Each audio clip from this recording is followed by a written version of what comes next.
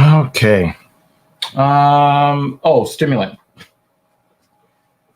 All right. Yeah. Ooh, 3 minutes late getting started, but we are here. Filthy Casual MMA watch party. Oh shit! There's a shirt on my chair. Okay. All right. So we got a UFC fight night. And yeah, how are we doing today? June 42. Of course, June asks all of the important questions. So let's go. The fight that I'm looking forward to the most is Andre Fili versus Bill Algeo. That is my pick for fight of the night. I'm really, really interested in that fight. Anthony Hernandez versus Marc-Andre Barriault. I'm good with that too. Tanner Boser is always a fun fighter to watch. And that's on the main card.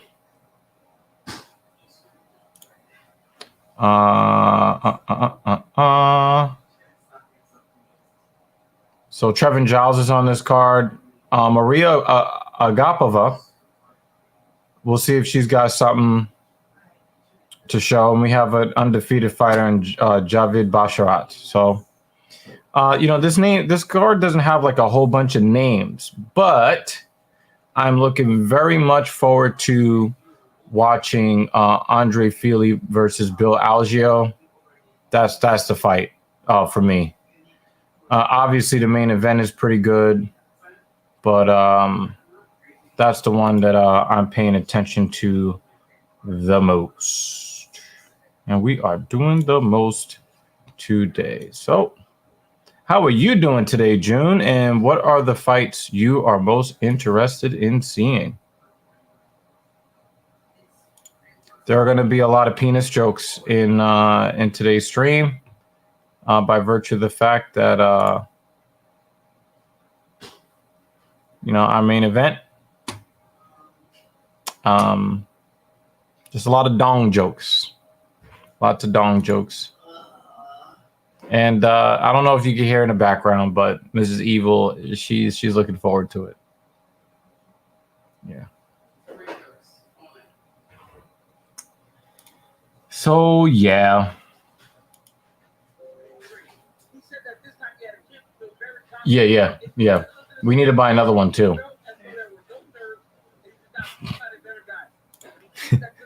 June 42 says, I don't know too many names in this card, but Corey's going to make it look easy on Ding Dong. So we've got our first penis joke of the stream. Taking it all in here, UFC Apex, second UFC start for the 29-year-old Brazilian Nicolas Mota. We saw the picture that he's spared no expense and spared no effort in terms of traveling around to get the very best training. Went to Rio de Janeiro, trained in Novo. We are here. The names that stick out to me the most in this card. Tony Gravely sticks out. The Aspen Ladd fight was canceled. I believe she missed weight, if I'm not mistaken. Again, Maria Agapova, I'm looking to see if she's really got something. She's got a lot of striking, but her wrestling defense wasn't very good. So I'm hoping, we got something going on there. Daniel Zellhuber comes in 12-0. So does Javid Basharat, as I mentioned earlier. So I'm always looking at these undefeated fighters to see what they do. Trevin Giles is also Damon Jackson. He looks like a 56-year-old man with the loss of hair, but thank you. But he's a damn good fighter. He's a tough guy. So there's a reason why he is in the featured prelim.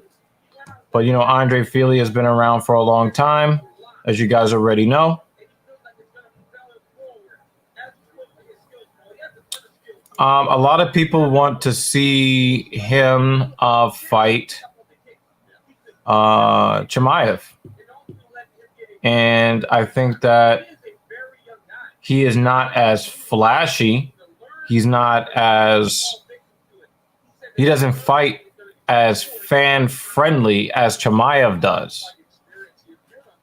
But I think that matchup is more competitive.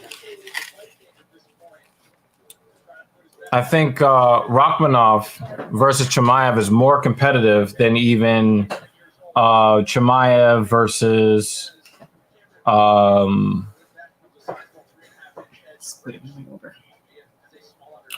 annoying fake racist guy. Whatever. That annoying fake Covington. Yeah, there are a lot of fighters who are not. There are a lot of fighters on this card that you're not going to recognize the names of, but these fight cards tend to be the more entertaining fight cards because these are all fighters that have heard that if you they've all heard that if you do well here, you might be able to make it to a pay-per-view. Yeah. I was trying to say your brain fart. Yeah. You see why I asked for the stimulants? He needs a sip of caffeine. Yeah. We're getting there. Slowly. Yeah, we're getting there. Ramping up. June thinks that Colby beats the shit out of Khamzat. I don't think I don't see it. I don't see it. I see that as a very competitive matchup. But the thing is, I remember how Khabib used to fight, and Khamzat is very, very much in that similar vein. Thank you. A fighter that puts you on your back foot, and very few fighters are able to put Colby on his back foot. I do believe that Chimaev puts so much pressure on you that he forces you to fight differently than you've ever fought, which is why GM3 got knocked out in 17 seconds. It's not because GM3 is a bad fighter. It's just that even though GM3 does like to fight off of his back foot, the dude was basically fighting off of his butt as soon as the fight started. So he blitzes you with a kind of pressure that very, very, very, very few fighters put on. Even the best fighters in the world don't put on the kind of pressure that Chimaev will. Like I said, Khabib puts you under that kind of pressure. Justin Gaethje will put you under that kind of pressure. I think Revilement makes a point, and I was going to ask a question along the same vein of what Revilement is mentioning. While I think we all recognize just how talented he is and how much of a threat he is, after what happened his last event, do you think that he is now his own worst enemy? Absolutely. And if he goes down, if he ends up losing to anyone we believe he should have won against, it's going to be his own fault. So absolutely, I think that the Colby versus Khamzat is actually now a different sort of question than it would have been maybe 2 weeks ago, 3 weeks ago. Well, I think because maybe Khamzat, he loses that match. Of his own fault, because he's not disciplined. Well, the thing is, I think that his lack of discipline came from the fact that he was a plus 1,100 favorite, right?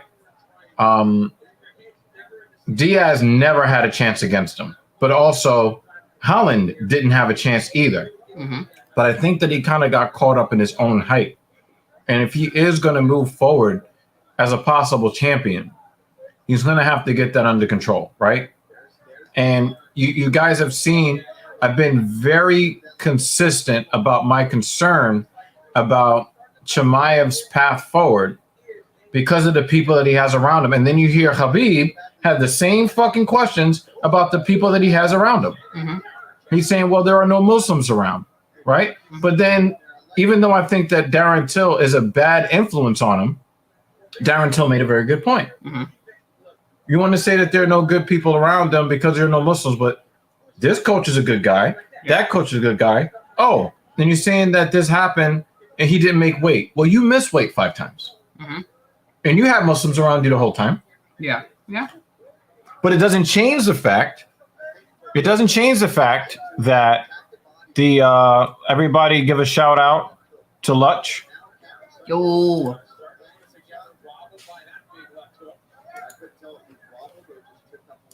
You know what? I'm gonna do something a little special today. Oh, you're gonna open it up? Yeah, I'm gonna open it up to people on YouTube. Join us. As I sit here and snack the entire time. I need to have a snack when we do these things. It's almost like being at the movie theater. You're not really hungry, but you have to constantly eat a snack. You got trouble. Yeah, he's done. He's done. Van Camp is done. I was not even paying attention. Nah, I saw the shot. I was waiting for you to react to it. I wasn't even. I'm still ramping up my brain for MMA. That's the dude that we were talking about. Looks like he's 10 years old. He looks slightly older now. Yeah. I think the last time we saw him, he looked like a. Boom! The left hook. Right in the forehead. Yeah, but his chin was up. Look, see? Not a chance in hell. No, I don't know about that. Not a chance in hell. Even though I was making the points about him not being disciplined, I still don't think. Not even close. Yeah, not even close. Not even close. Like, remember when Dave Chappelle was trying to please his wife, and then she whipped out the wrap it up box. Oh. He was like, not even close. Not even close. He's like uber corny tonight. Wow. But it fits here. I know. Just no. Just no. Because the thing is, he's heavier, but he's not stronger. This is why Izzy Adesanya said that he's the Stay Puffed guy, right? He's the Michelin Man, because he looks big but he's puffy. You know, he's a ball of muscle. His cardio is shit. You know, you want to talk about somebody who's going to push the pace on you? Chimaev would overwhelm him. Let's welcome Lutch to the you know. What's going on? Why, Bruce? Why? That's his way of saying hi, everyone. You know what I just realized? You can pop out the YouTube chat. Did not know that. So every week I've been trying to like configure something so that I could be like full screen and have the chat up. Lean that bag towards you. Pop out the YouTube. Just lean it towards you, the edge, right? And then you'll see that. Oh no! I'm pretty sure you'll want some. Did I do that? Oh fuck! I might have left my food upstairs for Morty to eat. No. There's no way I did that. I specifically. I just don't see it.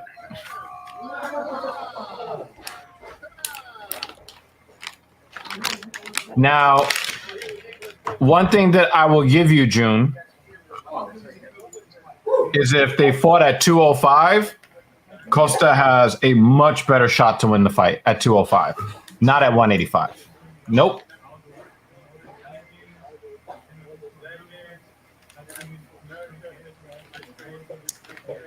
It didn't look like the biggest left hook either. No, it just. But his chin was right here. Perfect, right on the forehead. Yep.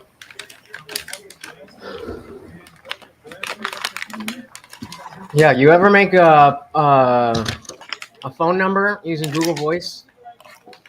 A long time ago. In fact, they recently just reclaimed it from me, like a few months ago. Vomit was trying to say it don't work. You couldn't get into the Discord because you have to verify a phone number. He's like, I don't have a phone number. So I said, go get a phone number. No, that don't work. Told ya. Did you notice that Cameron was hanging his shit up in the air whenever you were throwing that hook? Got close multiple times until it finally got. I don't know. Revolvement. You know it's bad when your spit goes upward. Your chin is too high. Gross.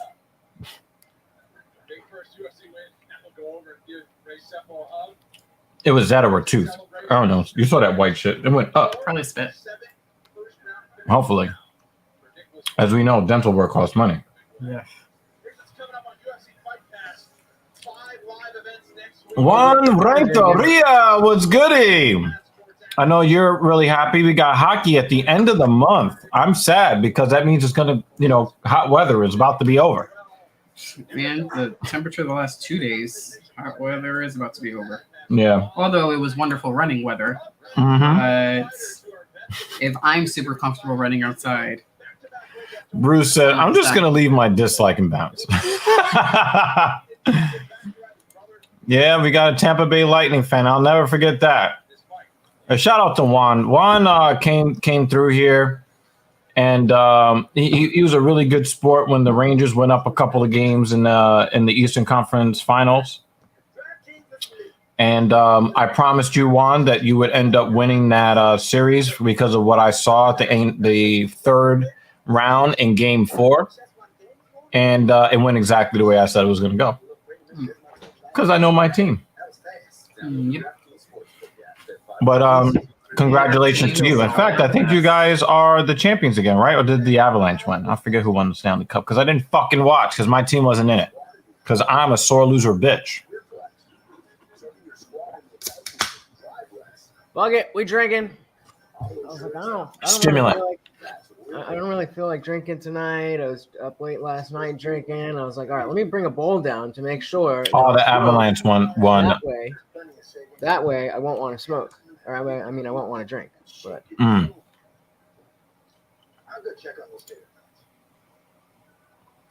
a little bit of this. Water for now. Stimulant at 7. So I can make it through I need to do homework after we're done. Oh. Because I'm not gonna have any time to do it tomorrow. Or it's more like I waited until the last minute and now I have too much to do. Right. I'm not gonna make it. Because nobody wants to do that shit at all I anyway. really don't want to I'm fucking not gonna make it to the and I'm already tired, so Yeah, I don't I've been missing all of the Zoom sessions because I work when the Zoom sessions are happening. So I tried to watch the recording and my eyes were already glazing over 20 minutes into it. Yeah, like fuck I was this. like, fuck, why did I sign up for this one? all right, this is yeah, I don't really mess with boxing, but I hope that you enjoy it. Juan, hope you enjoy it. It's for June and revolvement.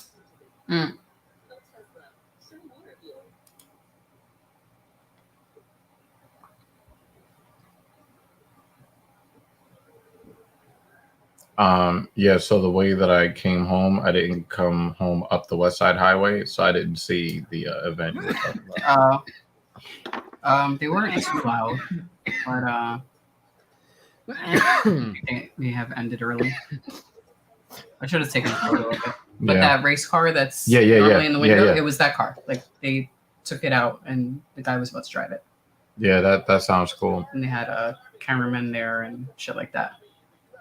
Yeah, man, you should come by. You should come by.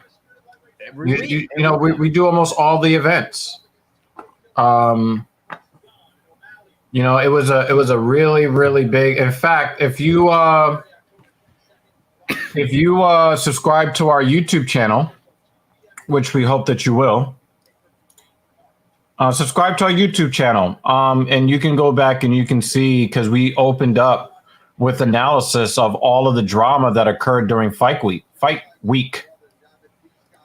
And I think that, at least you can catch the intro. But yeah, we covered that with enthusiasm. Well, we absolutely did. So, definitely subscribe to our YouTube channel. And join the community over on this side.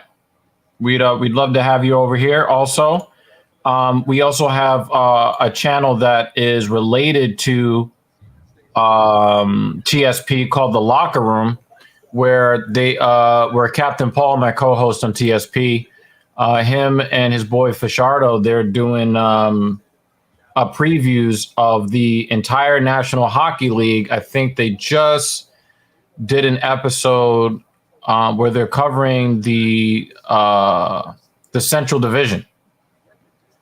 So, definitely, join the community over here, Juan. I think they covered the East already since, I think all of us are in the East. But we're going to get a link for the Locker Room channel. Fairly soon. Yeah. So let's get that going. But yeah, definitely hang out with us, Juan. There are a lot of weirdos in the chat on YouTube that you can interact with, and That's what we attract. Yeah. All the weirdos. Yes, absolutely.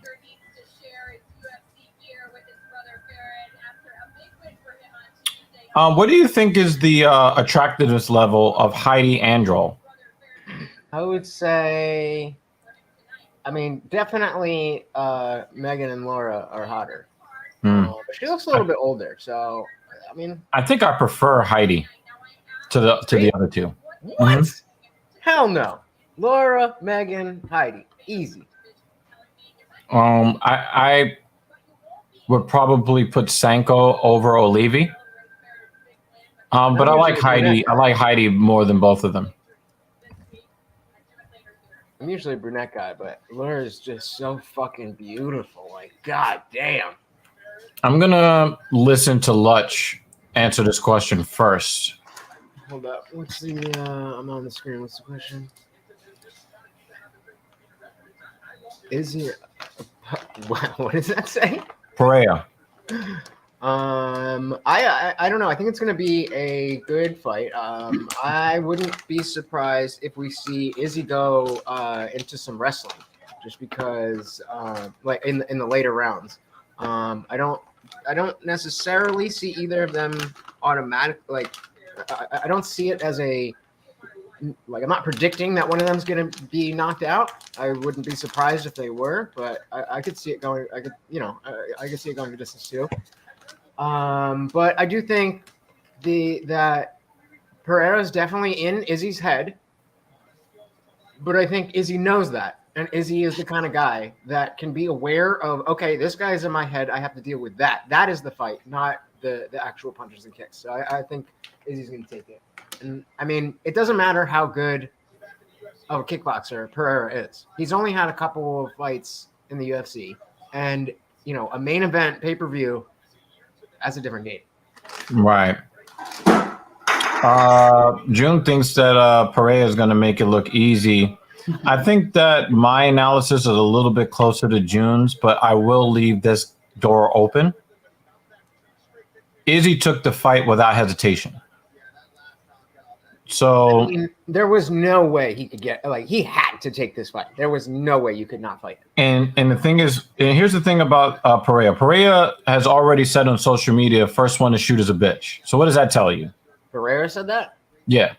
What do you think is the what does that tell you about him and his confidence in his wrestling defense? Right? Now. And that's exactly what I mean when I say that's the type of shit that he's gonna wow, black women ain't gonna like that. What? Another successful black man with a white woman. They mad, yo. And she's strawberry blonde beautiful too. Like goodness gracious. They gonna be mad. And obviously he's a UFC fighter, Tony Gravely, so he's a provider and a protector right out the gate. And the white woman gets him. They're gonna be mad. But here's the thing, right? How many takedowns does Izzy have in his career? I don't think any. Exactly. But that's precisely why I've seen Pereira's wrestling defense against guys who actually do shoot takedowns, and he's been good. Okay, but that just because we haven't seen Izzy go to the ground doesn't mean he can't. I'm not saying he can. I'm just saying the fact that we haven't seen it doesn't mean anything. But I've seen more experienced grapplers go at Pereira and fail, is what I'm saying. it's not in the midst of a fight. Sparring is sparring. A fight is fight. And so I could, especially the fact that Pereira said that, like you said, shows that he's not confident. Izzy's He not wants the to kind turn of it guy into who's a going to be strict like, okay, kickboxing well, match. I guess I'm a bitch now if like, no, we're fighting. Like, this is a fight. So I don't expect Izzy to be taken down I by agree that. with June. No pun intended. Yeah, I agree with June though. I don't think Izzy's going to shoot. I think Izzy is going to try to work his way around. around the cage. He's going to put on his PF flyers. That's what I think he's going to do. I don't know though, because that's Pereira's realm is moving. But he's slower than Izzy. He plods on his feet. He's I not don't think fast he has on a his feet. wrestling game plan. But I'm saying the threat of the take, like if he goes for a takedown early, then that threat stays there. I don't think that Izzy doesn't know how to. He doesn't know how to make entries like that, especially early in the fight. I think it's going to be a kickboxing match, especially the first round, second round. Absolutely. So if I was Izzy going into Pereira's fight, I know I'm already one of the best strikers there are. So obviously I have to upkeep there. But what I'm specifically going to work on is what you just said. It's using my feints that I'm already very good at, not to set up another strike, but to set up a takedown or a level make it change. look like I'm going to try to take him down. Mm-hmm. Ugh. I don't like that. Yeah. I think a lot of Izzy's skills as a grappler are defensive. I think he learned enough to keep from being taken down. There we go. Actually, how does that look with the... So I put a warmer, softer light on the ring light. What if I... Yeah. Raise it up. I mean, it's much brighter. But well, I mean, I turned two more lights on. Yeah. Compared to that. But at least it allows her to see all of his gray hairs. That's better. Yeah, I like that. These we only need. I'll put on the other lights later. And the crazy thing is, right? You look at Gravely, right? Pretty baby, damn. You look at Gravely, right? Mm-hmm. Gravely looks physically a lot like Demetrius Johnson, right? And you have these two intelligent but short black men. Black women ain't checking for them. And then they're going to go out and get the hottest white women in the country. And then the black women see them with them, and then they get mad because they got with the chick that saw the value, and then get mad that he chose them when they weren't checking for him to begin with. But are they even going to be watching this to get mad? No, and the thing is, sometimes they don't need to watch. They'll see. They just need to know about it. Put on TV, and then it'll be a still picture that is shared. Be on their radar. I don't think those women are even going to pay attention. No, but some dude is going to be like, "Oh, word, my boy Tony Gravely fighting." Post a picture, and then some girl on his Facebook or whatever. Yeah, a clash of heads. Yeah, coming in right. Boom. He head butted his head. It was like he sliced him with the corner of his eyebrow. He almost poked Gravely in the eye, trying to get away. Yeah, there was a the clash of heads. Really, really brief clash. Yeah, it was like I'm surprised he stopped it. But I think when you're talking about a clash of heads, you have to. Okay. Yeah. That was so fast, it didn't even really register. Now he looks like the god of war. Yeah.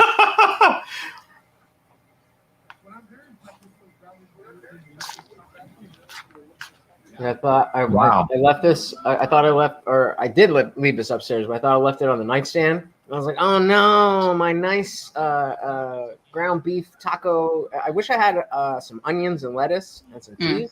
I don't. Make like a burrito bowl. Rice, ground beef, some kidney beans, some corn.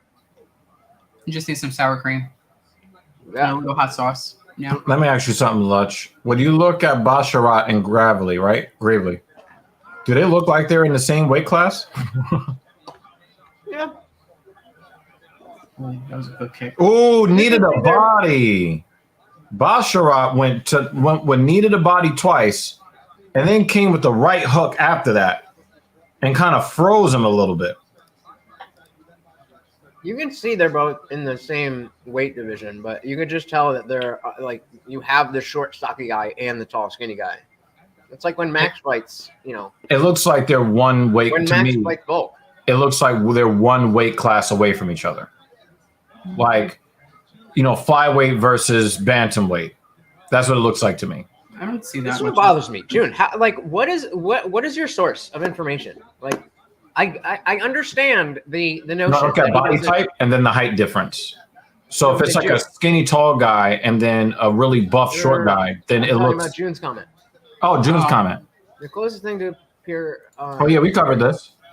And He is a what striker. is your source of information? The fact that he has 100 kickboxing matches. But that's not why is it so unreasonable for Izzy, a very smart guy, a professional fighter, champion of the world, to be able to look at the situation and see the same thing that us, a couple of schmucks, are able to see? That It's a great word. striking. I'm not very good at wrestling, and then spend the time working on specifically that thing.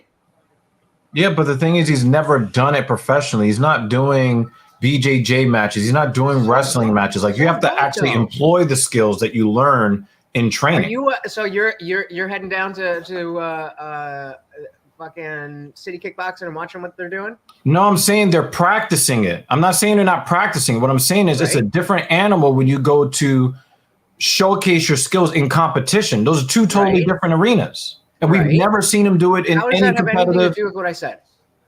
No, I'm saying you're saying that they're practicing. I'm not saying he's not practicing it, but I'm saying showing off what you learned at City Kickboxing is a different piece. Intent to use it. Practicing with the intent to use it. Yes, it's much different than actually doing it. How do you know that he won't do it? No, I'm not so sure he's going to be successful at it because he hasn't done it in competition anywhere. That's a different thing. June said he won't grapple. Yeah, I don't think he's going to be allowed to.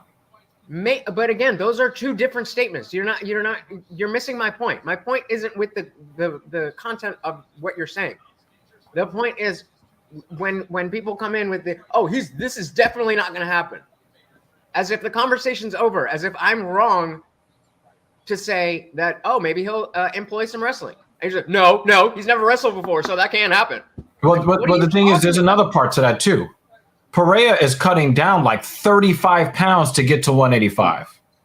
Izzy could put a slice of pizza in his mouth, stand up there, and make 185. All the more reason. You're not going to bum rush this guy, pick him up, and take him down if you've never done that before in competition. Okay. No. Yep. You're right. It's impossible. It's impossible. I think it's impossible. Could ever use I'm going to go out on a limb in an MMA fight. You guys are right. I'm so dumb to think that half of the game. I didn't say you're dumb. I just disagree with you. Yeah, and yeah, June said it too. He's a lot heavier than Izzy. A lot heavier. I just don't see it. Okay. That's why I'm not, but I don't see it either. I'm saying this is a possibility. This would make sense. I think this could happen. I think it's a possibility that you could dunk a basketball if you train hard enough next year. Not likely. You think it's equally as likely that a professional fighter would wrestle in a fight offensively than when he's never done it before? Dunk a basketball? Is that what you said? No, but they're close. Equal, not the same equal, but they're close. It'll be Air Lutch. Would you buy Air Lutch basketball shoes? If they were green, yes.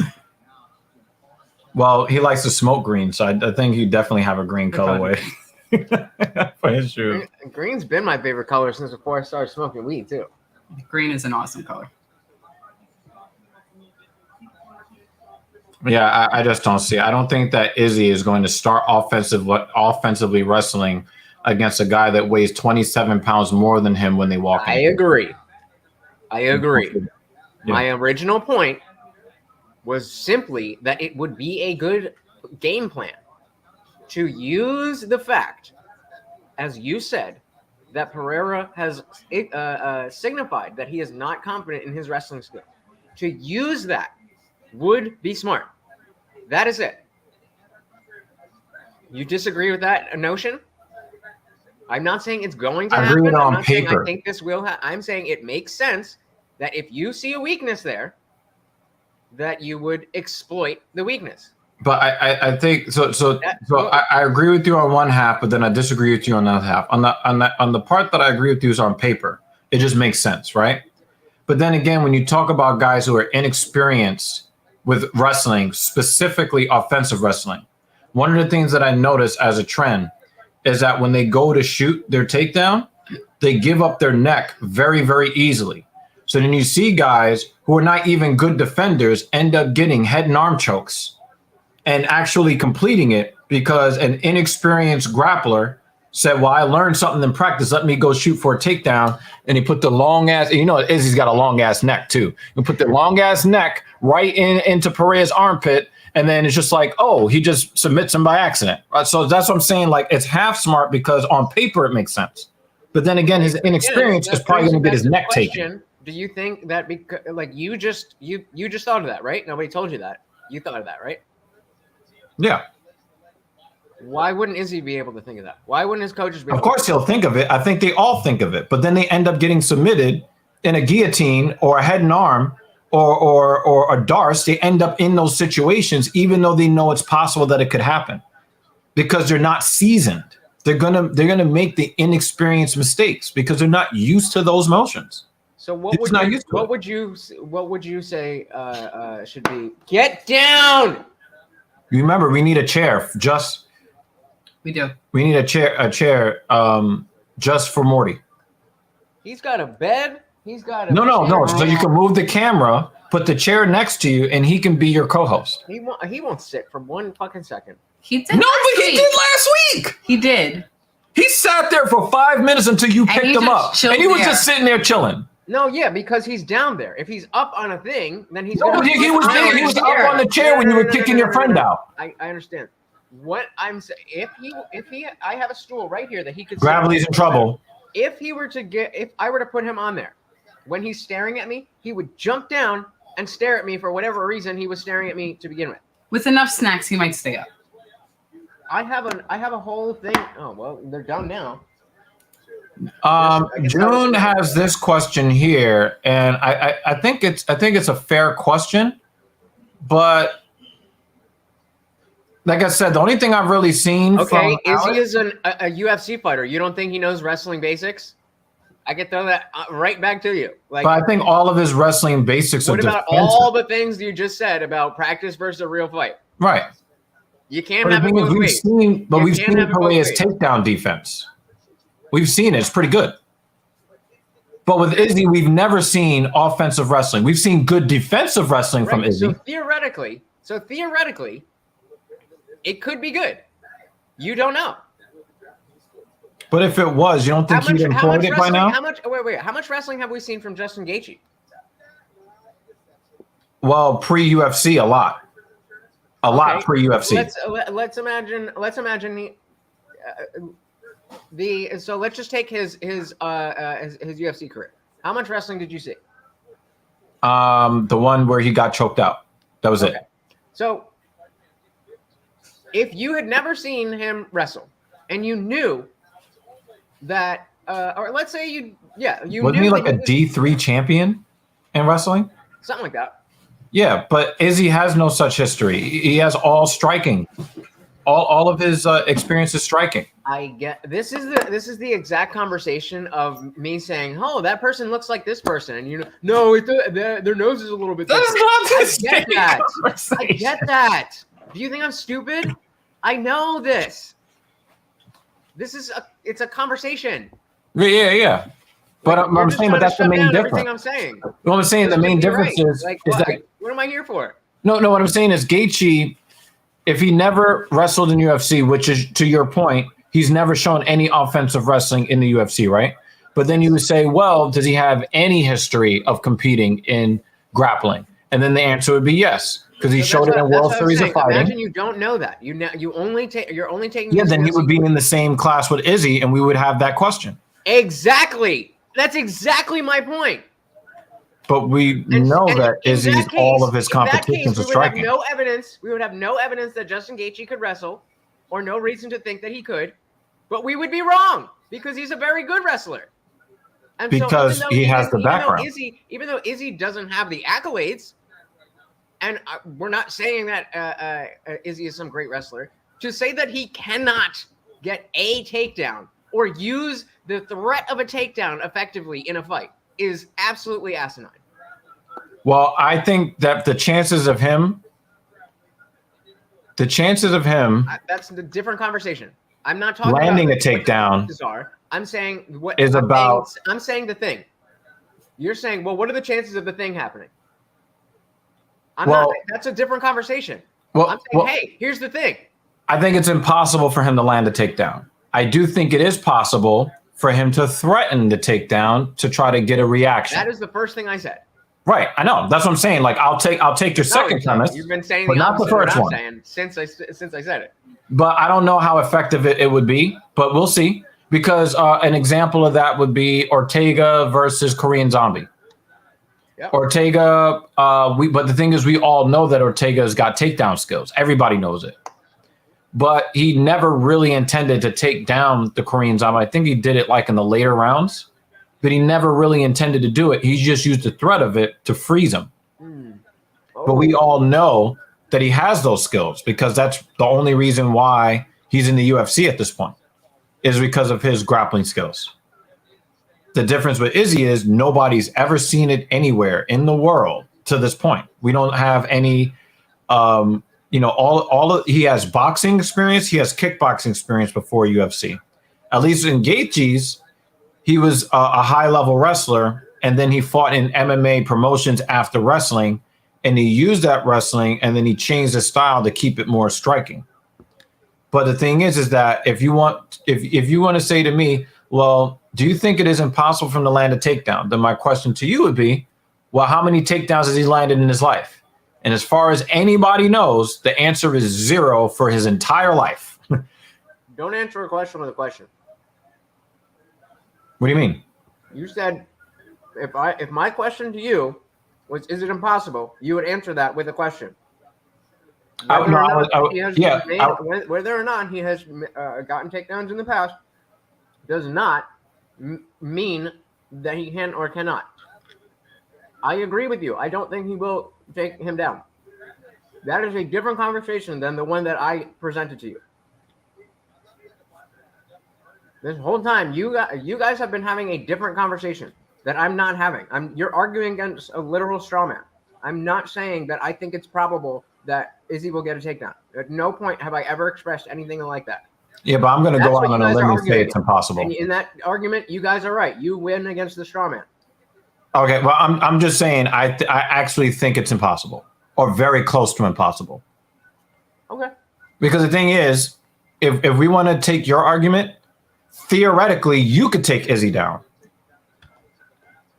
That's not the same thing. Why not? Because he's twice my size, first of all. And Alex is twice his size. No, he's not. The dude is massive. He towered over it. Did you see the picture he took? You're ridiculous. Did you see the picture that he took with same for one professional fighter in the same weight class to take down another fighter in that same weight class as me, 100-pound, 5'4" motherfucker, to take down that same athlete? That's a comparable situation. Why do we even have weight classes if that's comparable? Because Pereira is cutting down from like 240. Weight classes if that's the same comparison. In spirit, yes, because he cuts down from heavyweight to get to middleweight. Like he actually outsized Dominic Reyes. Dominic Reyes fights at 205, easy. It's still not even even if you were to say Demetrius Johnson and Francis Ngannou, that would be a closer analogy. All right, then They're take at that one. least both professional fighters. I have spent the total of 3 hours practicing martial arts. Actually, that's not true. I took Taekwondo when I was a kid, but I don't count. Of course it counts. Muscle memory. I mean, you ain't getting a takedown from that skill, but I do think I have a pretty solid frame like if I were to get into boxing. I think I would I'd be able to. I ain't gonna help you with a takedown though. And that's my only argument. Like the dude is I know, and nobody's arguing with you about it. Yeah, That's why it's annoying. Because the thing is, like, I think it's impossible. It can't happen. Okay. It Yeah. can't happen. Okay, dude, I agree with you. It cannot happen. Okay. Yeah, I think it's impossible. All I'm saying is, I don't think it can happen.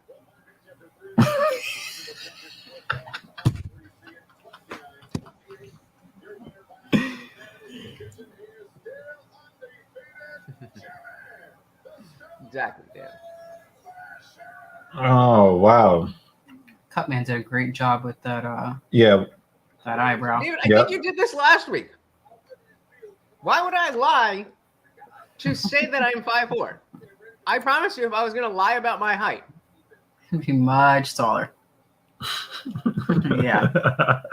I was actually about to sign up for Hinge again last night, and I realized I don't have any pictures, so I was like, fuck it. Don't waste your time, man. These chicks are not. Like, they're not about. They just want to get attention from you. I know, but like, what the fuck else what am I supposed to do? What's the alternative? To go out and maybe meet somebody in person at the gym. Come on. We're still working on making sure I get 20 push-ups in a day. Let's Where are you at right now? Pump the brakes on. What are you averaging daily? What do you mean? Push-ups. No, so my thing is discipline. So I started out just trying to do 10 push-ups a day for a month, and then I do that. So how'd that work out? So I do 20 every day. Hmm. And so next month I'll bump it up to 35. So 20 every day? Yeah. This past month? No, You would be better served moving up every week. I would, in terms of physicality. Yeah. But the mental is my issue. Right. If I move faster, I'm just gonna be like, fuck it, I'm not doing 50 push-ups today. Like, No, that's not what I'm talking about. I'm talking about doing 10. Start out with 10 for a week, and then go to 11 for a week, and then go to 12 for a week, because you allow your body to adjust better to it. So you're going to be more prepared each week for the next one up, right? So one of the things that I've done with my clients, and I love, it's like a ladder, right? So I tell my people, okay, we're going to start with the number 5, right? So we're going to do push-ups 5 days a week, right? On day 1, you're going to do 1 push-up. On day 2, you're going to do 2 push-ups. On day 3, you're going to do 3. On day 4, you do 4. And day 5, you do 5, right? Okay. I wish I would have fucking thought of that years ago. And then, But now you have the knowledge. and then the next week, you're going to do 2 on day 1, 2 on day 2, 2 on day 3. No, 2 on day 1, 2 on day 2, 3 on day 3, 4 on day 4, and then 5 on day 5, right? And then the next week, you're going to do 2 on day 1, 3 on day 2, 3 on day 3, 4 on 4, and then 4 and then 5 already, on 5. I'm glossing over. No, you'll get this on this next one. In week 4, what works for me? 10 one week, 11 the next week. 12, that works. right, That works. right. That's a different kind of ladder. So what I'll do is when we're offline, I'm gonna write that program for you, and you're gonna see the pattern in the grid. You'll see it. All right, word out. Because the lines are gonna look like this. They're gonna look like diagonal lines. It's like, yo, when you see a goddamn picture of fucking Anarude. Bubble Charm said, "Have you ever done a sober stream, brother? Have you ever showed up here sober?" I showed up sober just now. What do you mean? I mean, I'm drinking now, but The answer is probably no, Bubbles. no, I definitely have. I get like once I was doing my like I'm good in conversations. So when I was starting to do like panels and stuff like that, I wouldn't necessarily drink. I mean, sometimes I would, but not necessarily. But once I started doing the live streaming and it was just like me, I was just fucking nervous and like so I just had a couple of drinks. Then, I was drinking straight from the can, and that did not end well. So now I take three drinks and 2 regular seltzers, and I just mix them, put them in my mug. Unfortunately, June, this is biologically untrue. For biochemical reasons, and the studies are in on this, a single drink does do damage to your brain and a bit to your heart. Everything I do damages the shit out of me. I'm trying this is my next thing. I heard about a non-nicotine. Yeah. You got to get off the nicotine because that's the way that they hook you. That they only put nicotine in there for it to become habit forming, not for you to enjoy it. Oh yeah. Well, I never, and like this was always the oral fixation, and I always wanted to be like I was a smoker in college. Don't say that around Bruce Bobtrotter. Bruce may not be here anymore. Oh, I used to be I smoked in college, like normal everybody who smokes in college, and then I quit once I got off campus. But I've always had that oral fixation, and so. I was when I stopped smoking cigarettes, I was like 23. I was like 22, 23, and I was at work, and so I was smoking a lot more weed because I wanted that, and so that's when these things started coming around. And I started with like these things that are have no nicotine in them, and they taste much better, but that nicotine it'll get you. All right, I'm gonna be in the chat, but I'm gonna ride with my Discord homies. I'll be back for the following fight. All right. We'll be here. The thing is, for me, when I talk about having a good time, I want to be able to remember that I had a good time. For however long or short it is, and not for not drinking allows me to remember all the good times.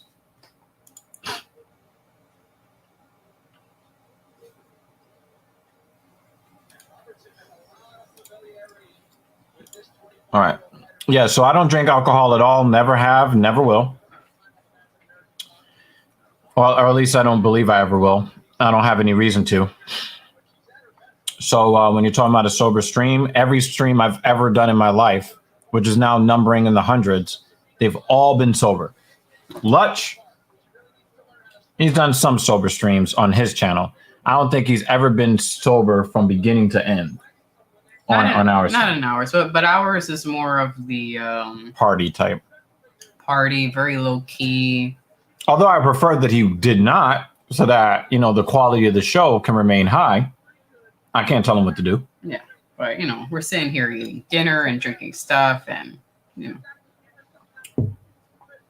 Do you start acting crazy after you eat dinner? Mm-hmm. Yeah, we've seen him act in ways, he probably would regret.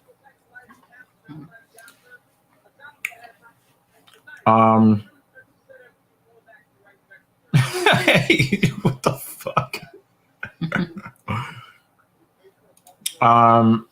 Weed and psychedelics has helped me a lot. I drink every once in a while, but when I drink, I go hard. It's the binge drinking that does the most damage. A sober cobra.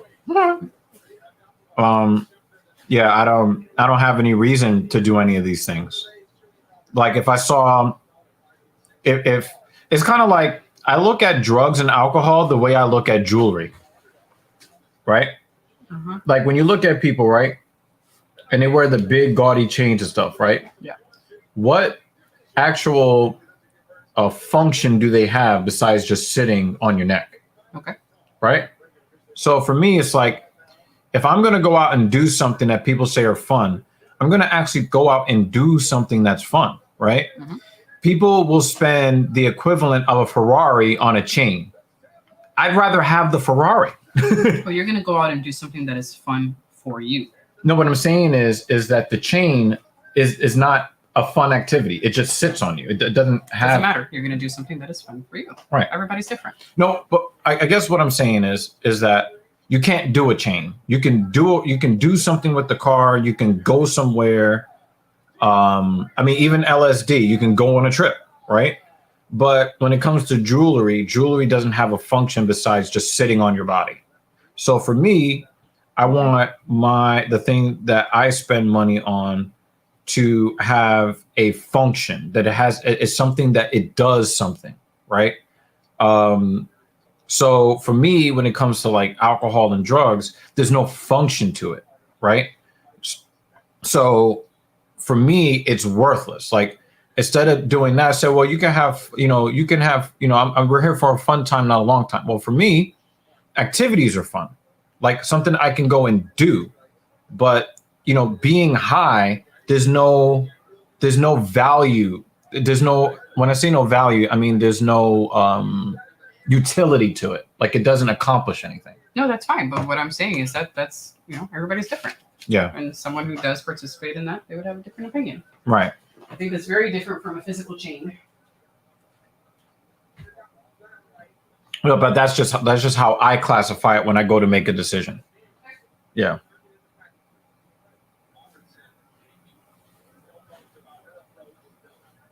Like, so I think Lutch would identify with this part of it when I describe it like this, right? If you have a pretty girlfriend, that's great. But if she's dumb and she doesn't help you with anything, she doesn't offer any value besides what she looks like. Yeah, you look good standing next to her. It's the same. Oh, she's getting that ear busted. Like there's no like. But the thing is, if she does nothing, but she just looks good, well, a mannequin can do that. Like, there's no actual. She doesn't solve. She doesn't. There's no function. Right. So for a person like myself, being with a pretty girl is cool. But if she offers nothing else besides that, I'm not interested. Okay. So, when it comes to like jewelry, it's like, OK, it looks shiny. Cool. What does it do? Oh, it doesn't do anything. OK. And the same thing with drugs and alcohol. There's no function to it. It's just, I am going to put myself in more danger and make myself vulnerable. For what?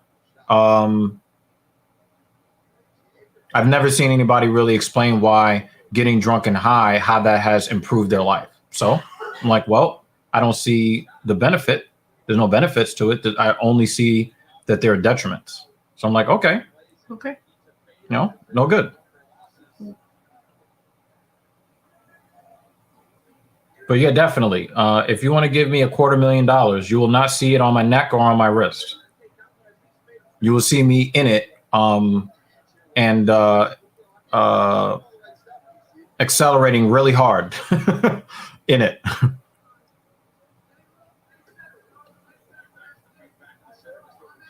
Anything that alters your state of mind with chemicals, they are drugs.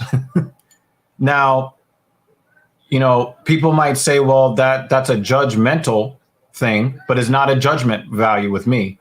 It is, if you're putting chemicals to alter your state of mind, they are drugs by definition. So I have no interest in them. Now, if you have interest in them and you have a specific use for them, then, go on ahead, do the damn thing. Like, I support you doing your thing. Yeah, it is organic. It's still a drug. Still a drug.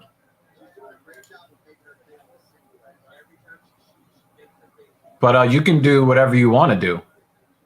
Yeah, they're all organic. Heroin is organic too. Cocaine comes from the ground too. So, for me, like I said, you guys could do whatever you want to do.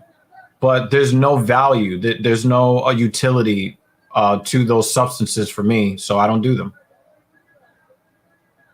DMT is the top of the food chain. That is something that Joe Rogan would say, because he's a big fan of DMT.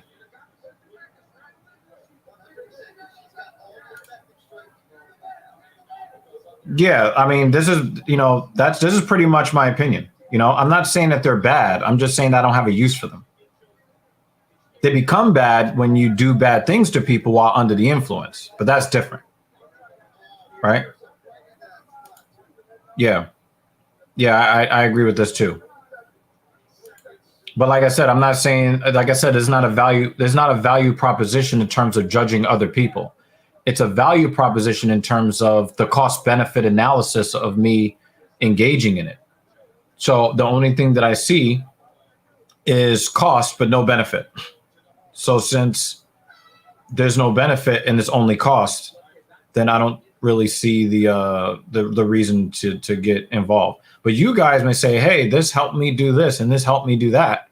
Then I'll have to defer to you as far as the value that it brings to you. I can't tell you that it didn't give you that value because I'm not you. That's not for me to say. But I'm saying when I look at the structure of my life and my brain and the things that I want to accomplish and the person that I want to be, it offers all detriments and no benefits. It would be like me looking at a chick in the hood. Yeah, she's got a pussy, but there's a lot more detriments to fucking her than not fucking her. So I'm not going to do it, even if it's right there, pussy in my face. Right? Like a lot of guys, you guys would say, yo, pussy is pussy. I'm going to hit it.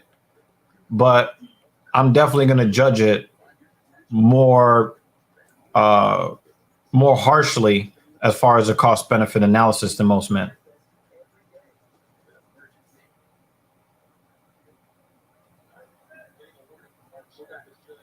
One thing that scares me about Jillian Roberts is what kind of dye is she putting in her hair? Knot in her eyebrow. I want to see what that ear looks like. Her left eyebrow has a nice knot. Yeah, it looks like a man's eyebrow now. But her face held up to all of those punches and elbows. David Banner? She was getting hit. Yeah, she was getting fucking cracked with that elbow. David Banner, if you would have showed up at the beginning of the stream, you would know that this is not a dark horse fight of the night. This is the fight of the night. It is crazy how similar my mindset is with David.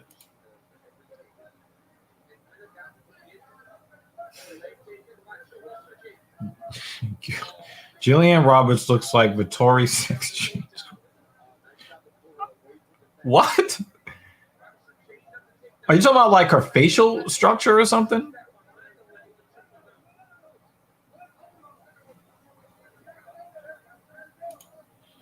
Well, the thing is, I think Robertson has more experience in the cage than Agapova. Well, uh-oh. Fight it off, Agapova, fight it off.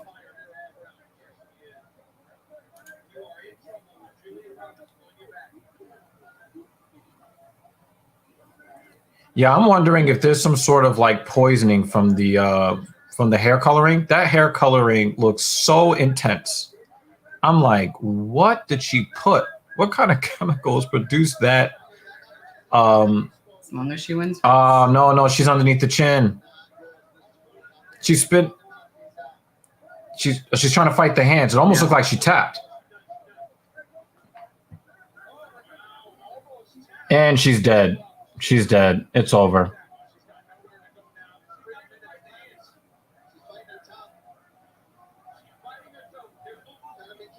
She's going to pass out.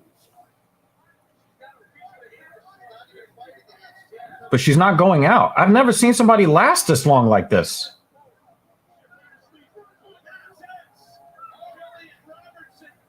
Well, it looks like she almost seized. Yeah. Nah, she's awake now, and she's really the way upset. She reacted seemed as if almost seizure-like. Yeah. Yeah. Yo, it took her a long time to go out. Yo, is she the toughest woman? Yeah, that was scary. Yeah. Do you think she's the toughest woman in MMA? She was trying to fight that for a while. Mm-hmm. Right there. Bam. Yeah, no, she was only out for like maybe 5 seconds.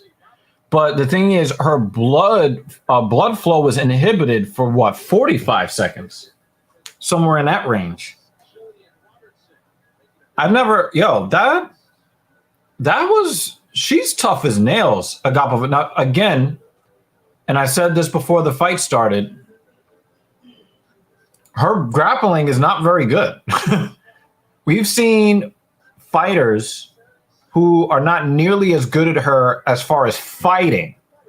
Once they get their hands on her, she's got problems. And it's unfortunate because I think that she's a very entertaining fighter to watch. But, she may not, this, I don't know if this is the one, but if she loses the next fight, she's going to get released from the UFC. You want your Centrum gummies? Oh, my knee did not hurt. It's actually really painful. Where in the knee? Where in the knee? It's fine when I walk. When I do this, when I extend it. But where? I'm trying to extend it so I could feel the pain.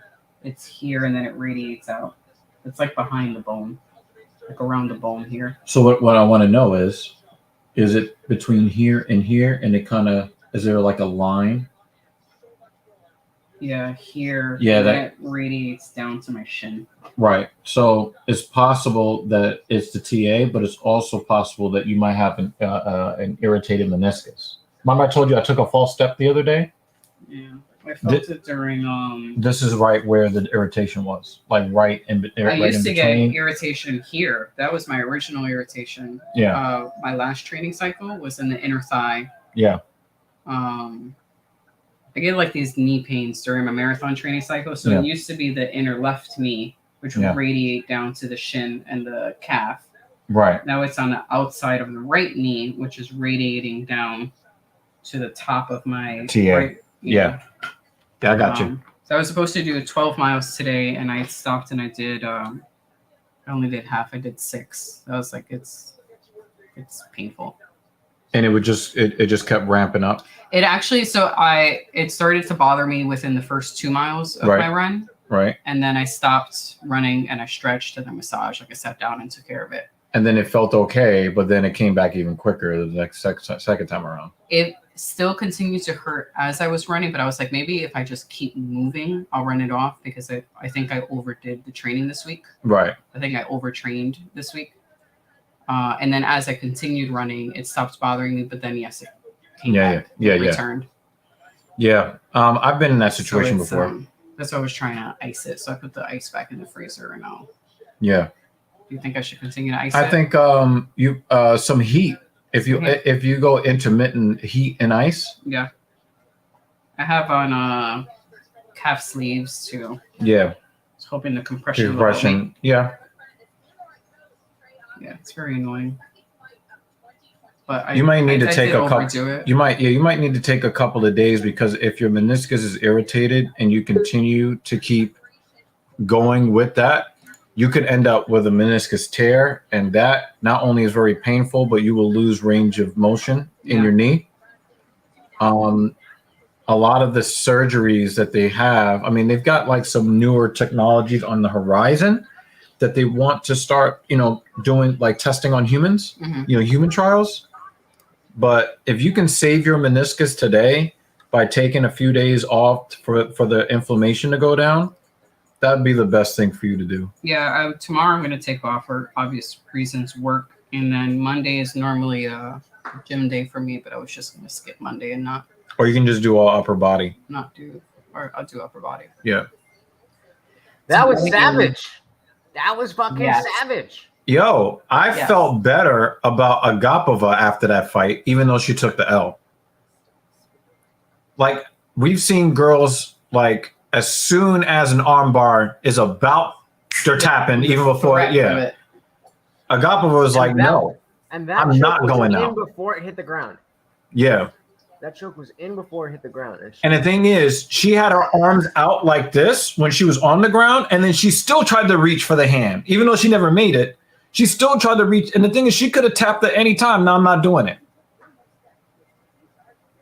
In Kazakhstan, you not tap. You not tap. You go to sleep. El Topo. Oh, the guy that ordered the kidnapping, the torture, and the murder of Officer Camarena in the 1980s. It's the crime that Narcos Mexico is based off of Okay. on Netflix. Okay. You asking me a question? Juan Felix somebody Gallardo, who he was like, they call him the godfather, the grandfather of the Mexican cartels, because he was in power. He was the biggest power in narcotics trafficking in Mexico before El Chapo. When he went to prison, El Chapo basically became the biggest guy. Were we talking about this? I'm No, I was just going to say they just let that guy out of prison yesterday. Talking about burying the lead. I'm like, what the fuck are you talking No, about? so the connection was when you were talking about the fact that she didn't tap, right? Remember, the cartoons that I send you sometimes after UFC events? Mm-hmm. When somebody gets submitted and they tap, They go into he puts the El Chapo, and then it reminded me of El Chapo, and I was like, Gallardo was just let out of prison, for they said for like humanitarian reasons, because they fear he's going to die soon. He's in his 70s. One of your favorite artists, one of your favorite actors, he played the DEA agent that they killed. I have a lot of any favorite actors. Yeah. Yeah. You'll see what I mean. Where the fuck is everybody?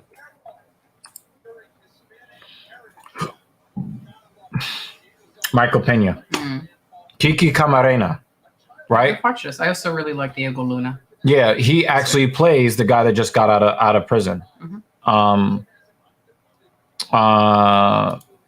Miguel Angel something Gallardo. And I actually can't wait until next week because new Star Wars series comes out and he's the star. Oh my god. Have you been watching She-Hulk? It's so bad. Hell no. Don't do it. You're not gonna watch it either? I started watching it. It's Miguel Angel Felix Gallardo. That's his name. Usually when the series comes out and people have gripes with it, I'm like, I'm gonna watch. Here are some redeeming factors. Like I get why you don't like it, but however, here are some things that are good about it. I have nothing. Especially in the MCU. Like I have nothing. I enjoyed Miss Marvel, I guess.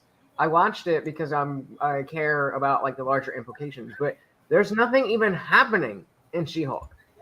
And like the wokeness is just thrown in your face. But there was a redeeming quality, or maybe not redeeming, but just not as condemning. When they had when you said something on Twitter about this.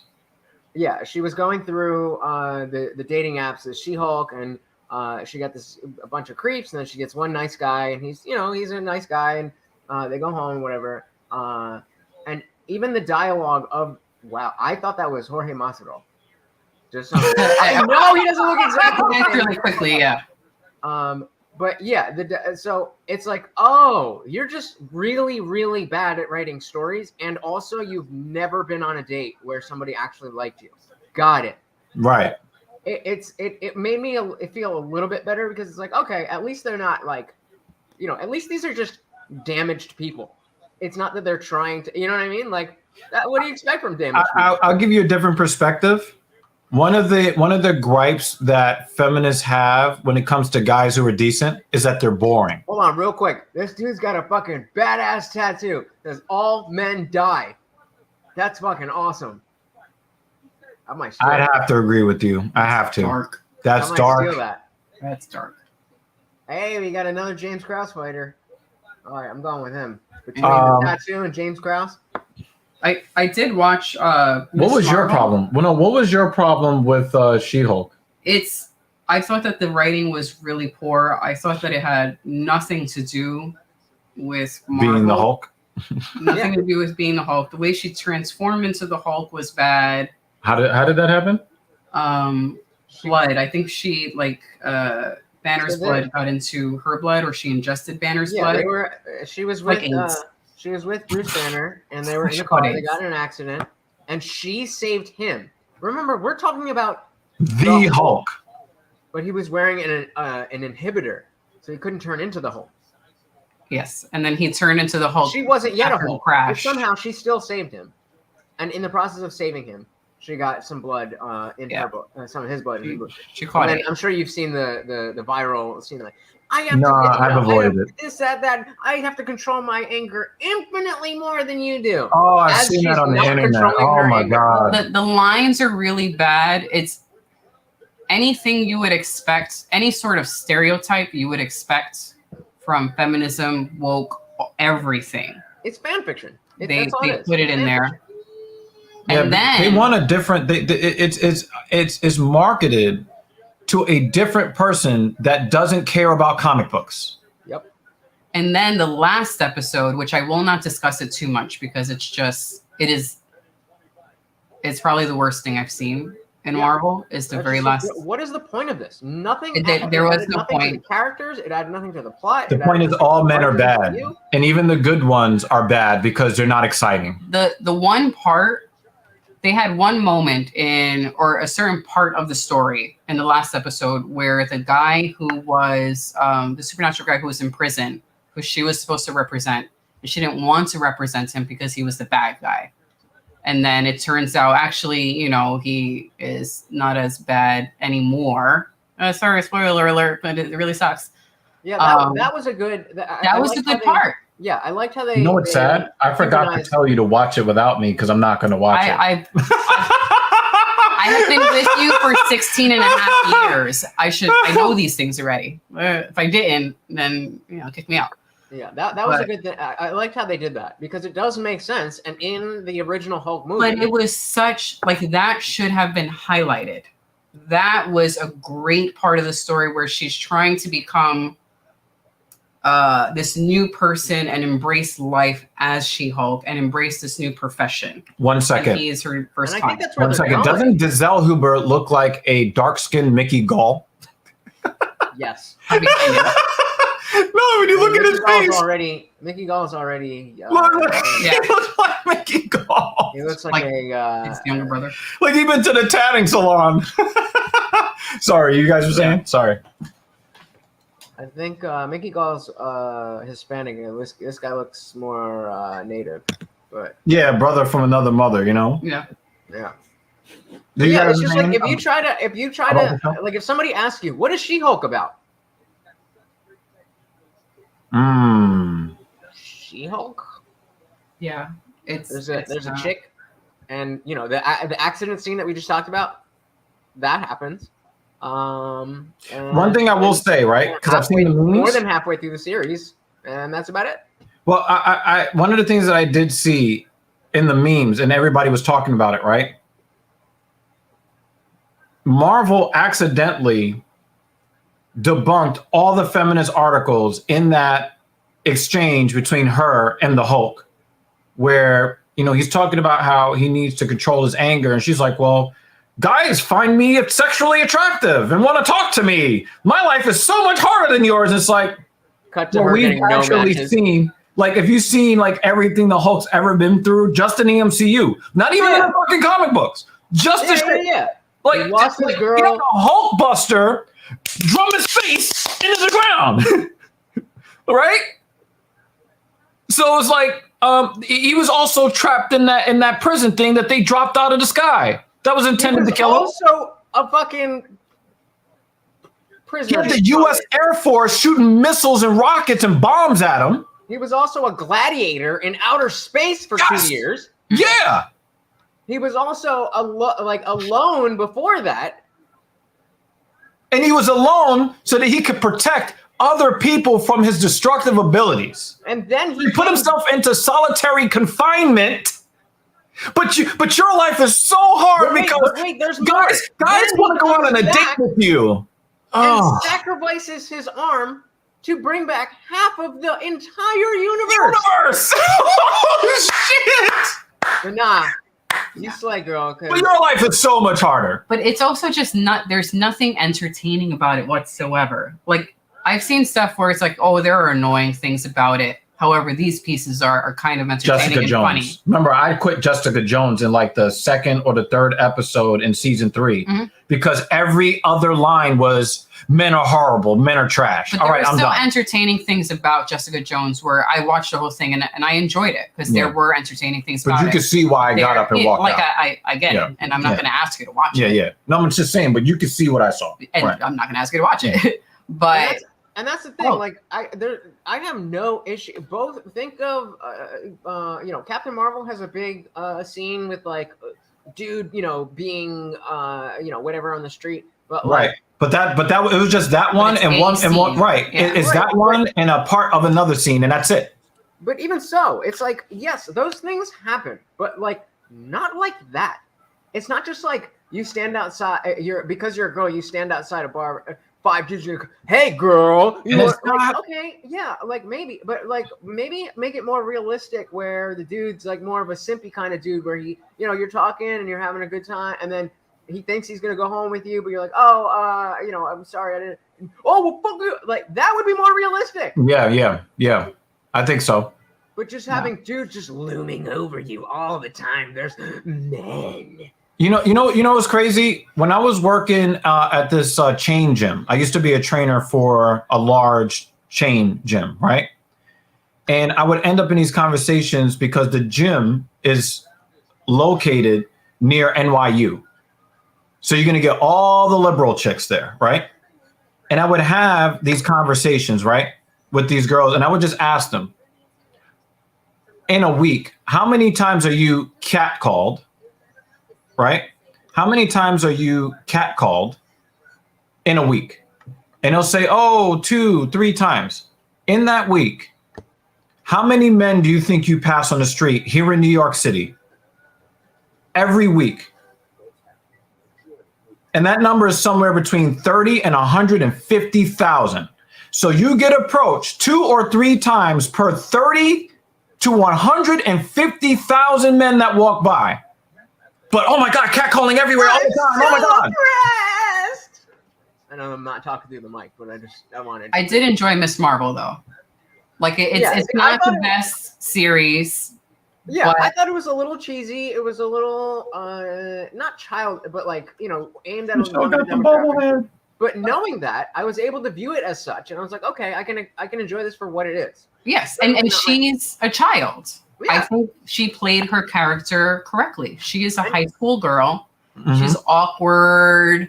She has her nerdy friends. She was believable. Yeah. And she wasn't an annoying superhero when she became a superhero. She was awkward at being it because she's awkward. She's in a very awkward stage of her life. Like Spider-Man. And now you're becoming a superhero at the same time? Yeah, like Spider-Man when he was awkward with his powers when he first got it. I enjoyed it. But not Banner. We are watching dark-skinned Mickey Gall versus All Men Will Die.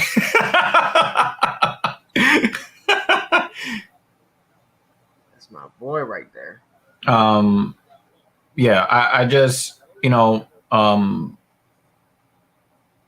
but I think Marvel accidentally debunked all of the feminist arguments with that exchange between She-Hulk and the Hulk. How do you mean? Because they if you look at Bruce Banner's reaction to her whining and crying about men finding her attractive and wanting to introduce themselves into her life, and you see like the look on his face, like, oh yeah, and the thing is, the look on his face makes you recall all the horrible things that he's been through with all the world's militaries trying to kill him, and then militaries in other galaxies are trying to kill him. But that's not even the part that debunks it. Yeah. There's an extra scene at the end of that episode. No, at the end of one of the episodes, I don't even have the timeline in my mind because it's not worth it. At the end of one episode, she has her dating app, and she's getting no hits on her dating app. She has a profile. They're talking about she's getting no hits. No hits. She has a profile on a dating app. And she's sitting with her friend. Never happened to a female ever. And she's getting no hits on her. And they say this is written in the script. It is one of the extra scenes at the end of the credits. That's shocking. Wait, That's say shocking. the last part again? It's one of the extra scenes at the end of the credits, or like a few seconds into the credits, where she's sitting at a bar with her work friends, the chick, her like associate or her assistant. And they're talking about her dating profile, and she's getting no hits on her dating profile. Oh yeah. Revilement. One second, Lutch. Revilement. You missed one of the most metal submissions in female MMA history. Say that correctly. Metal. Thank you. That shit was metal. That shit was brutal. Thank you. This fight is more of like, it's Izzy light. This is one of those, fighting at distance, a little shot here, a little shot there. It's not really moving the needle for me. This is Paul's way of showing up to work. Yeah, this is Paul's way of showing up to work. I got you, bro. Don't worry. I have to put this up there because the thing is, and this is something that me and Captain Paul have talked about on TSP. We will continue to talk about this into the future. The people that respect the male feminists the least are female feminists. Female feminists have no respect for male feminists at all, which is why they're not getting laid at all. And even the men that the feminists are always complaining about on Saturday night, who are they putting their ass up in the air for? Face down, ass up for? The same men they claim they hate every weekend. And all the guys that are white knighting are at home, jerking off the feminism. Those guys are getting no buns. Buns. She said she'll get tons of hits if she started pounding out soy boys. Absolutely. It makes my stomach hurt.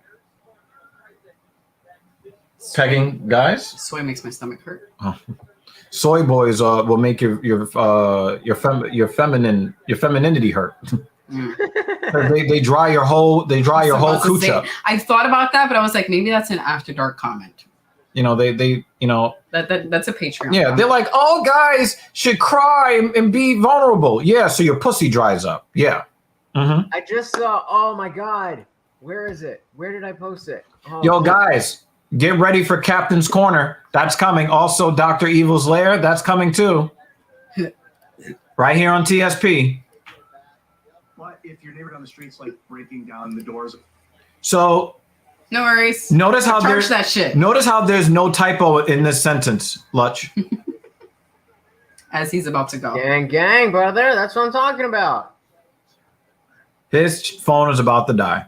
That's what I'm talking about, man. Just you could do it. Well, we actually specifically, we specifically had this conversation yesterday because Revilement was talking about, how he wasn't feeling so great about how he was as a man, and I was saying, just change things and who are you talking about? Who are you talking to? Revilement. Okay, yeah. Okay. He was saying that he didn't feel like he was the man that he wanted to be. I was saying that you should change that, and he was saying that he doesn't care to, just like with the comments. And so well, nobody wants to hear you complain if you're not going to do something about it. Exactly. I was like, when you I'm running a show and you tell me I don't feel like I'm the man that I should be, I stop the show, bring up your comment, and I directly talk to you. I get that there's only 5 people watching or whatever, but I would do it if these there are was real 1,000 people conversations, watching. though.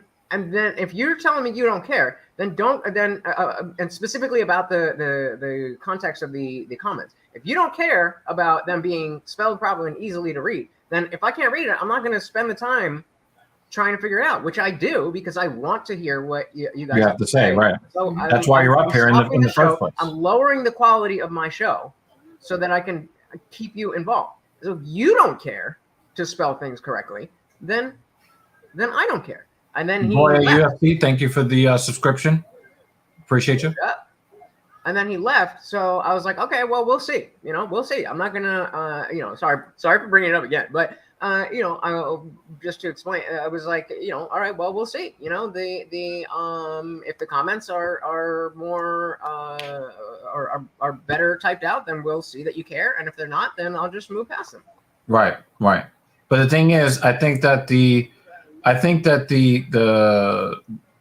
just what you talked about is the microcosm, right? If you want to be heard and understood, right, it's up to you to put the effort in to make sure that you're heard and understood. And if you don't put in that effort, nobody's going to hear you because there's something that Kevin Samuels will always say. The world does not owe me or you understanding, right? So if you want to be understood, you need to make yourself understood. And if there are things that you want to accomplish in life, you're going to have to want to put the effort in. Now, in Revilement's defense, he's young enough where he can have this stance and recover from it, right? Now, we all know, as far as how the socioeconomic goes in the dating sphere, women don't have this option. You don't have the option to just be like, well, I'm not the woman I want to be, and then wake up at 35 and say, well, I'm ready for a relationship. No, you've aged out of consideration. It's a wrap for you, right? At least for somebody like Revilement, he's like 19, right? So he has time to do dumb shit and recover. Now, if he ends up harming himself, maiming himself, where he is going to be less capable for the rest of his life because of a bad decision, then he's kind of fucked, right? But at least right now, if he wants to be a lazy schlub for right now, he's got enough space in his life to be able to do that and enough time to recover from it. So right now, self-improvement is not high on his list, right? It's high on the list for me. It's high on the list for you, but you're over the age of 30 and I'm looking at 40 next year, right? So again, like he says, hey, I never said I wanted to change. I'm just not the man I should be. Okay, you've got time. But it'll go by quickly. Yeah, and the thing is, and Cotton have time, is right here. You have don't fuck with crazy chicks at this part of your life. Don't do it, because you'll never recover. Yeah, that's dumb. And it's definitely true that there is time. A bunch of us have spent our 20s, not being, I was a fucking want to be in my 20s. But by the time you are 30, this is an inside joke, y'all. By the time you are 30, you will care that you wasted your 20s, and that's what everybody who I knew who was around that age group when I was 20 years old told me that. I didn't listen, and now I'm of that age, and I wish I did listen. So I'm going to tell you because you at least need to hear it. Some people probably listened and are better off than where I am. But that's just the way of things. And then when you get a little bit older and you're doing your thing and you come across a dude who's your age now, you come across a 19-year-old and they're talking the way that you're talking, you're gonna be like, man, I used to think the same way. I'm telling you, if you want to change that, but not my job to tell anybody how to live their life. Just right. Giving opinions. Right. But the thing is, your opinion is more of in the vein of how the world is going to see him and treat him. It's not, your opinion is not just, well, it's just my opinion. No, your opinion is indicative of how the world looks at him and will treat him. So if you're saying, "Hey, I'm not the man I want to be," okay, my I'm going to opinion's give you some of definitely my based on wisdom. fact, but it's still just my opinion. If you're also telling me, "Well, I don't have the drive to change myself," do you know what somebody like Lutch is going to do? He's just going to change the conversation and move on, like the rest of the world is going to do. Like, if you don't want to be a better person, okay. Because here's the other thing too, is that like I said, I used to be that kind of person where I would say stuff like that. If you, I keep up, I don't really use Facebook anymore, but I'll look at my memories every now and then, it's good to be reflective.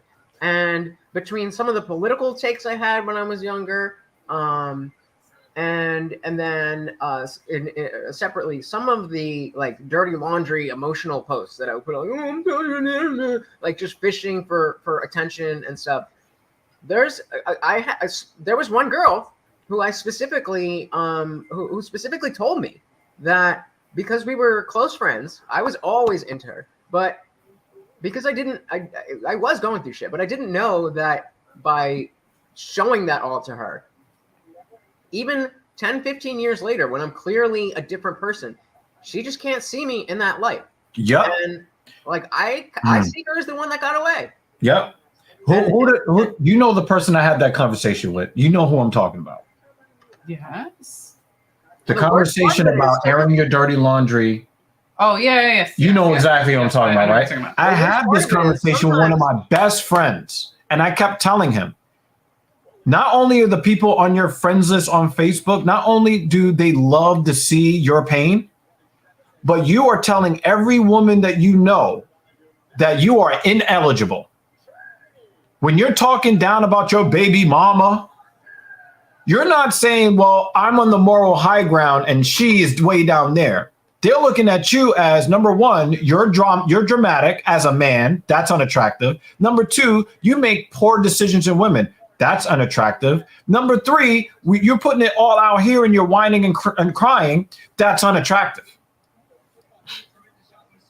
It was worse for me. I was posting like, I would follow like depressed memes, fucking pages, and be like, oh, like you're very emo. It was yeah. I mean, and maybe the fact that I grew up in that scene where there was a small window in time where the sad boy thing actually worked. Maybe right. I'm just now realizing maybe I never. That girl, was she a feminist? No. I mean, definitely not like in the way that. No, not the crazy stuff. Because the point that I'm making is that they all say they want men to be more vulnerable. They want them to have more EQ, all this stuff, right? But then when you show the vulnerable side, they dry right up. Yeah, no, that's not her. She's a little bit. She's definitely thinks that way, but she's dated, softer dudes, including myself. We dated in like middle school. Right. Well, that doesn't really count. Middle school. There's another dude who now. I guess the YouTube comments come through before StreamYard. Oh, yeah, it does. Oh man, that's a good one. Oh, I remember this chick. This Asian chick. Yeah. I remember this Asian chick. Yeah, her striking is not very good, but she's tough. There was another Indian dude that when we were in middle school, me and him were fighting over her, and we were both like, sensitive musical Indian dudes, and we're like, all right, you got to type. And then now me and him are kind of went through a red pill, our red pill transformation. The red pill rage. The red pill because he makes good money, and we were never really that tight. Like we were cool, but we were never tight. And he had a girlfriend for a while, like they were living together since like college days, and then they broke up.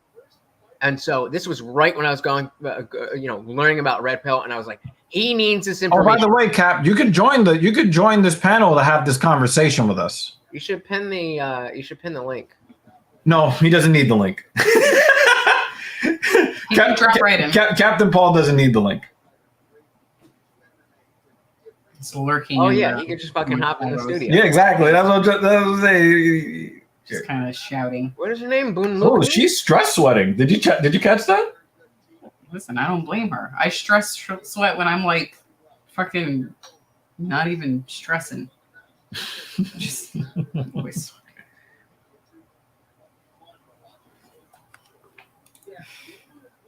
That's all right, Vomit. You don't have to know yet. You don't have to have the answers. You just want to be on the path to figuring that out. Like if somebody puts a huge, crazy math problem question in front of you, you don't have to just know the answer. Just start working it out. Damn, Reviler said that he's an NPC. This is what I was saying. We were having this conversation. He was telling me this, and I stopped the show because that's a big deal to me. If somebody's feeling that way, I want to have that conversation. I want to be able to get into it. Trey is a dude who is a big fan of the channel. He's 30-year-old dude. He's got 3 kids by 3 different moms. Oh no. And yeah, so but so he'll come on the panel, and I've gotten real as hell with him. I'd be like, why are you? He originally is that the young man that I said I agreed with on that one point? Probably. You were talking to him and this other white guy. Mm-hmm. Yep, that guy. Wow. Oh man. But like, one of the first times he came on the panel, he was saying, she does have a masculine look to her. She does kind of have. I need to see like. She looks like yeah.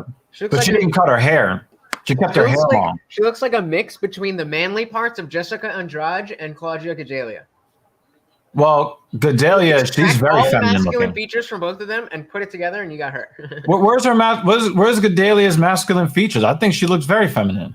She's got first of all, her voice, and she's got a big brow. She's got a furrowed brow. I mean, she's not ugly. She's just a little manly. Ooh. She definitely talks. And when she speaks English, I don't know why, but when she speaks Portuguese, it sounds fine. When she speaks English. Oh yeah. I was looking for it. They just checked it in. Yeah. She sounds like a man. I think she's a little raspy, but it doesn't sound like. And I like girls with raspy voices. Okay. You like bad girls. You like bad girls from the hood pretty chicks. Yeah, yeah. You want yeah. I almost let one ruin my life when I was 19. Shout out to her. You know what I'm talking about. You just fight her on the card. So when female fighters date one another, do they fight for dominance? I mean, you have to ask what's her name, the one that just got her belt back. Is the winner on top for the rest? It's very clear when the female fighters date each other who is on top and who is on bottom. When you look at them, it's very clear. What the champion's name? What the fuck is her name? She calls herself the Lioness. The Lioness. As long as you say the Lioness, people know what you're talking about. Paul wouldn't though. Oh, double champ. Yeah, double champ chick. No, maybe eat dinner. Yeah, you definitely yeah. Thank you, Nunes. Revilement. Such a brain fart. Yeah, revilement. You don't. You're not looking at life right. Yeah, it was Nunes. You can definitely tell who is getting the long side of the strap on. Who's doing the strapping and who's getting strapped. Hey, JH is in the building. Yep. Thank you for coming back. I appreciate you. I know that you're a fan of the Indian Jesus. And you come back here. I really do. Bunmi. Why don't you come up on the panel and talk this shit, Captain? Yeah, come on. He said Anirudh status. Yeah, come on, bro. You know what's sad? He takes the time out to properly spell Anirudh's name. What? It's a good question, Paul. What's rich?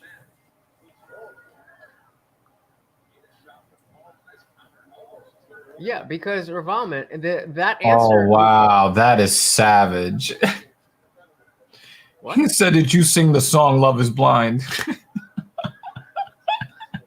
I know what he's talking about, but I don't. Whatever. But revolvement, exactly. If you're saying everything I want to Is she do, tweeting is what I want already? a rich man to do. Yeah. That's like what? And also, if you have expensive taste, I think the perfect person to talk to are probably the people you're already talking to. I mean, look at this shit. Look at the chair that I'm sitting in.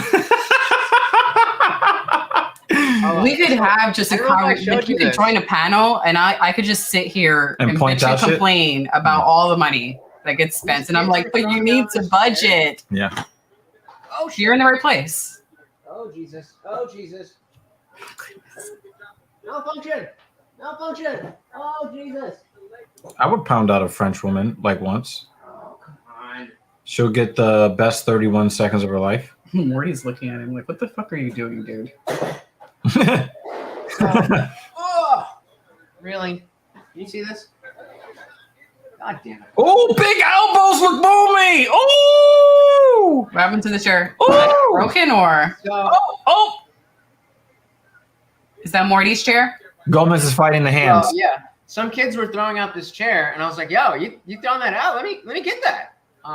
And I realized it's because there's the cushion that goes on the thing. They don't have it, so not that comfortable. I kind of like not. I don't necessarily want to have. This chair isn't super comfortable. It's not uncomfortable, but I do like not having the head behind me. I don't know. It does the job. Music is one of the cheapest things that Is you she can do. leaking? It looks like she's leaking. Music as in what? Music production. Okay. So you can download Fruity Loops for free. You can download Reason for free. You can download Logic for free. You can download. But I gotta say this too. You want to complain about $1,500 for a plugin? There's a reason why it costs $1,500 because you can make tens of thousands of dollars. Make an investment in your life. Boom. And the next thing you're gonna say is, "I don't have $1,500." Okay. Well, Then get 50. Oh my God! Is she about to get subbed after she almost got the submission? that's in. That's oh. She's fighting it. Look, Mumi is in trouble. No, I think she's got. She's on the wrong side. Gomez is on the wrong side. That's what it is. Yep. And she's on the wrong side. She needs to get all the way over to the opposite side of the choke. Leak. She needs to get to the other side of Lukbumi's body, opposite the choke. We're just gonna sit here for a minute. She's gonna burn her arms out. Yep, and that's exactly what's gonna happen. Take it in the next round. As she's losing blood. Yeah, she's squeezing really hard. It is making the blood. See, she had to let it go. Oh, she's going for the armbar. This is the same thing as when Kluk. The elbow's not in though. The elbow's not in. Oh, Lukbumi, she's gonna survive. I think. Vomit. You sound exactly like Kluk. She's gonna survive. Good job, Lukbumi. Good. She's leaking. Oh, where are you at? She's already on top there. Huh? But that's exactly. I said I'm at the 15-second mark. Where are you at? Yeah, I'm at the 15-second mark. Okay. But yeah, Vomit. This is exactly the conversation we were having with Kluk or Archangel or whatever you want. Where you said, "Well, I can't do this, and I can't." We're trying to find him jobs, and me and Anna Root sat there and did. Yes, I remember that. I remember, I first joined the conversation because he claimed to be kind of like conservative and stuff like that. And remember, I said, "Well, aren't you a conservative guy?" And he was kind of like, "Well, no, because blah, blah, blah." And I was like, you know what? I'm getting the fuck out this conversation. I was annoyed. Because you know what I mean? I'm more on the liberal side. And this is, But you can't be complaining about, oh, this, oh, that. Well, are you willing to work hard like most right-wingers do? Because if we're going to be real about it, right-wingers work harder at jobs that mean stuff. than left wingers. That's just what it is. Okay. Cheers to that. If you are going to talk all this shit about how liberals are this and they just want easy and they want 40,000 genders and 70,000 pronouns. If you're gonna talk that shit, then I'm expecting that you're gonna be on your motherfucking grind to get shit done. And the only thing I heard from the guy was excuses. So you know what? Before I say something I regret to somebody I don't know and start judging them, I was like, yo. I was in Wegmans shopping when this conversation went down. And I'm like, yo, I'm checking out of here. Y'all guys have a good day. And then literally checking out. Yeah. I was at the checkout. I was literally at the checkout when I got annoyed. I'm like, yo, I'm out of this conversation. I got to go home. Sorry. And that's what it is, man. And that's why we can say, like, I don't know about you, Dr. Evil Genius, but I've definitely been there. Yes. We're talking about me and doing she 11. stayed with me through all the bullshit of my 20s. That's because you're tall. If you were my height, she would have been gone. Don't even lie. Actually, she said it was the fake French accent that I put on that got her. Anyway, I don't even remember what happened 16 years ago. I don't remember what happened yesterday. I think for me, because I get the mindset of I can't afford shit because I'm uber cautious with my money. Mm-hmm. But I think except when it comes to traveling. Yeah. And HDTV. And running sneakers and running events. And there are things I will spend money on. Everybody has their vices, folks. Even the people who are responsible with their money. Yes. But while I understand that there are some things that I cannot afford because I physically don't have the money, I can control that to some extent and attempt to make more money, right? But the thing that I can control more of, or in the more immediate, is the mindset of while I can't afford it. Full mouthful of booming. What is the mindset that you are going to live with? Are you just going to accept the defeat of I cannot accept this $1,500 thing, so I can't do anything? Or here is the plan that I'm going to put in place to make purchasing this $1,500 item a reality. And for me, I had to have that mindset change, and that's why I'm like uber, hyper in the budgeting thing of this is the plan, and I'm going to make it happen in 6 months. I'm going to set aside $20 every month. I'm going to set aside $10 every month. Some months I'm going to set aside $100. I found a dime on the floor. I'm going to put that shit to the side. I have a fucking jar with like coins that I found on the ground. Even if you want to say like, oh, that's easy for you to say. You guys got money. We didn't always have money, motherfucker. But we didn't always have money. This is a lot of fucking work. Right, and that's what I'm saying. Is that whether like that doesn't just come out of nowhere. I'm broke as shit. I don't have I don't have that many subscribers. But every fucking I might change the schedule. But every Monday, Wednesday, Friday, I am right here. Whether and half the time, not half the time, but sometimes I'm talking to my goddamn self. Yeah. And I have to pretend like I'm like I'm that doesn't fucking break my heart. Yep. Like that I still care about what Andrew Tate has to say. Right. Like me, I didn't want to do today's stream. I sat here preparing for today's stream, and I was thinking to myself, you know what? I'd rather, because we watched John Wick 1 and 2 again. We stopped watching John Wick. To do this. Like I was about to put on the third movie. I really did not want to do today's stream. But you know what the fuck we are right now? We sitting right here doing the stream, no matter how many people are in the chat. With our 4 people viewing. It's just, it is what it is. That's what life is. Yeah. And it sucks. But okay. You can't be mad that you don't have money for plugins and you're not out there trying to monetize something. And I know it so well. You want to go to other people who got it made, who have something. Yeah, but we all got it out the mud. All of us. You want to get some sympathy. And I get that. I am sympathetic. Yeah. And that is why that's why we're being the way we're being. Because people, like I said, people had this conversation with me. You see this man right here? And over again. And I didn't fucking listen. And now I'm over 30 years old. And I mean, like, I could pay my bills, but like, I can't go on vacation if I wanted to. But you're putting in the work to eventually be able to get there. Yes. Yeah. And like, I thought I was gonna be like, my job basically completely I have like 3 or 4 clients a week now. I don't know what the fuck is going on. I know there's some bullshit with my boss, but the point is, I'm not making the money. I'm not even making the little bit of money that I was making before I spent all the money on, equipment and subscriptions to StreamYard and this and that, and, the time that it takes to sit and clip up the videos. You got the $500 a year subscription? Shit to do. Like, do it, though. You got the $500 a year subscription? What's that? You got the $500 a year subscription to StreamYard? No, I got the mid tier. Oh, yeah. I was like, fuck that. I paid the $500.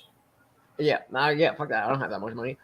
And then even, I was, I bought TLA's live stream course because I knew that's what I wanted to do. That shit was not cheap.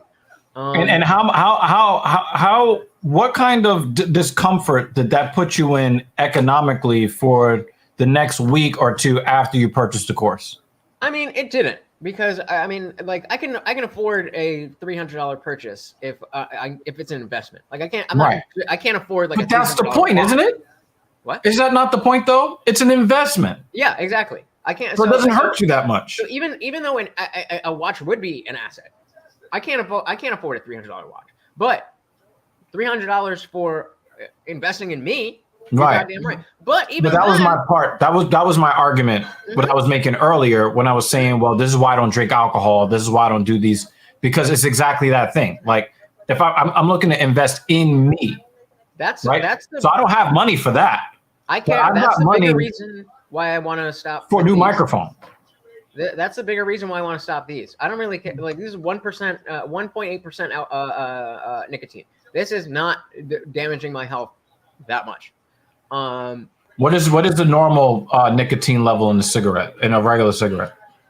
I don't know. They sell the cartridges though up to 5%. They have 5%. They have 2.5% or 5%. 3%. So are you coming down? Are you? I get the lowest one. If they had 0, I would much prefer 0, but they don't. They don't have 0. Another takedown for Luke Boomy. I thought she was going to take it in the last round. Yeah, June, they're actually finding that this is not true. This was the original assumption. No. But this is not true anymore. They've done the studies. That's not true anymore. It's I don't know the percentage, but there was the main narrative at first was that it was golden. Then there was stories that it was it's a smoking cessation tool. What? It's a smoking cessation tool. Yes. Absolutely. Yeah. But there was all that stuff about like popcorn lung and stuff that that doesn't have to do with these. That has to do with illegal, not even like regular weed cartridges that go on like these things. The illegal ones that had vitamin E in it, and then you're heating up the vitamin E. They were talking about the sludge that they was like scraping out of people's alveoli. Oh man, that looks so bad. You know what's really crazy about this fight? Both of these girls have had the other in crazy amount of grappling trouble. Both of them. And they're just swapping. Like, I guess like somebody asked, I think it was Captain Paul that was asking about these girls and who ends up being the top chick. I think that this might be the beginning of a beautiful lesbian relationship that we're watching in this fight. Yeah. Start of a beautiful friendship. A beautiful pegging. All right, we got a body triangle here. Oh, shit. Is fighting the hands, and she's turning to the proper side too. I spilled. Yeah, that body triangle is very light. Do you see all that space? You see all that space? Mm-hmm. She's not inhibiting the breathing of Luke Boomy at all. No, she's just holding her in place. Yeah, yeah. That is not your granddaddy's body triangle there. But Luke Boomy is now turning in the wrong direction. She was turned to where the leg is attached to the other leg, and that's how you get out of that to turn in. And that's to turn in the other way. Yeah. She's also getting hit in the direction she should be turning. So. Yeah. You might be looking to push off. Yeah.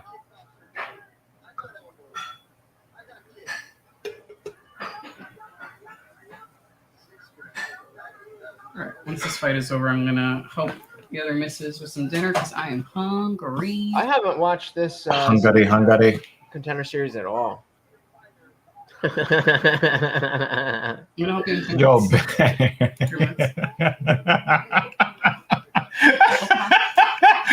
Yo, I love that David Banner found us. I don't know how you found us, David Banner, but I'm happy that you're here, man.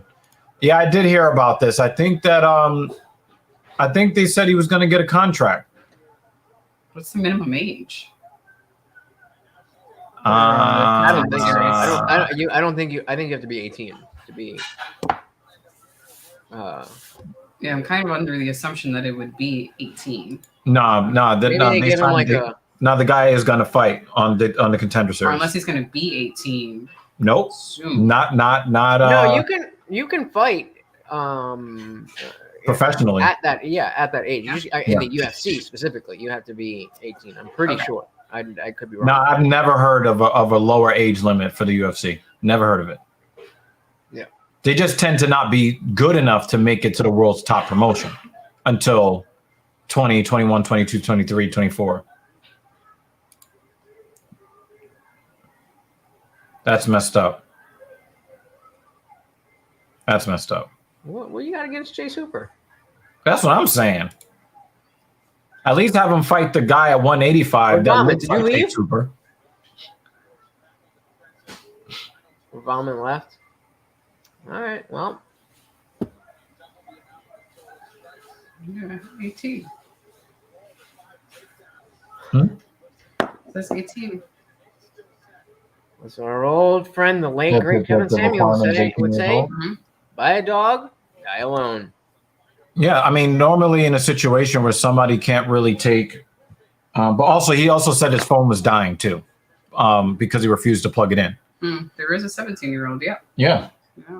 But I'm like, how?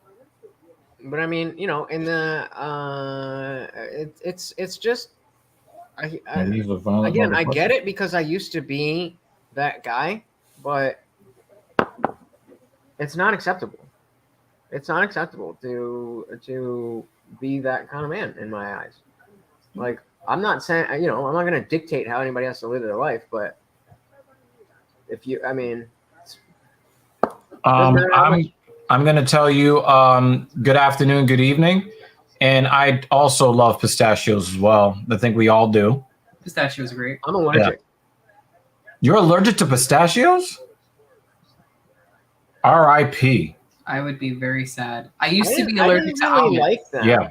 I didn't really necessarily like them when I ate them. I found out from eating a cannoli when they put pistachio on top. But yeah, not my favorite nut. I'm allergic to a bunch of different. Same. We could have a whole segment on weird shit we're allergic to.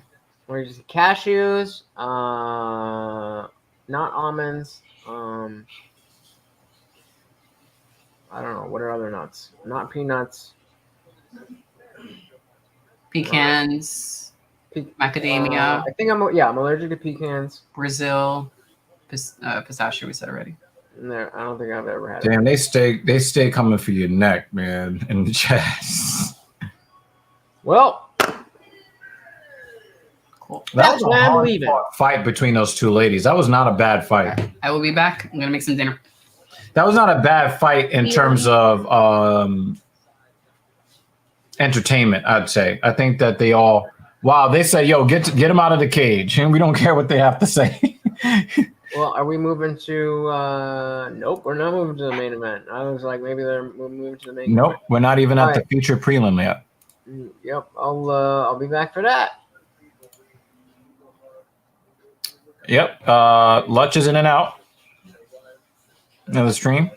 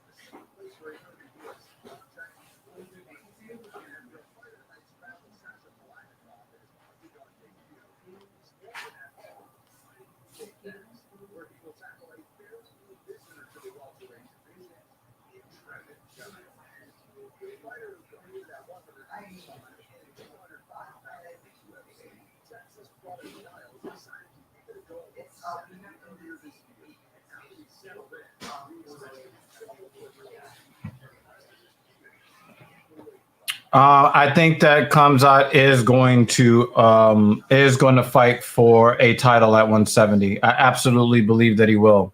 I think that he will make 170, and I think that him not making it and looking like a goddamn fool, no matter how defiant he claims that he is, I absolutely believe that he's going to make 170. He's going to do what he's supposed to do, and he's going to win his next fight. I think that his coach was very embarrassed by how he conducted himself. And I think that behind closed door, even though he's telling the world, oh, I kill everybody, I don't care, I don't care. I think that it really does mean something to him. And I think that he will make 170. I think that he will do it, even though from what I understand, he hates making weight at 170. I think that he can do it, even hating it. And I think that he has a good chance to be successful. But that is only really possible if he ends up feeling like actual remorse for not making weight the way that he did.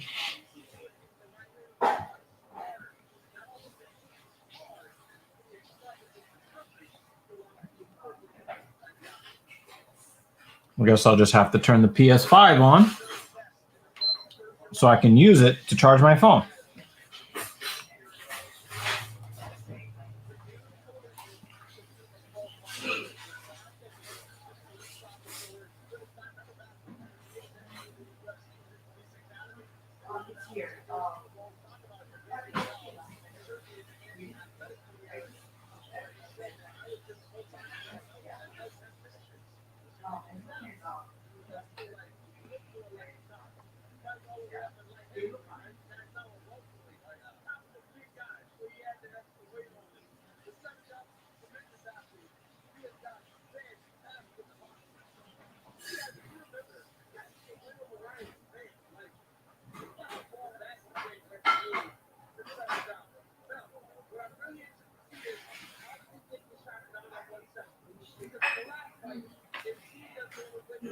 Yeah, Trevor. Any fight that Trevin Giles is in is going to be good. That's my opinion. Trevin Giles never really has boring fights.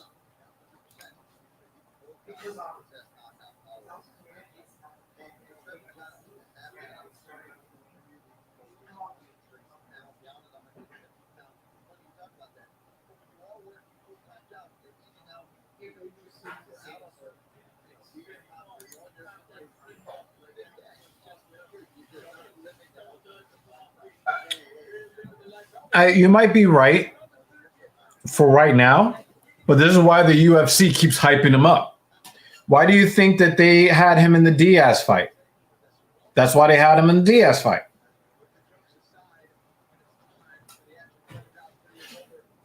Wow, 2-1 favorite. Really? Because I think he actually looks a little bit light. He looks a little bit light in this fight.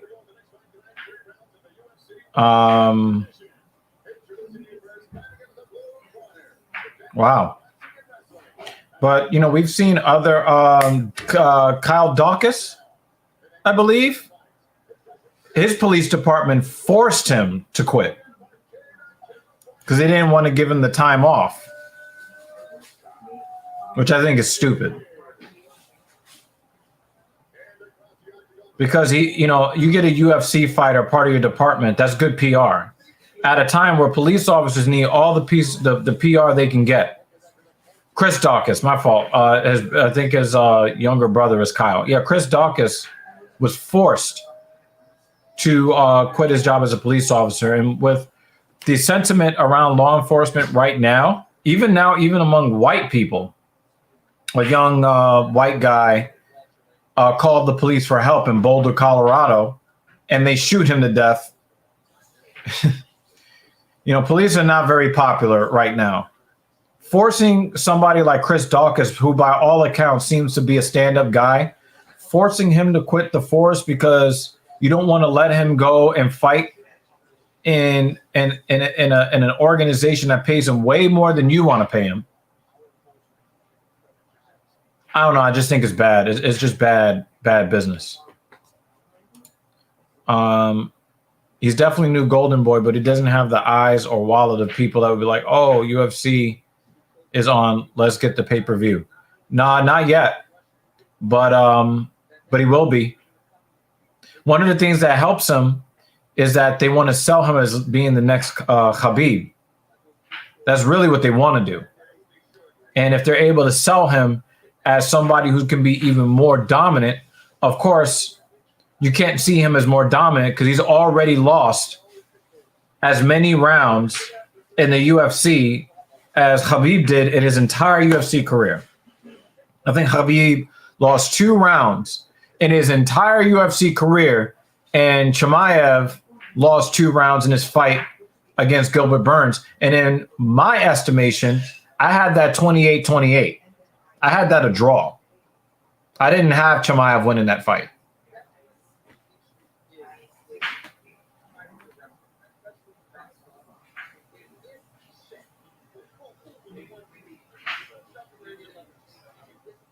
This is 30 minutes of these guys feeling each other out. Like, you guys should have gotten the range down by now.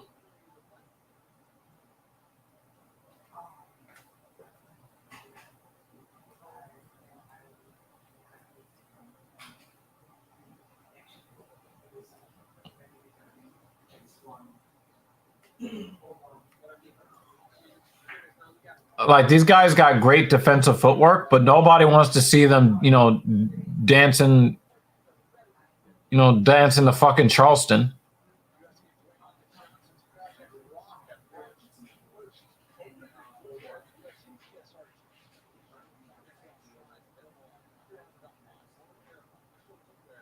Now, the crazy thing about these stupid rock shoes, right? Aren't they made by the same company that the UFC traded out for Venom, which would be Under Armour? Those shoes are made by Under Armour. And for whatever reason, they're taking the UA off the shoes. They're still Under Armour shoes.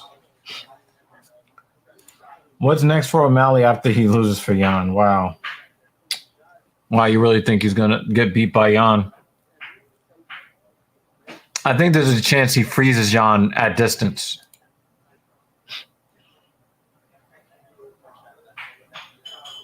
Yep. And I'm glad that Nate Diaz called it out too.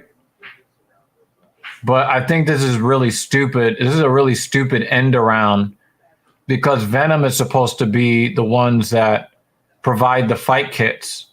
They were supposed to have replaced Under Armour, but it's like, but we can get this deal with Under Armour for the shoes, and then we can pretend that we don't have a deal with Under Armour because there's only the Brahma Bull insignia on the shoe, and we're not putting anywhere that is Under Armour.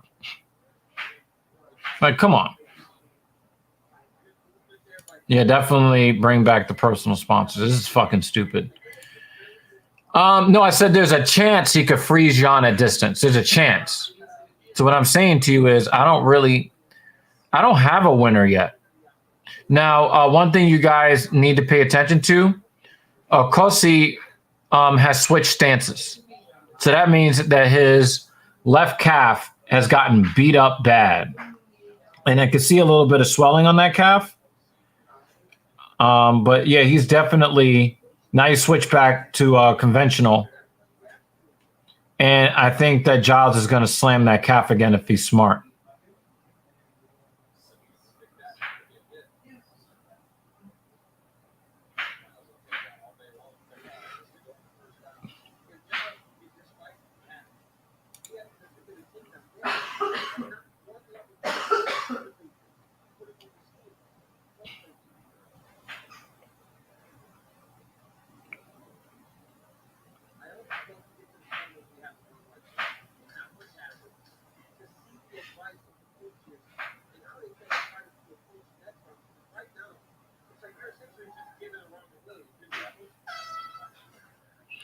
Yeah, like we had a fight earlier where it looked like both of the guys were in range finding mode for the entire 15 minutes. And most of the 5 minutes there in that fight looked like they were trying to get the range. Now, the only thing that was really of consequence in that first round was Trevin Giles doing significant damage to Kosi's left calf. But for the most part, there really is not a whole lot going on. And, you know, I think that it's weird, you know, June, you know, saying that, oh, he quit his job as a police officer for this fight. So what does that tell me, right? His bread maker is now gone. Could he be in a situation where he is trying to point fight to win fights so that he can continue to make money? Because I've never seen Trevin Giles this apprehensive offensively before. He's not the same aggressive fighter as he was. Yo, look at that bullshit advertising. Only 40 minutes till Sandhagen Song Yudong. Yeah. The card. 40 minutes of my asshole. Hey, yo. Now, again, you guys know how frustrated I get when a fighter does damage to their opponent's calf and then they go away from it and they never come back to it. Now, when Kosi took those 2 back-to-back calf kicks, he switched stances to go southpaw, where he's at currently in right now. When he went back to conventional, do you think that Giles went to make him pay with a calf kick? No. I don't understand why not. You know that he's in southpaw, so he could stop taking damage to the calf. So when he goes back to conventional, you don't make him pay for it? Don't understand it.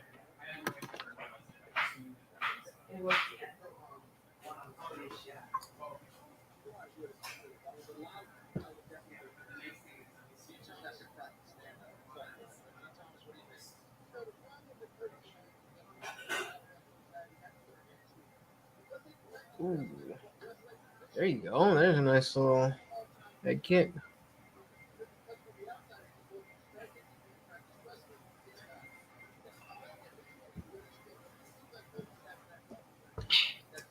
I was over in that fucking room, and there's some dude who just he's acting like you know how James Krause corners a fighter. He's doing that. He's like, oh, you should go to this. No, you should do that. Oh, snap that kick harder. Like, bro, shut up. Who you said that was doing that? One of the dudes in the Discord room. That's why I came back in the middle of the fight. I was like, I can't stand this.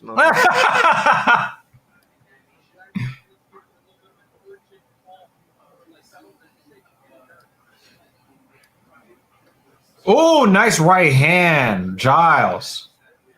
But it didn't move Kosi at all. Kosi's the one with the brother in the same division. Yeah. Right? Yeah. That tattoo is kind of cool. I like the design. I don't know. I don't know if I love. I mean, I like the placement. I don't know if I love the design. Like it fits his body well, but I don't know if I would. I don't know if I would choose to get that. No, I mean I wouldn't either. But I just think it looks kind of cool on him. It reminds me of one of the tattoos that somebody else got when I was on Ink Master. I forgot you were on TV before. Do you have an IMDb? No. I mean, I don't think so. I never researched it, but I doubt it. I don't think it can test like. Yeah, put the Indian Jesus into the Indian Jesus IMDb. It's just gonna bring up my YouTube channel. There it is. There it is. Oh, there. See, Giles. Thank you. Thank you. Make him switch stances again.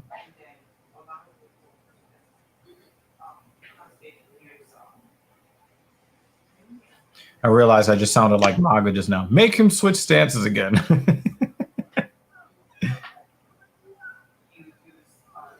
And the thing is, Kelsey has these big ass calves. You hit them shits, them gonna be hurt.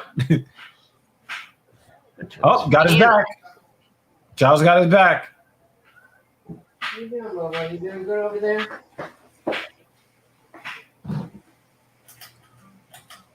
Come on, Giles. You know how to brutalize unarmed people. Kelsey's unarmed. Oh, he grabbed the fence. Kelsey grabbed the fence. Kelsey grabbed the fence. Come on, ref. Oh, he just dropped a big ass knee on his calf muscle. Oh man, that's Charlie Horse City right there.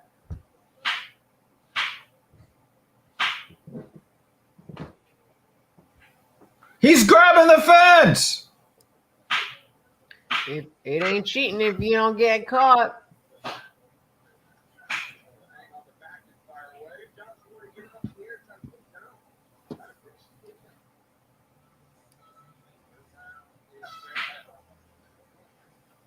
I thought Chris Tognoni was about to jump in and separate them, and I realized the round was over. This is not the fight I thought this could be. And I'm wondering if we've seen the last of Trevin Giles as the Trevin Giles that we all like to see when we know he's getting in the cage. Again, he lost his moneymaker as him being a police officer. Because he knows, like, if I go out there and fight, if I go out there and I fight exciting, I get knocked out. At least I still got my job when I go home. But now he knows he can't afford to lose. And I think that he might be fighting differently. The other side to that is that, okay, if he's going all in on fighting and he doesn't have that safety net, maybe he has to win this. Maybe, he's in his head, so he's point fighting this fight. But if and when he wins this fight, then he's like, all right, we're doing this. You know what I mean? And going even harder than he did before. Because like, I don't have anything else. I have to be not only have to win, I have to be exciting. Right.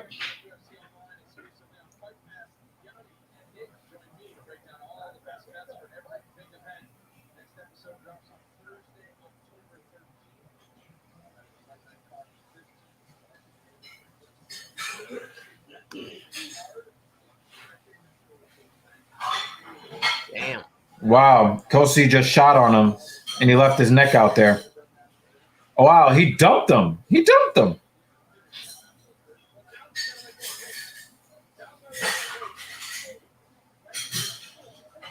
better not get OSP choked here. Yeah, you see us trying to alleviate the pressure that the shoulder's putting on him.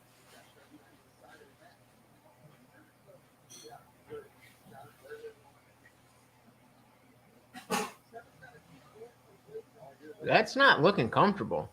Yeah, I was going to say, I thought that he was out for a second there. All right, you got half guard back. Yeah, I was starting to think like he was in serious danger there.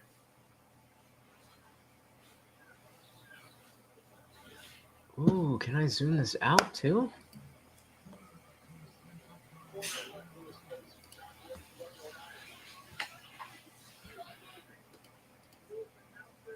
Oh, yeah.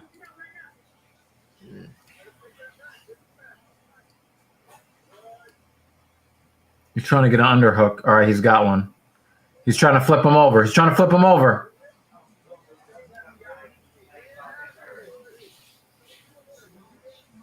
Oh, Oh yeah, what's good with those fucking And now Kosi has him pinned up against the side of the cage. rock shoes? They're Under Armours. Oh. And they're trying to make it like they're not Under Armour by not putting the UA logo on the shoe, like we don't know what the fuck it is. I just think it's whack. The fighters don't get anything from that. Yeah, that's crazy. Like, Have you seen Terrence McKinney's Twitter? He actually sent a tweet out to The Rock, like, yo, if you say you rock with us, don't do deals that exclude us. And we're the ones modeling your shoe. Mm-hmm. The way the UFC does their fighters, man. And they can't have personal sponsors either. So that would be like you getting in a relationship with a girl, right? And she's like, you know what, Ludge, I like you, but I don't want to have sex with you. All right, so I'm going to go out and have sex with other girls. No. We're in a relationship. You can't have sex with other girls, but you also can't have sex with me either.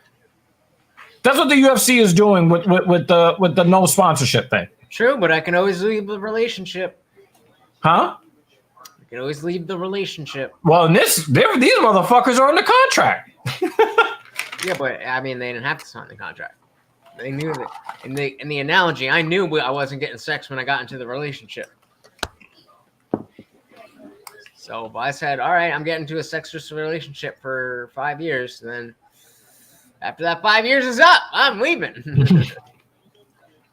Hashtag Nate Diaz. Yeah, I wonder what I really don't know what he's gonna do.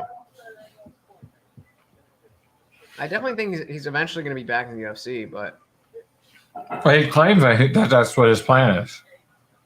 yeah. I mean, I don't think it's frustrating because he's always been a company guy in the sense that he was never like fielding offers. He was never, I mean, he wasn't necessarily the best for PR at all times. He wasn't necessarily the easiest to deal with at all times, but he never like fucked over the company. He never and they fucked him. He didn't over. really turn down fights. Yeah.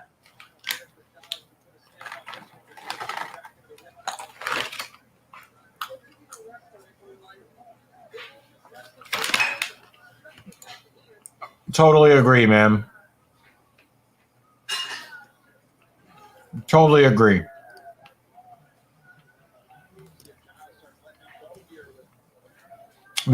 We also expected that the black cop would be easy on the white guy.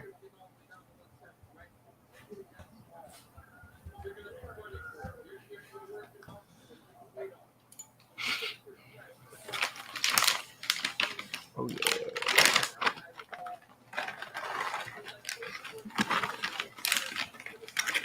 Lutz, did you know, statistically speaking, a black cop is more likely. Yep. A black cop is more likely to use excessive force against a black civilian than a white cop. Indeed, I didn't know that. Oh, God damn it.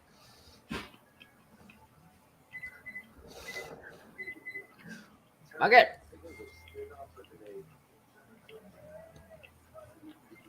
Is that supposed to be like? it was on Is that TLA, supposed to be like a cheap Lil Jon or something? Huh? In the commercial.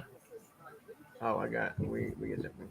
I got a Tesla reduces joint swelling, tenderness. Oh no, not at all, not at all. I knew I was saying some wild shit.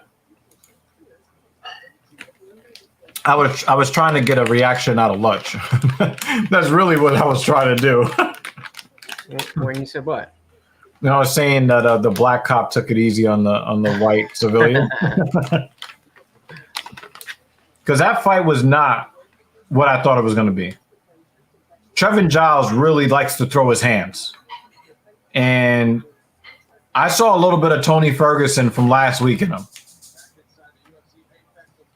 He was very apprehensive when compared to how he normally fights.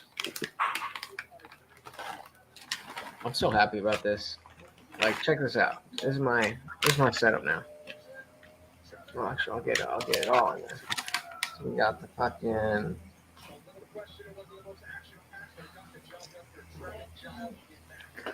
So I got y'all. Where are we? Oh, that's still the camera. Is that a 21 or a 22? What? Your phone? 22. I 22 skipped. Ultra or just a regular 22? It's the regular. I got small hands. I need to be able to. I need to be. If I can't use it with one hand, it's a tablet. If I need two hands to use it, it's not a phone. He said, I wish I had 4 hands so I can give those titties 4 thumbs down. But so yeah, we got the fights here, and then I'm full screen with you, but I got the YouTube chat right between. Am I right in between? That's what's up. Bam. Well, bam. That's how we doing. This is how we do it. Is this the? Are we at the Featured prelims. All right, Damon let's go, Jackson lights. versus Pat Sabatini.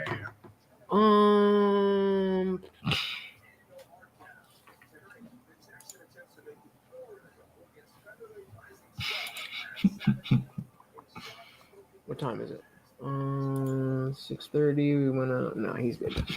He's good. Ugh. Yeah, I'm going to be working on getting my regular build back though this fall. What?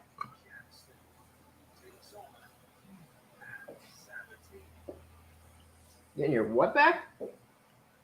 My old physique.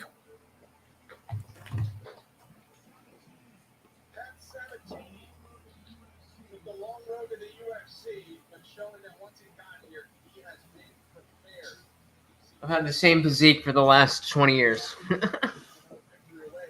Damn.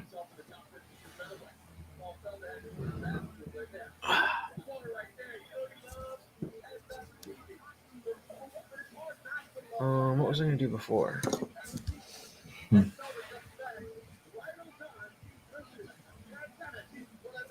I want this out of the way, but I want that there. Boom. These.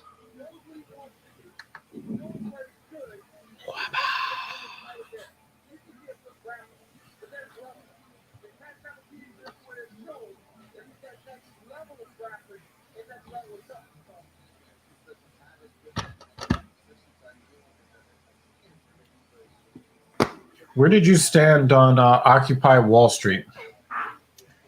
I didn't really. That was before I was really Up on a lot of that stuff. Yeah. I haven't done any MMA. I did Chinese martial arts for a little bit less than a year. And I just didn't have, at the time, I didn't have the money to like keep training. And so ever since then, I've been looking. Ever since then, I was looking for a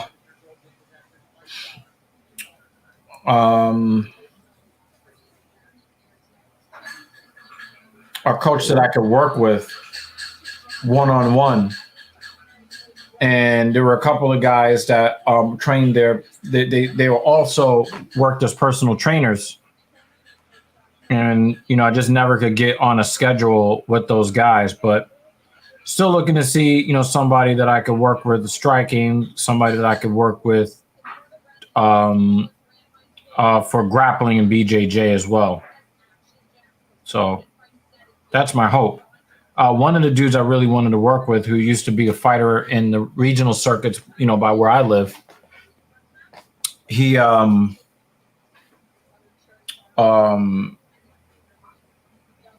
opened up a yoga studio. So he's been like, he dove like completely into that. So I was never able to like get started with the people that I trust to train with. So I would love to do that. And it is in my future. Yeah, Damon Jackson, He looks like a 55-year-old man with how much hair he's lost. That hairline is... He might have to go bald.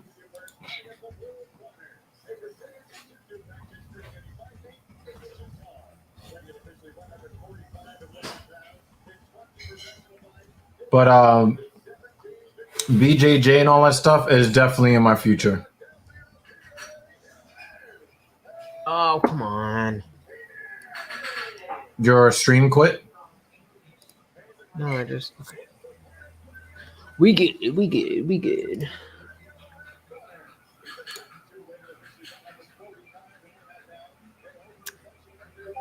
Chris said his phone died, and no, I'm producing at the moment. UFC kind of meh right now. Only thing that semi interests me at the fight is the same. Patty. I'm sad that I have to say it, but definitely Patty. That's not even close. If you would have asked me this 5 years ago, it would be a different story. But after Justin Gaethje thumped on his fucking forehead, never been the same since.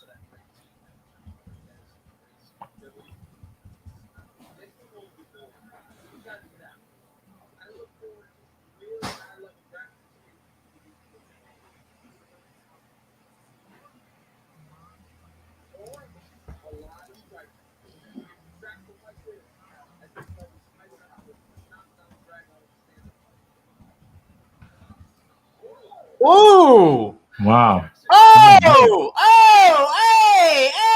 Hey! Whoa, he's in. Oh, man. Sabatini's in trouble.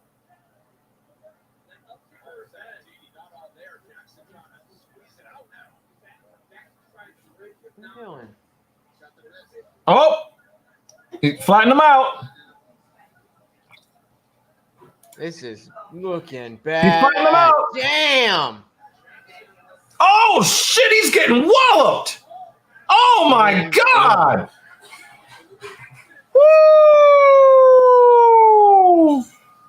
Woo! Yo, we appreciate you. We appreciate you. Oh, my God. Yo, he flattened that boy out.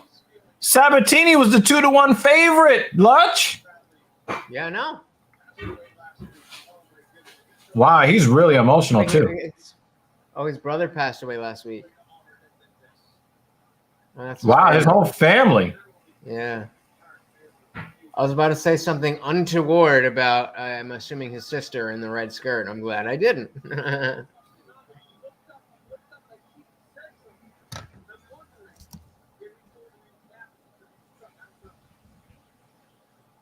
Wow, he broke down.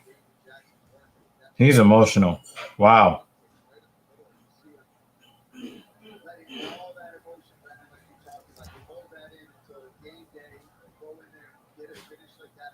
Yo, his family, they're hurting, man. They're hurting. You take a fight and your brother dies a week before the fight?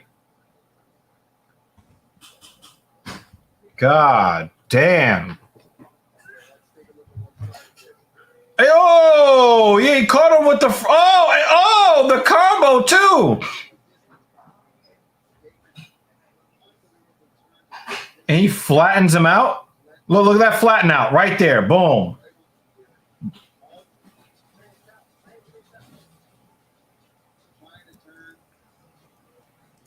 Wow. Wow.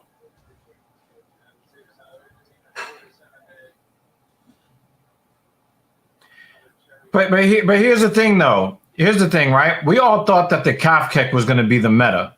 You do need to go outside? Okay, give me a minute. Hold on. You remember that, Lutch? Say again? A couple of guys got finished by calf kick, and then everybody thought, oh, the calf kick is going to be the meta, right? Everybody thought that lay and pray was going to be the meta. Everybody thinks that this is going to be the next wave. I thought people learn how to counter it, and then you got to find the new meta. I thought the shoulder strikes that Conor used against Cowboy were going to become a big thing. I had never seen them before. John Jones was already using it. John Jones had been using it for several years, and nobody really did it until he did it to Cowboy. I haven't really seen a lot of John Jones fights live. Oh yeah, but John Jones loves to do that shoulder strike. And it's wildly effective. All right, give me 1 second, Morty.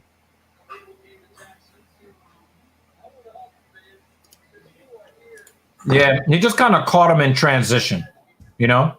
He caught him at a time where he was kind of like in an awkward position, you know? Yeah.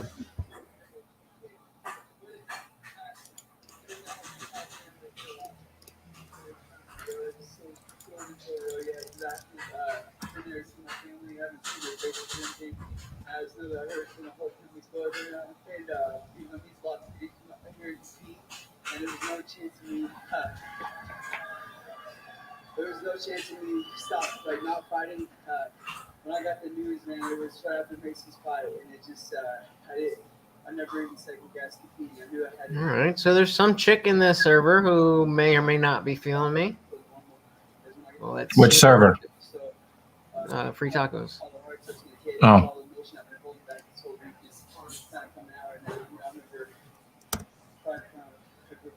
All right, oh fuck! Why did I do that?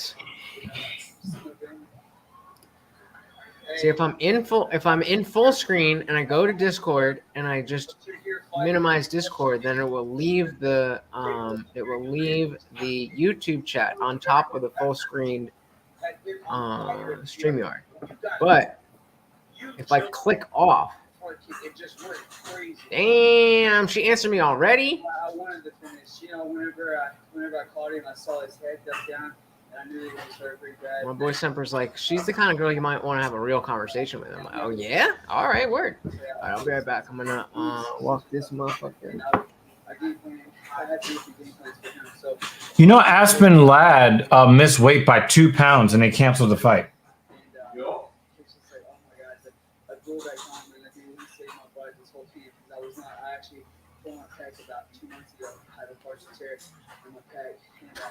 Still never thought about turning the fight down, and it will help me out a lot. He got me good for sure. Well, you speak a lot about getting into the top 15. That was a tremendous win. Go and visit your family. You guys born together. Congratulations. What a great fight, man. Ladies and gentlemen, give it up for Damon Jackson. Certainly a moment that Damon Jackson will not soon forget. He will muster a smile for the moment. For the win streak being extended to 4. And again, Paul, you know how tough Pat Sabatini is and what kind of a prospect he is. I mean, David Jackson is looking at potentially getting into that ranking, or certainly an opponent with a ranking next to his name after that. Yeah, well, we knew that David Jackson is a handful for anybody. We knew that this fight was who's going to move forward, who's going to get to the ranked guys, who's going to get that bigger fight. David Jackson came out here with everything that he went through and put on that performance, and I think he's deserving of getting a massive fight next and trying to climb those rankings. We're all teary-eyed here, right? Because for as bad as you feel for Pat Sabatini, who is a young prospect, to see the Jackson family go through that, it's like he had somebody watching over him in there, right? And sometimes, man, the world just works. And that guy needed that. His family needed that. For a moment, they could smile. So congratulations to David and his entire family. His whole family's up there with their head in their hands, kind of crying. Just perfect, man. Well, again, our sympathies and condolences to Damon, his wife, daughters, his mother who's in attendance. But he got the job done that he came to do tonight. Well, Corey Sandhagen embodies the true essence of a fighter, one that started the journey with his head in the wrong place, but who persevered as a martial artist to find his path. While he stands above many as a top 5 contender, his gaze is still upwards at the challenge to use past setbacks to reach new heights. When I signed up when I was 17 years old at High Altitude Martial Arts, I was just kind of a sad, angry kid who just wanted to, learn how to fight for some street cred and to make himself cool. That was kind of where the journey started. That was the bottom of my hill. When I got the call in 2018 I can't find any information on the death of his brother. But he lost his brother a week, and then he just comes in and mauls Sabatini. Yeah, I don't mess with boxing. There's too much corruption. Too much corruption in boxing. I haven't watched it in going on 10 years. I don't intend to go back to watching boxing. The corruption is just insane. I was feeling good about myself. I was feeling good about how I was doing. Corey Sandhagen does it again. I'm a very confident guy. I've trained very, very hard in this sport. I love this game, and it's paying off now. And I'm where I should be. And then I hit a wall, and I lost that fight to Aljamain Sterling. It was just another block that I had to break through. And then after the Aljamain fight, I fixed a lot of things. These setbacks and things they happened. If you could write your story perfectly, it wouldn't be any fun, and it wouldn't make life like life is about failing, and then it's about succeeding after that. After the Aljamain fight, I knocked out Marlon Moraes.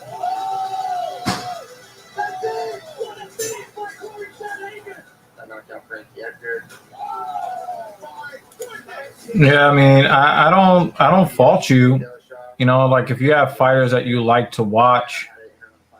I used to like to watch Manny Pacquiao and Roy Jones Jr.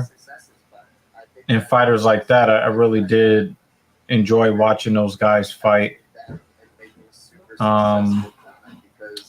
There was another guy that I like to watch. I almost said his name. Miguel Cotto. I used to like watching Miguel Cotto fight. But it's just too much corruption. Too much corruption. Dillashaw did not win that Sandhagen fight, and fuck the judges for scoring it that way. Hey, I'm not going to argue with you on that. I'm not going to argue that at all.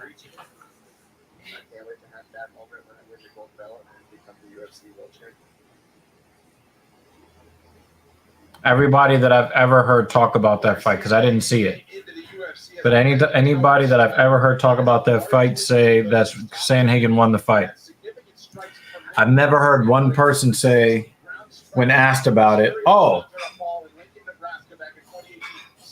Dillashaw won." Nope, haven't heard that from anybody that watched the fight, so I'm going to go with that. Inside of 30 seconds against Frankie Edgar that really launched him to a no level. DC, walk us through the telestrator. All right, now, it's Saturday. Watch Sandhagen. The head is the target. He makes it very clear, right? He starts to go up top, knowing it'll force the opponent's hands to go where? Up. Okay, now that your hands are up, watch Sandhagen. He throws the jab up top. You get him thinking it's still coming up top. Rotate. Body shot uppercut, boom. Fight over. There's more to Corey Sandhagen than all the fun stuff that we've come to know. But watch the Sandhagen circled off to the side. One thing you cannot do against this guy is go play right here. You see Lineker. He isn't going to press, but Sandhagen throws this jumping knee. Oh, where have we seen this before? But because he's not coming forward, there's not as much danger. Frankie Edgar, as great as he is, he hates space because he's short. So what is he going to do, Paul Felder? You tell me. He's going to move forward. He's going forward. And watch this action. The same exact action as before, but because he's going forward, he takes the knee and he goes to sleep. That is what we've come to know and love about Corey Sandhagen. But there's so much more to this young man from Colorado. Oh, he's incredible. I mean, it's something you We got 6 more fights, y'all. Thank you for riding with us here at TSP. This is Eva will be back after, dinner is all dinnered up. Gregory Rodriguez as well. Action expected on the 6th fight main card, which is coming up top of the hour. But while we have a few minutes, Karen Bryant, Michael Diaz, and Dean Thomas standing by in studio. They will join you next.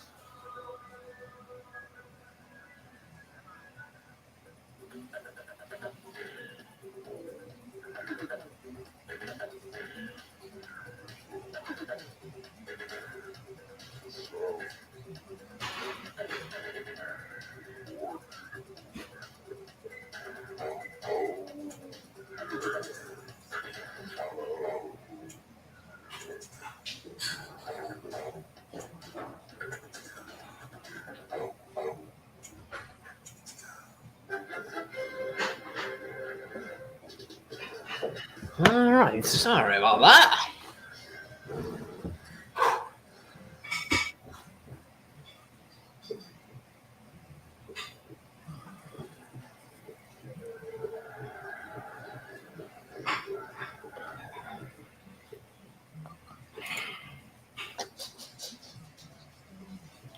Nope. Nope. Is Daniel Cormier eating a full gourmet fucking 5-course meal at the commentary desk again? Unprofessional, fatty. Yeah, that dude is never making 205 ever again. He's in danger of not being able to make 265. Oh, leave him alone. He put his work in.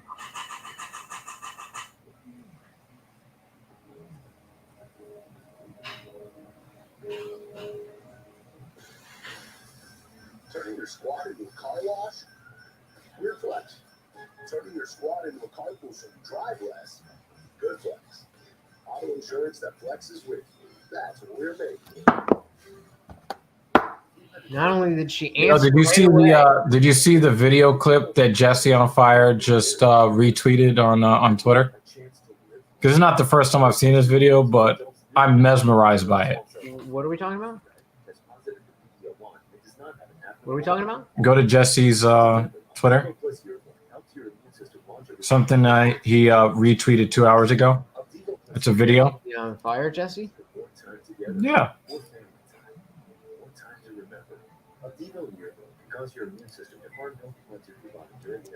It's a really, really funny clip.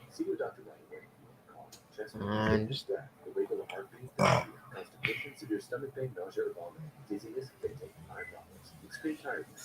oh, his shit's real, Jesse on fire, right? That's annoying. These are not all the possible side effects. Problems can occur together and more often than Opdivo is used before. Tell your doctor about all medical conditions, just regular medicine problems that you have and plan to have in order to stress up or receive chest radiation. Here's to the chance of good. Did you see it?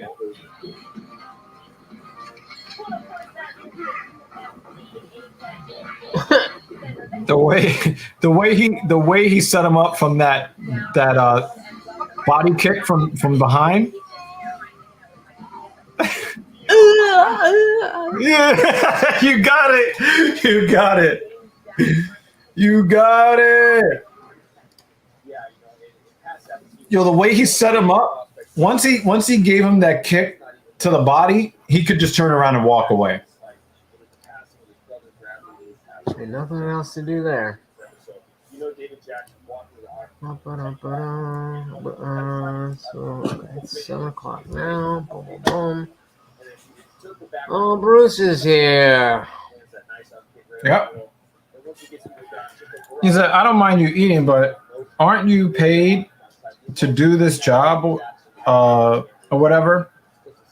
Cormier is being paid by the UFC to do commentary. Stop eating at the desk. Has he ever been talking with food in his mouth? I'm not sure. I can't say that I've never heard that. It's an 8-hour shift. So he's got to eat sometime. Most of the time, he's not on camera. Look at this bow tie. Without a jacket? What are you doing? Is that a I mean, it's like a sweater.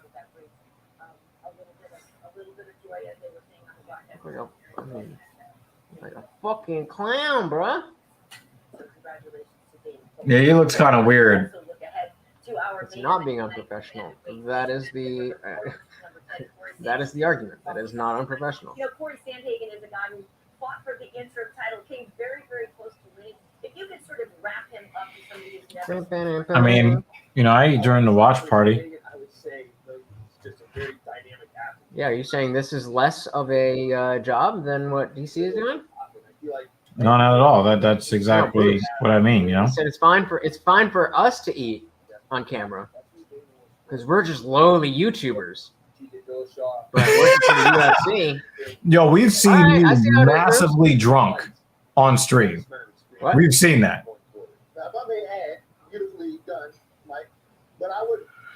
Yeah. Do you want to debate this?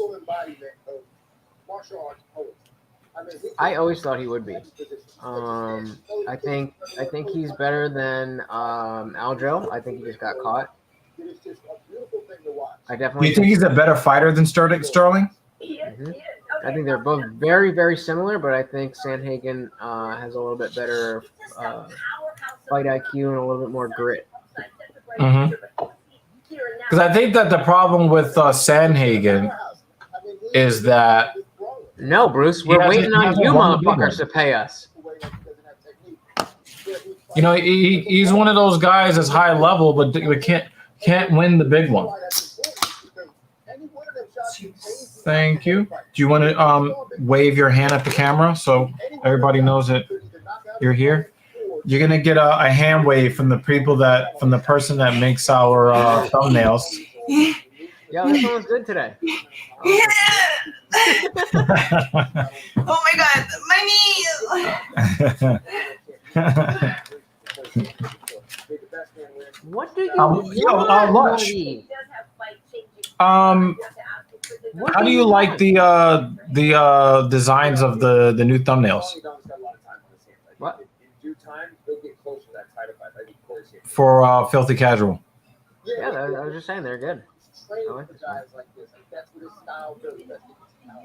All right. Well, it has been almost a year since we last saw Corey Sandhagen in action. We make him very Oh, God damn it. square off with Sonya Dong. This one is in the bantamweight division, one of the marquee divisions in the UFC. But yeah, oh yeah. Did I tell Rodman said he's doing some producing. He wants to do that. No, but I mean like right now. Yeah, I'm in agreement. Sandhagen belongs in the Hall of Very Good. And I want to talk about Elias Theodorou for a second. Oh yeah. It really, really makes me sad because if you think about it, the dude that played Black Panther, That was Bozeman. Chadwick, Boseman? Bozeman. Boseman. it was Bozeman? Yes. Okay. Boseman. Because we have Tanner Bozer fighting tonight. They both died from the same disease at the height of their life and alone. Like they never revealed that this is what they were going through. They lived their life in the public as if there was nothing going on, and then you just lose them. And I remember being really upset when the UFC let him go because he lost a fight. He was 8-3 in the UFC. And then you hear, oh, well, the reason why they released him is because they didn't think he was going to be a top 5 fighter. Well, if that's the case, then you should only employ 5 fighters for every division and let them go round robin. No, what I mean, Bruce, is they lived their life in the public, but then they hid the thing that most of the public would be concerned about, so that when they die, it's this massive shock to everybody. And then you start to wonder, he never really told anybody. And from all accounts, he really didn't tell anybody. He went through a lot of it by himself. And Chadwick was one of those people.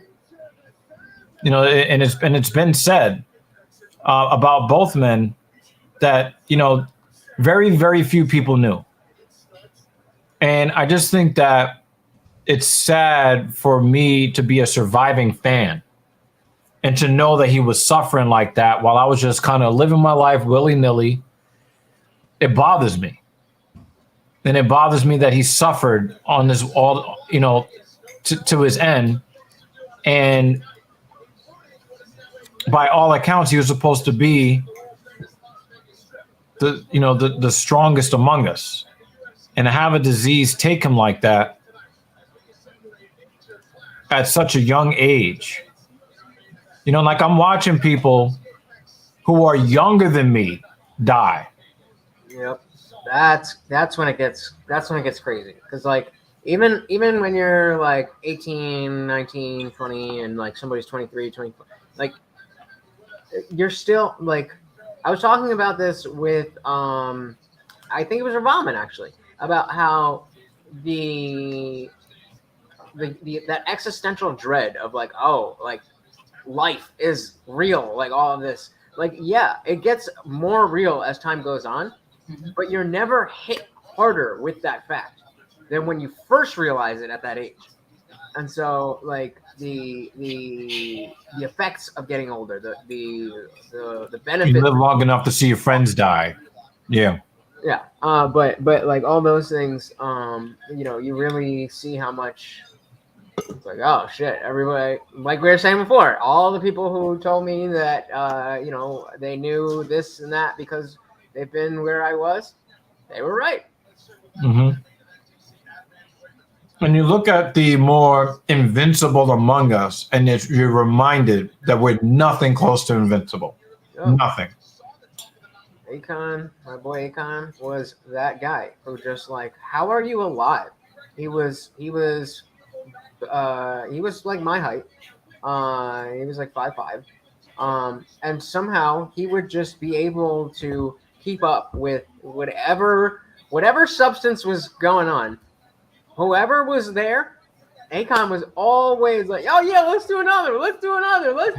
Like, yo, how are you even, and that's not necessarily, you know, something you want to be known for, but it speaks to his character that like he was so full of life. And I don't know. I think that's probably been the biggest thing that's happened in my life, is that like not having that person anymore. And like at age 30, you can't find a lifelong friend at 30. Right. That's not going to happen until you're 50. So I have to my entire adult life as like me and associates.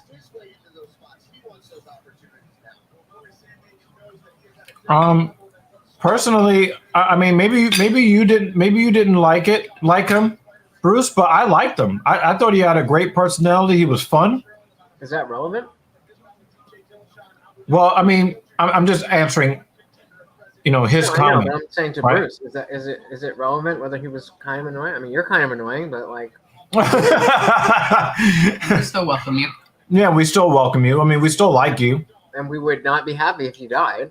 That is definitely the case. But yeah, I really did like his personality. I thought that he was the ring card guy. How do you not like the ring card guy? It just bothers me because when the invincible among us are taken like that, like if he died in a car accident, I would be sad, but I wouldn't have this existential dread following me thinking about it. You know, Chadwick Boseman, he was working to put on muscle mass for Black Panther, and then he would do scenes for Black Panther, and then he would sneak off to get chemotherapy, not telling the people that he worked with. And I get that these guys don't want to share that pain with other people. I get it. But when you do die, I'm going to be hurt anyway. Damn you, Mark. How you doing? Was it, Mark? Where do you fall on the whole recast T'Challa thing? Yeah, I don't the ring boy thing, I think it was ridiculous, but that was the point. I don't think he was like trying to be funny. He's just an extrovert. You know, he's a guy with a lot of social energy. He was trying to be funny. He was trying, like, hey, just like, you know, hey, we've got ring card girls, and like, I'm gonna be the ring card guy at Invicta. Like, that's all it was. Oh, I mean, I don't know. Like, that's enough to be like, oh, I don't care if that person died. Yeah, I don't agree with this because most people like that shitty Marvel movie. I like the shitty Marvel movie. Yeah, and he was a really good actor that acted in other things. Black So Panther was I mean, maybe that was how you That's- saw him, but that's not how I saw him. That's precisely why the recast T'Challa conversation is such a When it comes to Bruce, Bob Trotter saying this about, I could see why Bruce would dislike him. I can see why, but it wasn't enough for me to dislike him. it wasn't enough to be bringing this up as Dr. Evil stops Sometimes the he show would, right. to talk about the tribute of this man's death. Yeah. I didn't like some of the hyper feminist stuff he was saying, which I thought it was easy for him to say because he's one of the best looking men in the world. And you're going to get, you know what I'm saying? Like now you're just pandering. Like I didn't like that part of Theodoro, but overall I liked him, you know?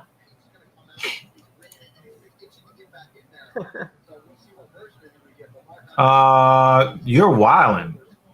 That's blasphemy. What are you talking about? But to your I don't point, even that's like exactly- Spike Lee. And Chadwick Boseman is not a New York guy. What are you talking about? He's not a New York guy. He just wants to rile you up. Yeah, and Scorsese gave us The Departed. What are you talking about? What are you talking about, dude? It is one of his favorite films, if not his favorite. One. It's like top 10. Mm-hmm. Why? Because you aren't good enough to be into yourself? Hey, if I look that good and I could fight as good as him and get my balls drained 3 times a day like Theodoro, I'd be full of myself too. I'm not beyond, getting my head puffed up. When you talk about the recasting, I thought that they should have recast him with another black man and keep it going. Absolutely.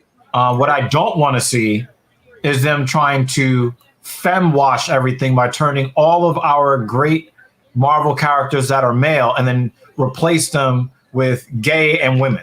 Like, I don't want to see that. Yeah, I mean, I don't have an issue with like. No, I just ride hard for good stuff. If you're in New York, I ride hard. If you're good, if you suck, then I'm going to roast you, no matter where you are. There's precedent for Shuri becoming Black Panther, although I wouldn't want to see that. I hope they don't do that in Wakanda Forever. But I think it was a huge mistake to unless I don't know if you're familiar with the channel E-Man's Movie Reviews, but he's kind of like the figurehead of the recast T'Challa movement. Of the what movement? The recast T'Challa movement. Oh, there's a whole movement? Yeah. Like if you search on Twitter, hashtag recast T'Challa, he's been on the news and he's okay. Because Marvel has come out and say that like they want to honor Chadwick by Chadwick Boseman would never want to take an opportunity from another black man because he died. Exactly. That's exactly the perspective. But white liberals will say, "Oh, we're gonna have a huge death scene for T'Challa." David Banner hasn't been here very long on TSP. He hasn't been here very long on TSP. But like, there's not a fight happening. What do you want to just sit here in silence and then like you can? They Also, the fights haven't been the conversations have, at least for us, been more compelling than the fights. Like fights have been kind of lame. Yeah, 2 of the fights were just like them trying to do range fighting for the whole 15 minutes. Well, we did have I funny video. I like to just talk about what we're talking about. Oh, we do have one of those. Like if We you're do have one of actually those. at a party watching UFC, you're gonna be talking about stuff. Yeah. But yeah, we mostly have. Well, when we first started doing TSP and Lutch came on, Lutch would want to have whole political conversations for 7 hours. And I'm like, yo, you're gonna have to step back from that a little bit. I still do. I just realized, all right, you He said you were so quick to act sassy. y'all so quick to hate everything you fucking say. It comes my neck, and then you're surprised when that's what I think. We should have a sass meter. Oh man, We'll have That same energy, he motherfucker. said that clinks. He said that that Lutch is zesty, sus. Yo, speaking, where is Clinks and Jimmy Dean been? Clinks and Jimmy Dean, where have they been? Jimmy Dean popped up last week for like 30 seconds. Remember? Yeah. I think Clinks all I has some see him. personal The stuff. last I saw of him, he came up at my panel, and we had a pretty contentious conversation, and then he kind of just like disappeared. He was like he was in every stream.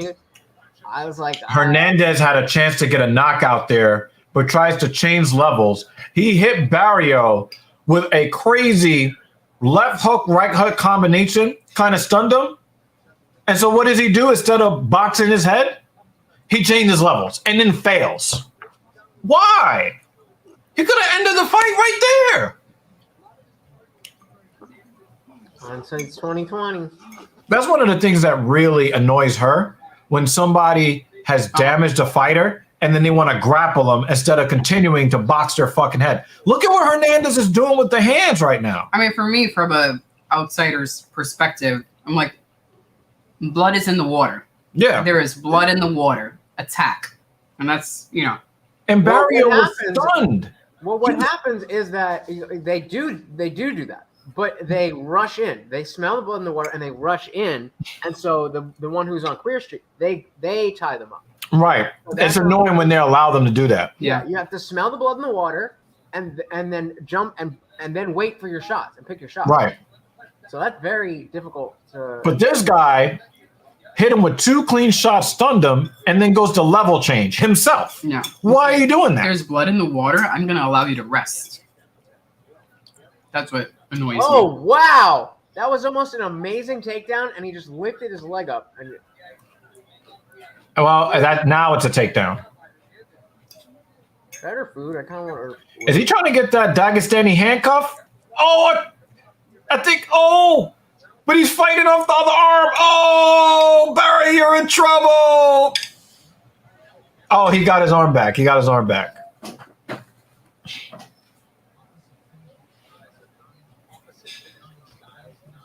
Yo, Barrio doesn't even look like he belongs in the cage with Hernandez. Is Barrio kind of hurt? Go lay down.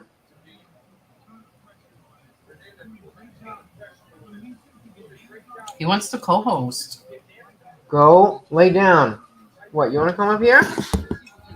Come up here. Oh, wow. Hernandez is strong. I've never seen Barrio fucking ragdolled like this before. I don't remember either of these dudes. I thought Hernandez had an earring in his ear, and I realized he's got gauge. He's got gauges in his yeah, they're just taped up. Yeah, he had to tape up his gauges.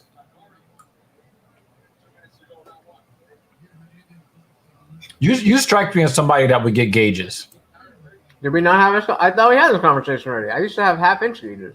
Oh, We see? did have this chat. We just forgot. Yeah. I probably wasn't paying attention. This one. And it almost closed up? Wow. Yo, Hernandez is whooping his ass like I've never seen his ass whoop before. Yeah, that's straight. Well, I mean, for me, I got. Oh my God, the slam! He's got that neck. For me, I'd take them out and let them close up and stretch them back again, like back and forth a couple of times. A couple different reasons, like when I had to take out for a job or whatever. So there's a lot of scar tissue.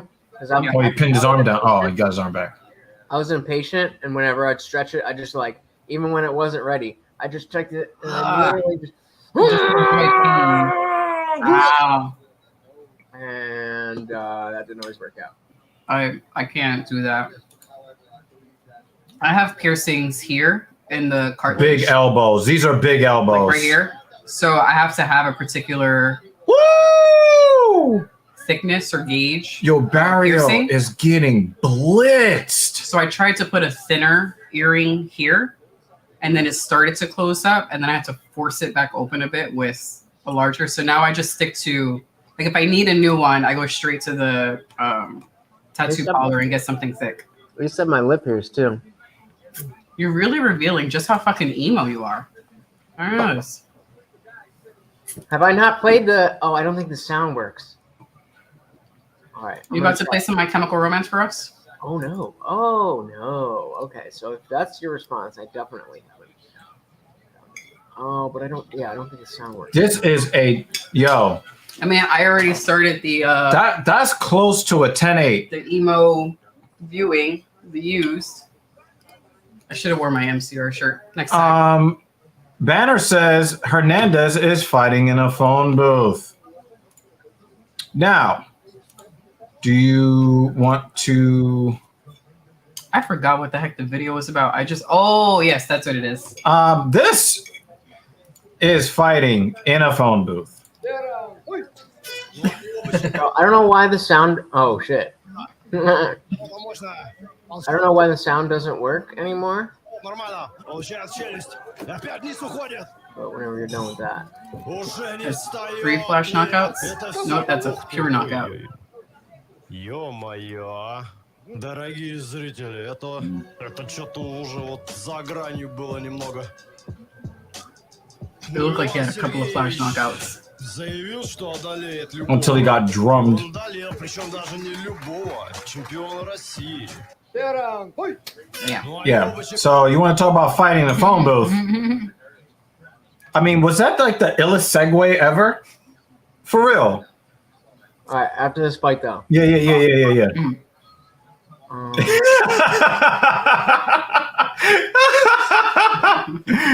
Now Barrio was trying to put it on Hernandez here in the start of the second round.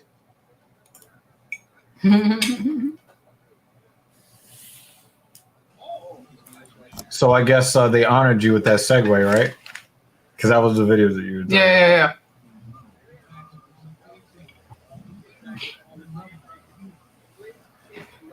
I didn't realize how hungry I was. So Barrio came out like a man on fire, and he ends up fucked up in side control, about to get his back taken. Oh, all right. So he's got it back in the half guard. It's a very loose half guard.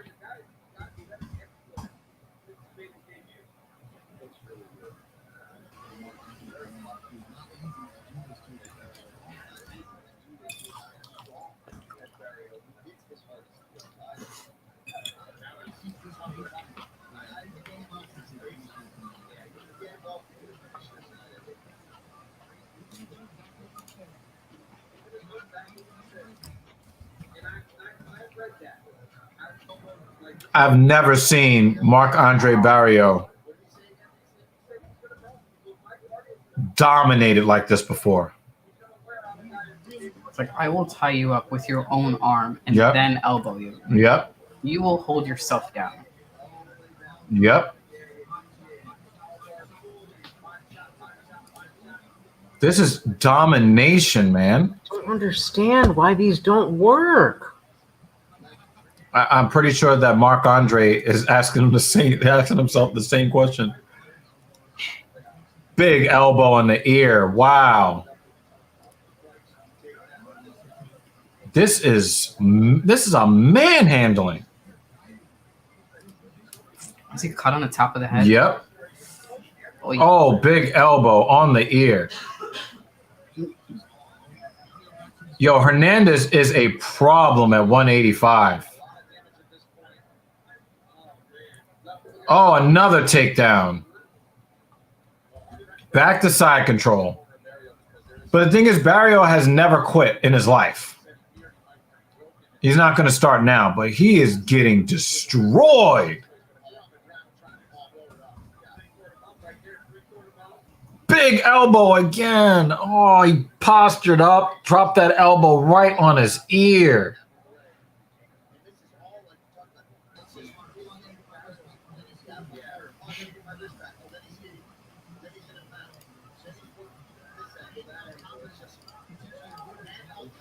I'm not going to front. If I was getting manhandled like this, I would just tap at this point in the fight. I'm like, all right, I've had enough.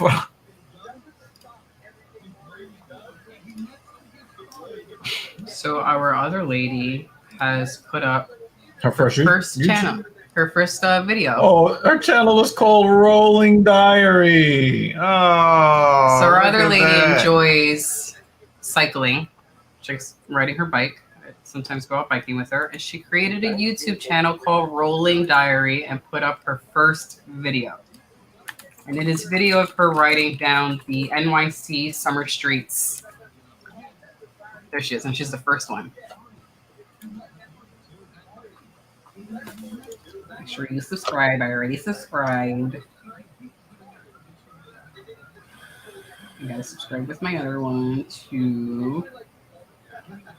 And her thumbnail is really nice as well. So you could see her work with her own thumbnail. Wow, But 28 views already. I know. If anyone has an interest in cycling or just casual Search Rolling Diary video on YouTube. I haven't had a bike in fucking forever. Well, where we live, since we are right by Hudson River Park, we're fortunate that we have a nice bike pass that we could ride because I am too afraid to ride in the street. So, yeah, bike riding is super fun. She loves that shit. I usually go out running and she's like, oh, I don't want to run. I'll try to run. If I'm like, you want to rest today? No, I want to bike. If she had a choice between a rest day and a biking, she will go biking. Not even gonna drop the link. Damn.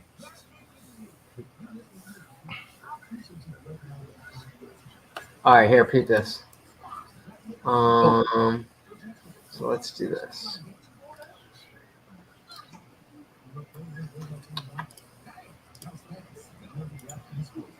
So yeah, I don't know why the sound doesn't work, but this was a promo photo.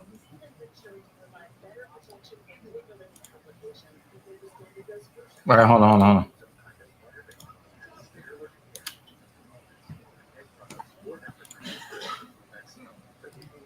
Promo photos.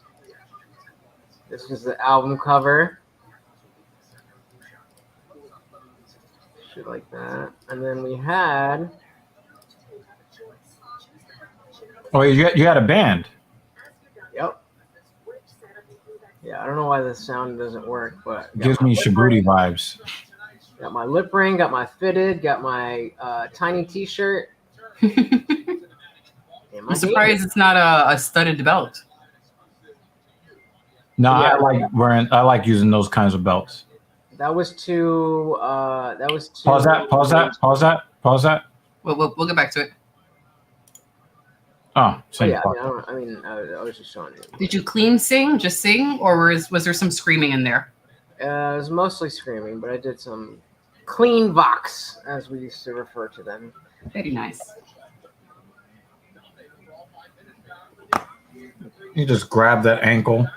Ooh, maybe it'll work on my phone. Maybe that's. Oh, one of his gauge covers just popped off. Oh, that's what that was. Yeah, there's a lot of domination, but I think it's just going to be 10-9s. I think it is just going to be 10-9s. But yeah, 2017 sounds right to I me. think they both popped off. Oh, He dropped him on his head. Top of the head. Oh man! And he's cut up there too. Oh, and now the cut is being rubbed on the fence. Rubbed on the fence. You are morbid.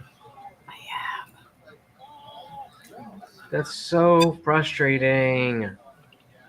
Like, there's a whole. I wrote and recorded all of these songs. Mm-hmm. Don't work, and I don't have them anywhere. Because I had all my music on Google Play Music, and I didn't read the warnings that they were getting rid of. And you lost all your data. All of my music. Is it that the files are corrupted, or what's wrong with They it? just deleted They said that they were closing it out, and he's gone to sleep. I just thought he's gone to sleep. He's gone to sleep. I just thought you wouldn't be able to. That use is a. the Oh app. my God! He got destroyed. I didn't realize they were gonna delete all of the files. Yeah, it's fucked up.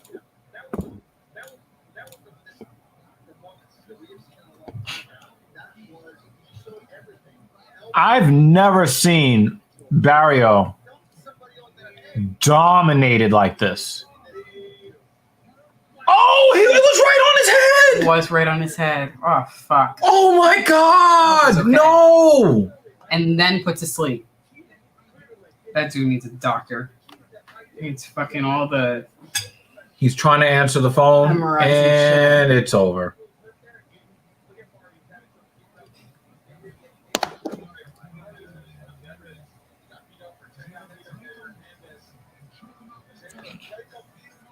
Oh, he's in a lot of pain. Send that man to the hospital now. He's hurting real bad. Yeah. But yeah, no, the video that she has up at the moment is subtitled in Korean. In Korean, yeah. She was Korean, but she intends on putting the same video out, but instead with English subtitles. So her plan at the moment is a combination of Korean and English videos, and hopefully one day she will be comfortable enough to come here and explain her channel herself. Hint, hint. One day we'll get her to, but for now we'll prop her up.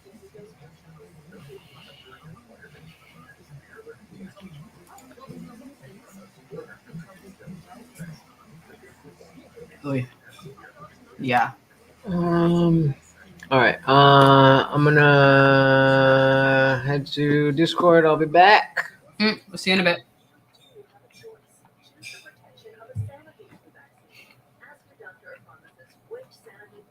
She's sitting there looking at her view count, and she's like, "It went up, it went up, it went up," and then the count stopped, and she's like, "Oh, they stopped watching." She's very cute over there. Back inside the UFC Apex now for the official decision brought to you by TAB, Disabled American Veterans, keeping our promise to America's veterans. Here's Joe Martinez. Ladies and gentlemen, comes officially 153 seconds of round number 3, Texas submission by Kevin Archer for your Something popped in his rib cage.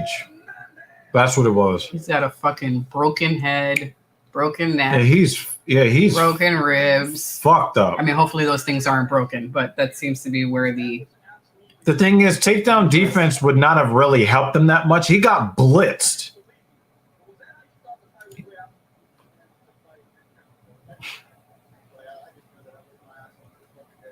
That was crazy. That was a crazy blitzing I've never seen Barrio take ever. I told her she's got some subscribers. Well, anyone who's subscribed, we appreciate it, and so does she. Yep.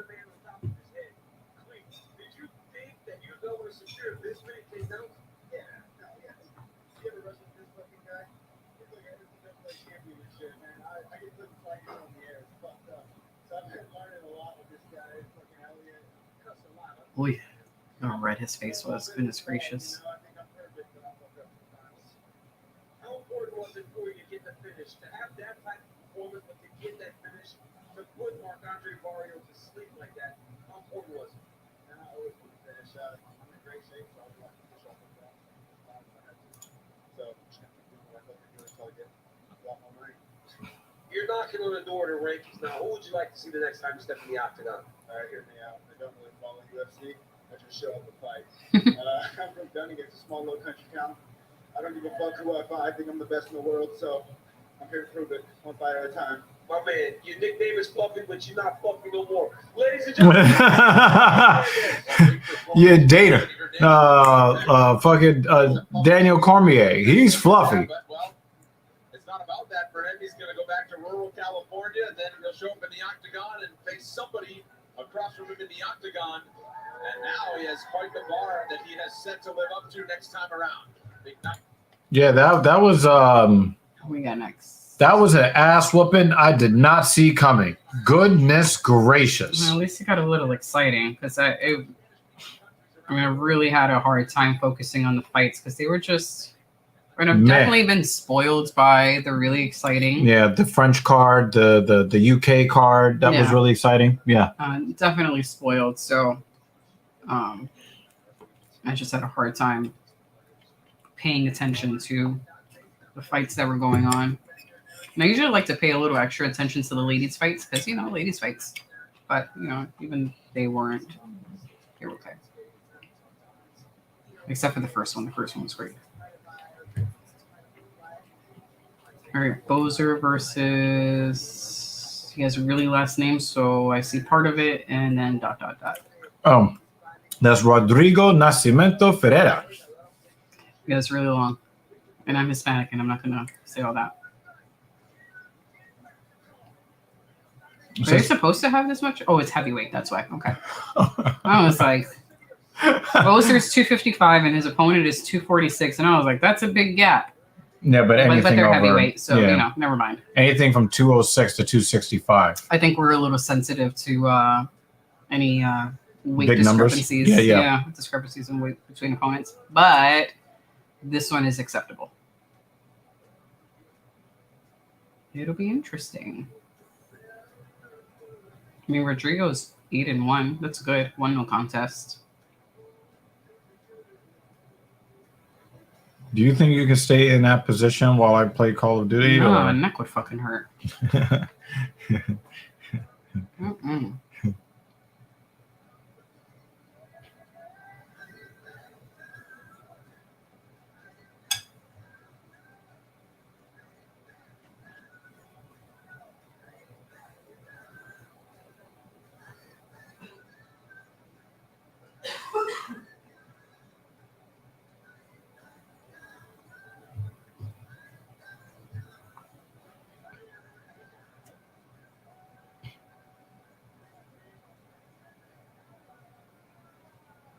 I wonder if that phone booth competition, if they have if they regularly televise or stream. God, it sounded old when I said that. Stream their I don't fights. think so. That's something we could view. When who? Semi-regularly. When who does that? The phone booth match that we saw. I mean, I think that's definitely some good in between. Or if we can find some more clips of that shit. Yep.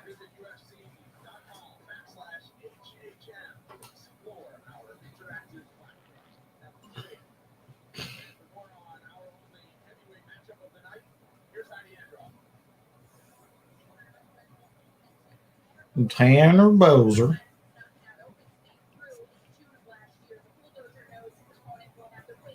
Let's check. Oh, her phone booth fighting.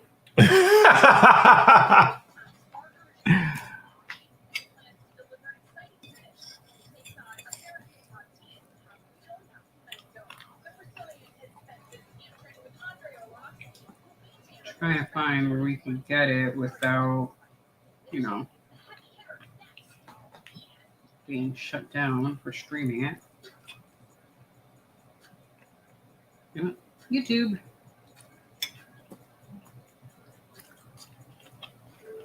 Oh, booth fighting.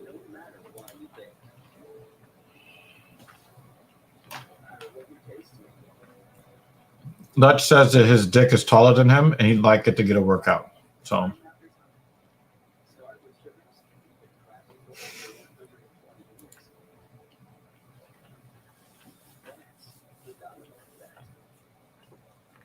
could you imagine?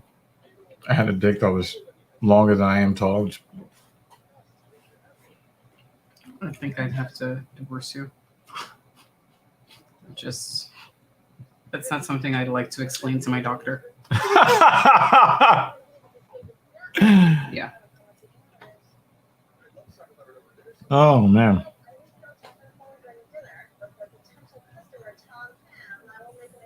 All right, I think that there are some clips on YouTube, but we'll look later. See if we could just watch some more.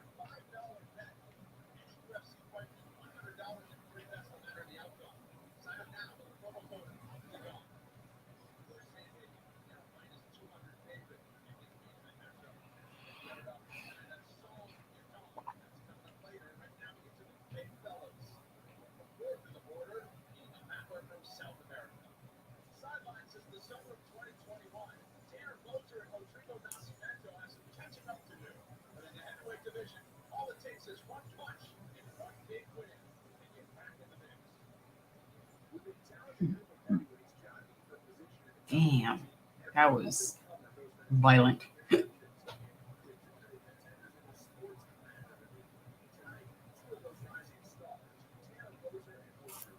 This dude has some killer hammer fists that they were just showing. Bozer. What about Bozer? He had some killer-looking hammer fists. Yeah. He's brutal. He's a brutal fighter. Very violent.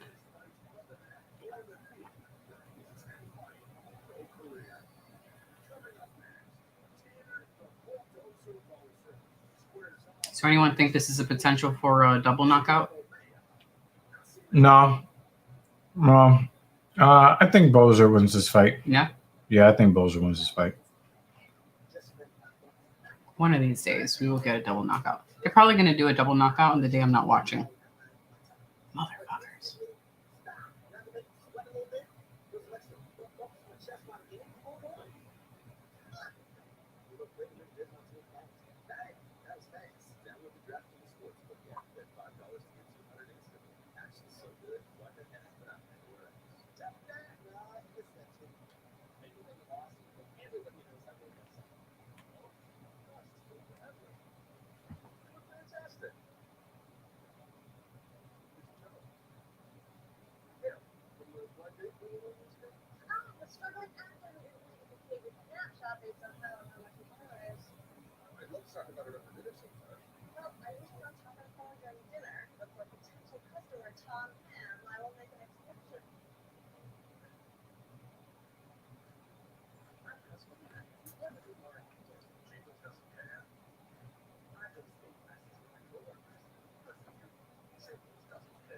Oh, I fucked up. What's wrong? Can you reach into that? You see that back near zipper in the black bag? If you pull that down, the back near zipper. This? No, like up. No, it said the near zipper. This one? This one? Yeah, pull that down. Side Yeah. zipper. You gonna charge it? No, the Mets game is on. I thought he was taking out his Yeah, Lutch also has Bozer winning this fight. Okay.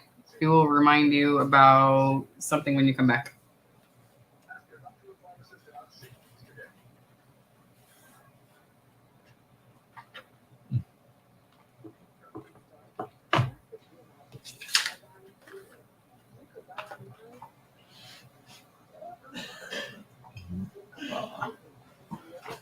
Cable. Okay.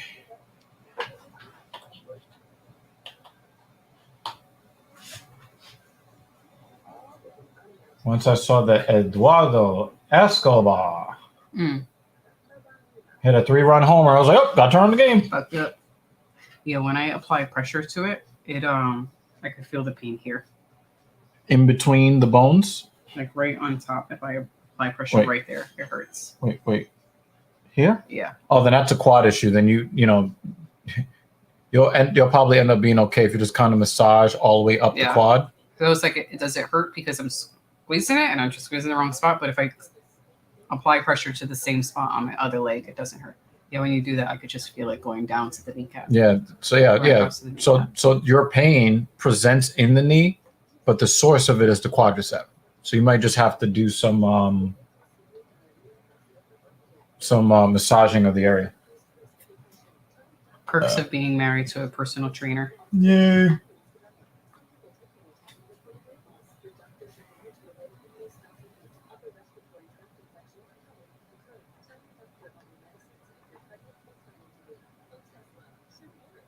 Yeah, I think when I started up my training again this week, after being sick, I was just like, I know better. But however, I was thinking, fuck, now I gotta catch up. I used to use a lot of ketchup, but now I don't really use ketchup very much anymore. Oh, that reminds me. Sorry, I have to add this to my shopping list. We need ketchup. I was thinking this as I was cooking because that has a little ketchup on it, but shopping list. You see, guys, she pretends to hate my corniness. Ketchup. Shopping list. Ketchup. And Escobar makes the play after the home run. That's nice. Do you need water for this week or sandwiches for your Met game? In the 20s. In the 20s, 27 and 28. Okay, so the week after. Mhm. So just remind me.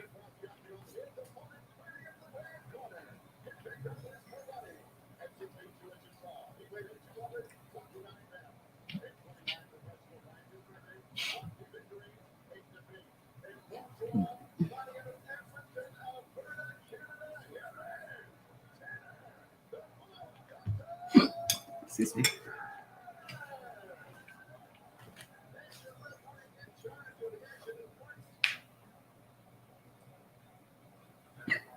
Oh, great. Now I have hiccups.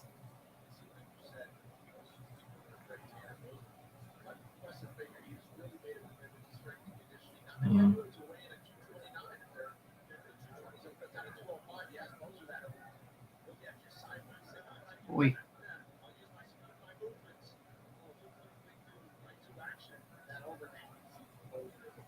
This may not last too long, babe. Nascimento is pressing. I mean, it's not too many shots fired so far. Big left hook from what Bozer. he did do, yeah. It's a very muscular heavyweight too. Yeah. Oh, boy. Yeah, those are there's that takedown. I mean, the other heavyweights just normally look very round.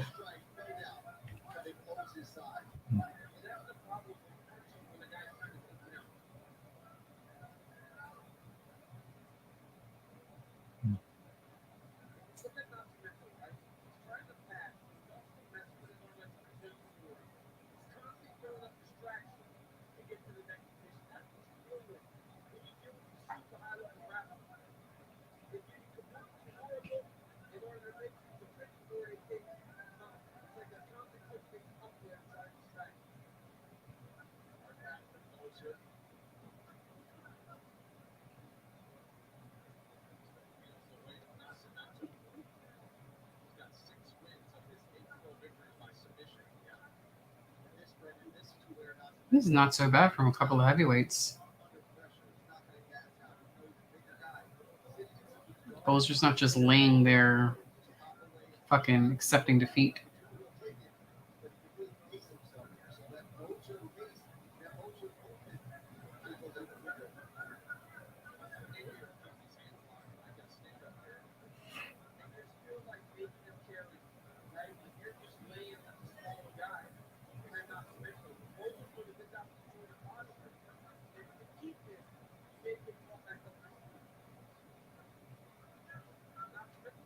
This is pretty interesting. You're missing it, babe.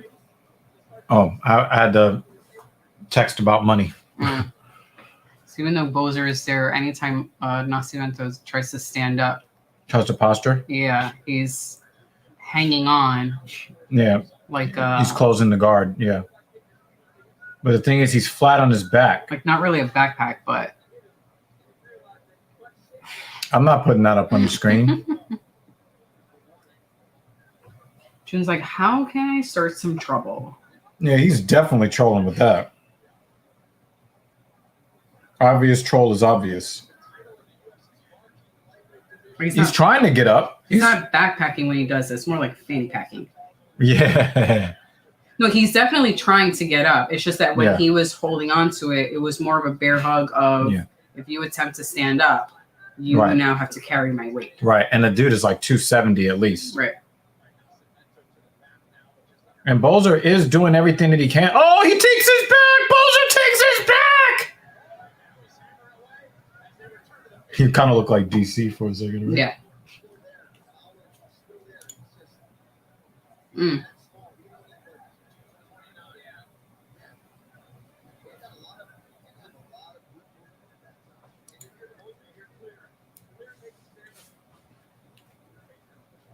When I saw the P4P, I thought PlayStation. I was like, PlayStation. go to PlayStation.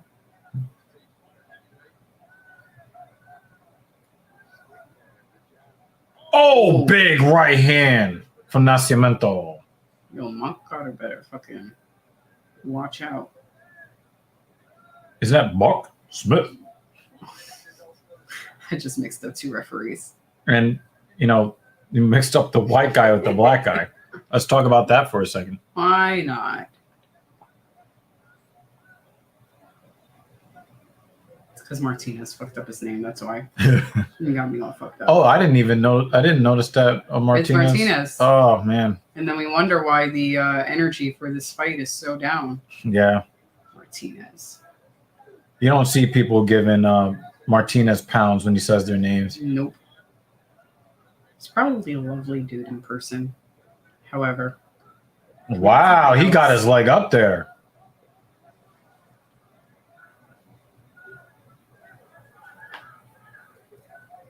Oh. I just hope I wasn't gonna make that mistake. everything okay with money stuff?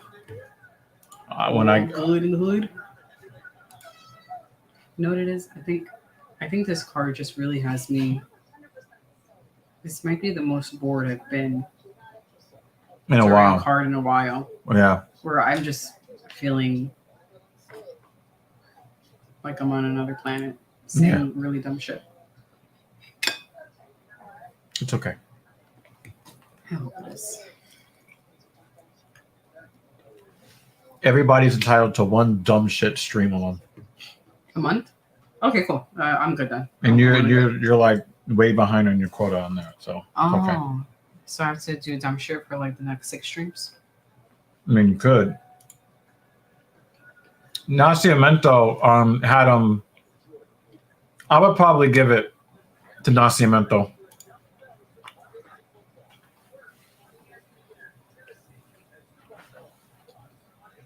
I mean, Bozer was game, but I didn't think he won the first round.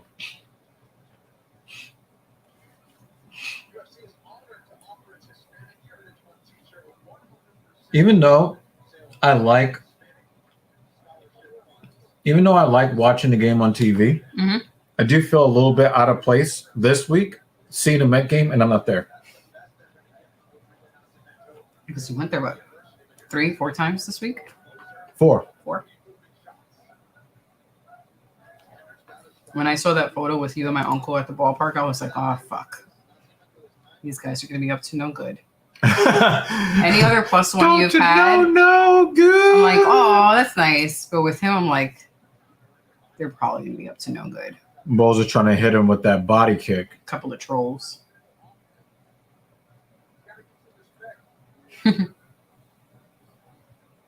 Nice right hand from Bozer.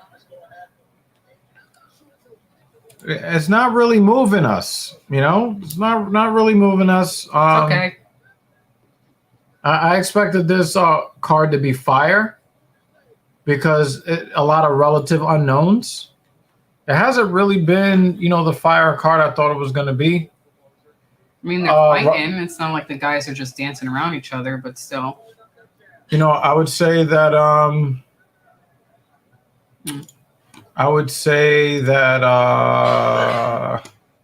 Anthony Hernandez is a fucking monster.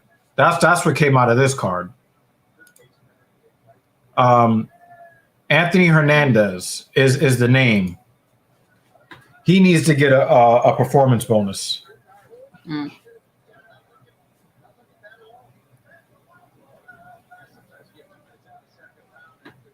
I'm just glad that this is going to end relatively early because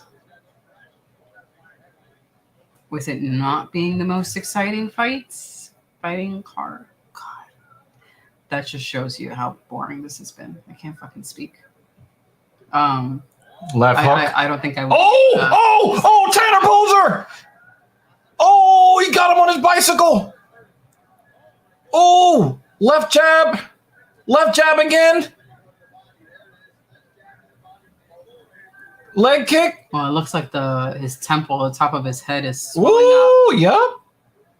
Oh, overhand right. Nascimento's in trouble. Oh, right hook. Yo, his hand, he's frozen. His hands are frozen. Yeah. You see the knot that's forming? Yeah. The knots? Yeah. Oh, he was trying. It was a step in straight left. Bozer smells the blood. Hit him with that calf kick. Left. Bozer's trying to get him out of there. Bozer switched stances because maybe he's thinking that Rodrigo is not able to see the left hand.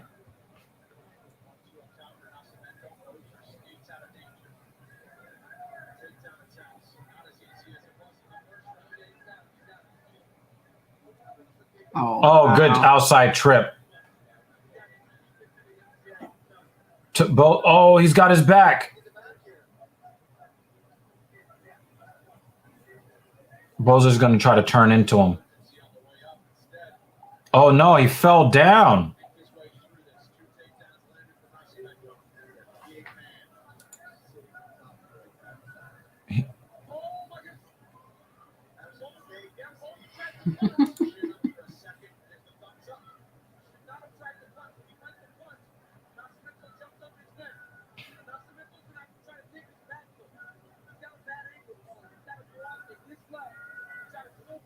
He turned in. Good job.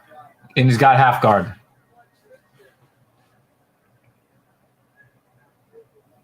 Nascimento looked like he was on fucking Dream Street. Mm.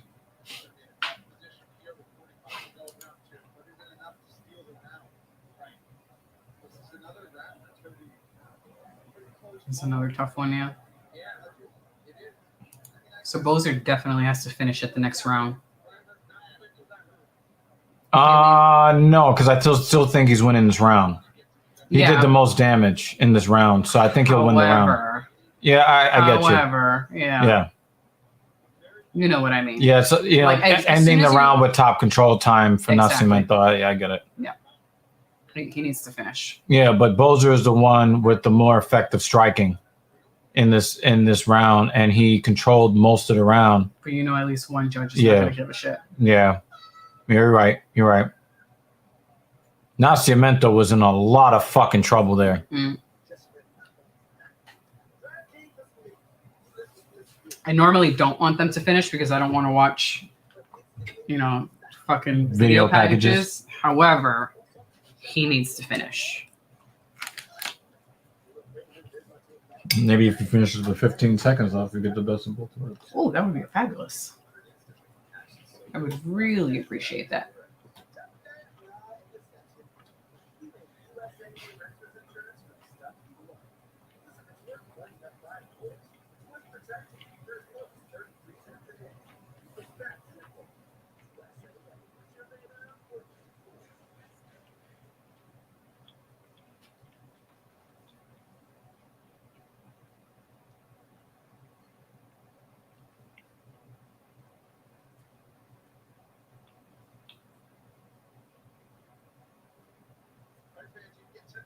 Nice swing for Lindor.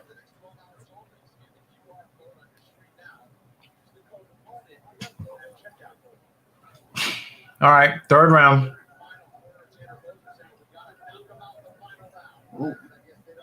Oh, wow. Bozer is getting beat up.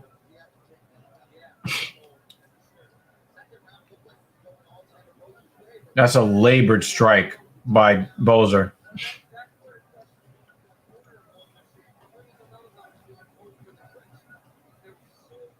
Oh, nice step in left from Bozer.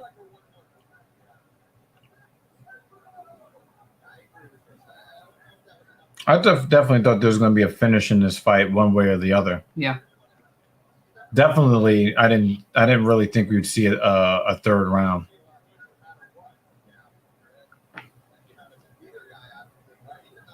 You're right. Yeah. Yep. However, for me, that's my video package. I don't want to watch video packages. Oh, he grabbed the top of the fence.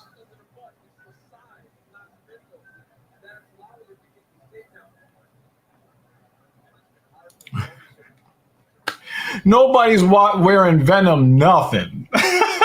That is a really good point you make, Dave. Ain't nobody wearing no.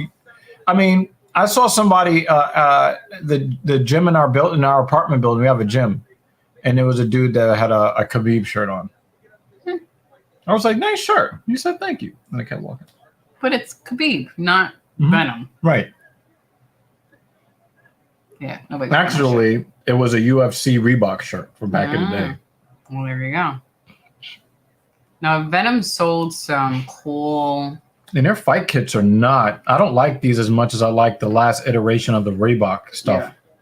Yeah. If they sold some cool, well-designed other types of athletic wear, Mm-hmm. I might consider it. If Under Armour made some of their gear, that would be cool. Yeah. So I Not have them some, ugly ass rock shoes. I have some Under Armour stuff. I don't know if anything's available. Yeah, Bose is gonna end up losing this fight.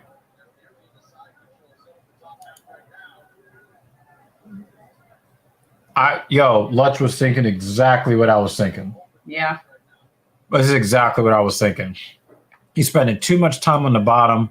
His back is flat, both shoulders on the mat.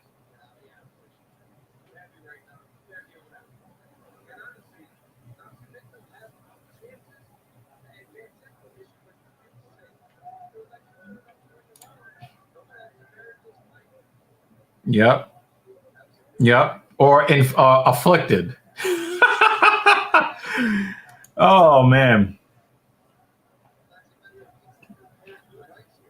I saw somebody wearing an affliction t-shirt that was like in like one of the MMA fighters' entourages. I'm like, man, nigga, why are you wearing that? Motherfucker stopped wearing affliction t-shirts 10 years ago. Did it look like it was still in good condition? When you're wearing an affliction t-shirt, you're in bad condition.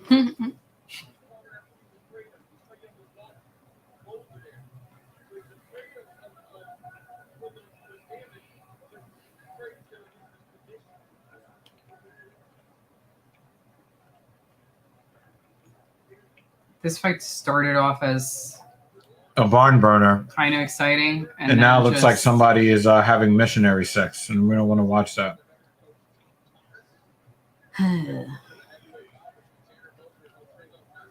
Almost there.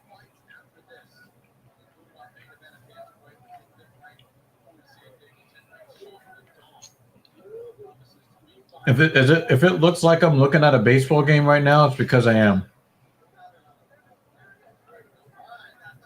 Mets are winning. If anybody cares. Thanks, Mark Smith, for standing them up with 30 seconds left in the fight. Boza tried to go for the Hail Mary.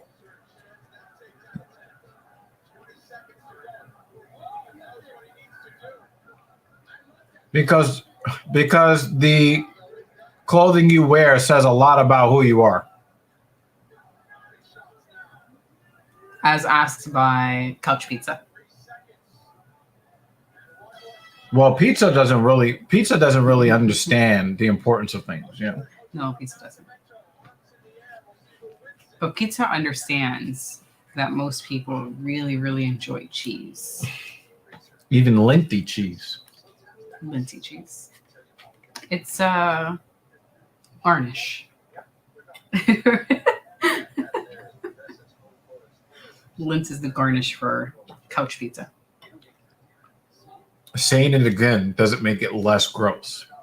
Lint is a garnish for Couch Pizza. Where's the mute button for this woman? We need more exciting fights. I'm fucking losing my mind. I'm about to like just put a fucking pillow there on the floor and lay down.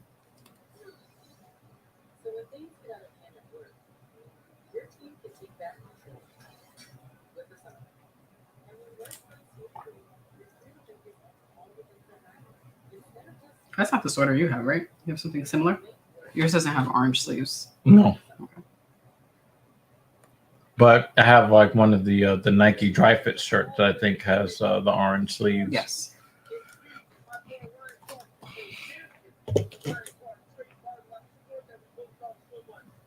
I mean, we can't even really answer the question for revilement because he doesn't even wear shoes. So he doesn't understand the importance of like what your clothes say about you. But you know what? I agree with his shoeless life. I too enjoy being shoeless. I mean, I wear shoes outside, obviously. We're in the city. But Crosby 29-28 for Moser. Oh shit. And Judge Bird has it 29-28. Your winner by split decision, Rodrigo. I was not expecting a split decision. I'm not surprised he won. I wasn't expecting this. Ow, Yeah, I didn't see 2 rounds for Bozer. What do you want to tell me?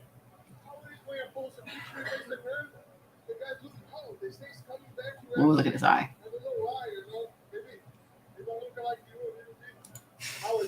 Oh, he said it. Maybe it's the ball in hair and the sexy body. I said it too. What a fantastic victory. Obviously, the last fight was what it was. To beat a tough Tanner Bowles in that way, what does it mean to you? Bro, these guys so Dutch. Just respect for me, you know. But He lumped you up, literally. Mm-hmm. many people in the gym help me. Looks like he has lima beans underneath his skin. Mm. Forget someone. But like I thank you, ACG. My teammates, all my coach. Oh, I'm so happy. So happy here now.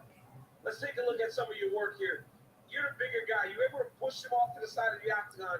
In those level changes, Wow, that's a big overhand right. were you able to take him down this way? And were you expecting more in terms of him defensively on the ground? Trying to He didn't grab it. He attempted to grab. It looked like an instinctual, but I don't think he actually grabbed. No, the one top of the cage. no.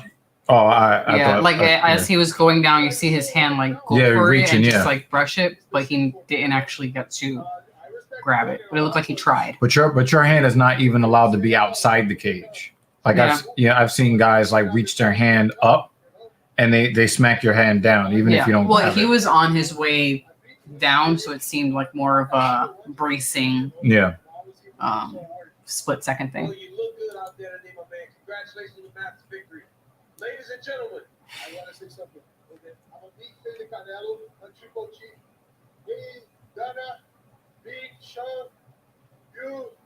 I really want to go there. Give me 2 tickets, please. Canelo fight. you just, Rodrigo, you the one that just won money. Ladies and gentlemen, give it up for Rodrigo Nascimento. All right.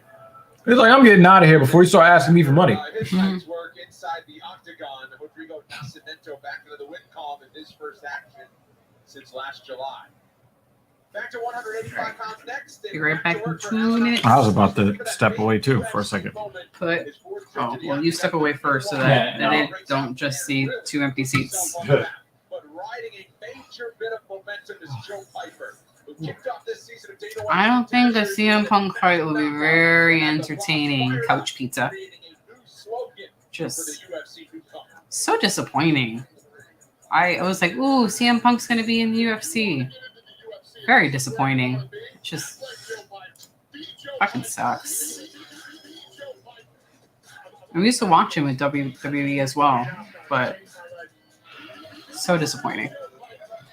I think the only thing I still like about CM Punk, or still hold on to, is I listened to his ring song, This Fire, performed by Killswitch Engage. Love that song. That is still a great song. Yeah, I was not paying attention to that promo. Now it's just commercials about I don't know what the fuck. I think he's playing the Cult of Personality song. You came off of that. I know, but I don't count that one. I don't count the Cult of Personality song. Like, This Fire was the best one, and anything after This Fire was just shit. For me. Because This Fire was amazing.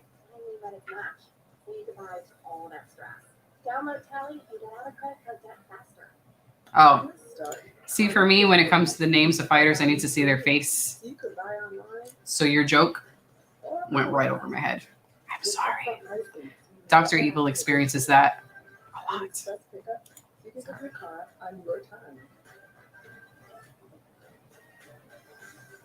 All with an unmatched 30-day money back guarantee. So you can buy the confidence.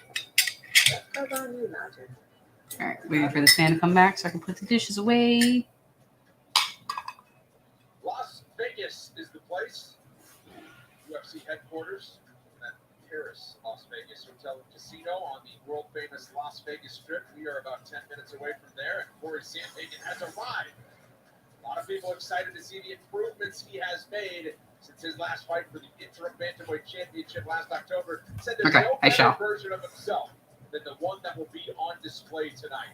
The long thought of as a future contender and an exciting export from the Far East, 24-year-old Song Yadong can level up tonight with a victory. He makes the immediate jump. That would be a funny fight. All right, I got it now. I looked him up. The small dude. Okay, fine. CM Punk could come back to fight him. I would watch that. Any other fight, I don't want to see. After a star-making turn on the first episode of the Any other fight, no. But that would be pretty hilarious. And I'd have some popcorn while I watch it. Takes on Alan Amadowski. As Dana White's Contender Series began its 6th season in July, Joe Piper was the only fighter to earn a UFC contract on the first episode, with White telling the rest of the competitors on the series to, quote, beat Joe Piper. Tonight, the viral sensation makes his octagon debut against Alan Amadowski. BRB.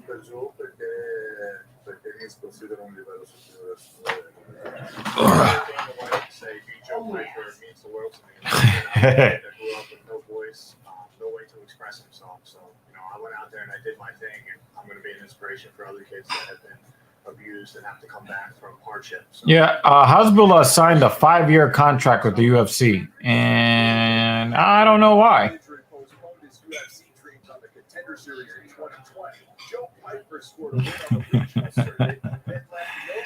Yeah, that was weird looking. As a second-round TKO of Osman Diaz, with the hungry Philadelphian in the big show to celebrate his 26th birthday. There's no pressure on me to go out there, regardless of who's watching. I believe in myself. I believe in my skills. I know why I'm here. I'm not here for anybody other than myself, and to help the people in my close circle at home. So I'm gonna go out there. I'm gonna be me, man. And I'm gonna be free. I'm here, and I'm here to stay. Willing to do whatever it takes to succeed in the octagon, even if that means traveling from his home in Italy to Las Vegas to train. Alan Amadowski is determined to get the victory tonight against Joe Piper, and he knows the time is now to begin his march up the middleweight ladder. Stasera voglio mostrare al mondo che sono davvero forte e che non mi avete davvero ancora visto di questo sono capace.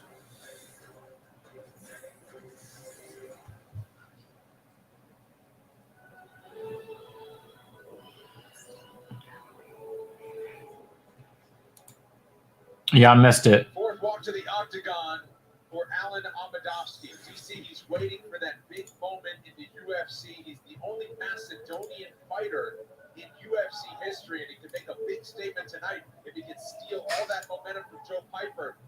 He's got 8 wins as a pro. All of them have come by knockout. 4 have. I've never heard a last name like Pfeiffer before. I mean, there's Mekhi Pfeiffer, Michelle Pfeiffer. He puts himself in danger at times. He's got to be a bit smarter. And that's one of the things that he said he's focused on as he got ready for the fight. Is being a little bit smarter, taking his time and not putting himself at risk as he tries to get to the He has 4 wins in 40 seconds or less. Against a guy like Joe Piper, he's got the ability to absolutely take you down and submit you on the ground and pound. He's also a great striker, but Alan Amadowski's just got to set it up. Be a little bit more patient. What? Joe into having a strike in exchange for you, then unleash the power. I could probably use some water. We'll see if he can steal the momentum from Philadelphia's Joe Piper, who's ready to make his anticipated UFC debut. I need a cup. You fill it up a little bit, like halfway. Right here at the UFC Apex in August of 2020, and he was liking how that fight was going, Paul, against Dustin Stoltzfus. A fluke injury and a bad one at that. Took a long time for him to battle back. His account's name is Body Bags Pfeiffer. Put it in perspective this year. Gets the big knockout, and he does so with the timing and the episode of Contender Series how it was going, where Dana White wanted to set the tone for all other up-and-coming fighters to beat Joe Piper. Perfect.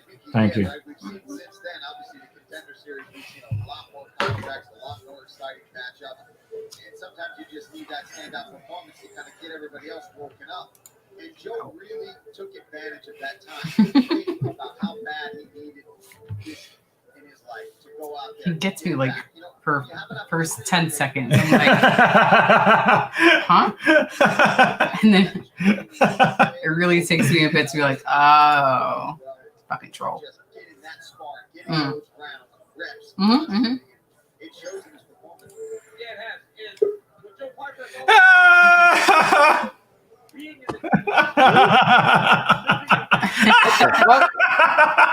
What in the fuck? He's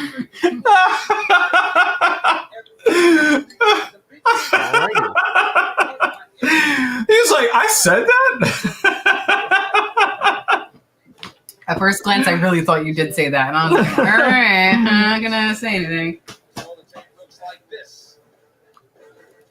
Rachel Piper and Alan Amadowski. Amadowski, 8 years older. We highlight Yep. But it still works, though. I mean, we noticed this fuck up last week. Yeah. But if I just look at it real quick, you got me for a couple of seconds. All right. Do you agree? Damn, with David 40 Banner? underdog. Yeah. I said if he's shaved, he looks a little bit. He looks like Justin Gaethje. I thought he looked like him a bit.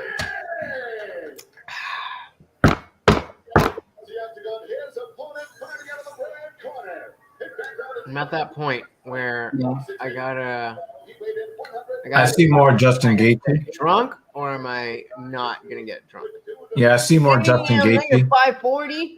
But I can see like a little bit of Paul Craig, but he looks more like Justin Gaethje to me. Right. Yeah. Paul Craig, who needs a tan. This would make the stream a lot less fun if you stopped impersonating him. You have to be good though. After his July bout right here at the UFC Apex. Got some weak trolls. Brought to you by Modelo. Heavy favorite Piper's in the blue. Amadowski is in the golds. There's a lot of danger in being overconfident against Amadowski. If you're overconfident, Joe Piper said that he feels no pressure. There's a ton of pressure on him because you only have one opportunity to build off of what happened in the Contender Series. You cannot fall flat on your face. I think to the kid earlier that fought, Daniel Zellhuber, yeah. He is never going to be able to live that down. That first performance will take some big performance for him to really change the narrative.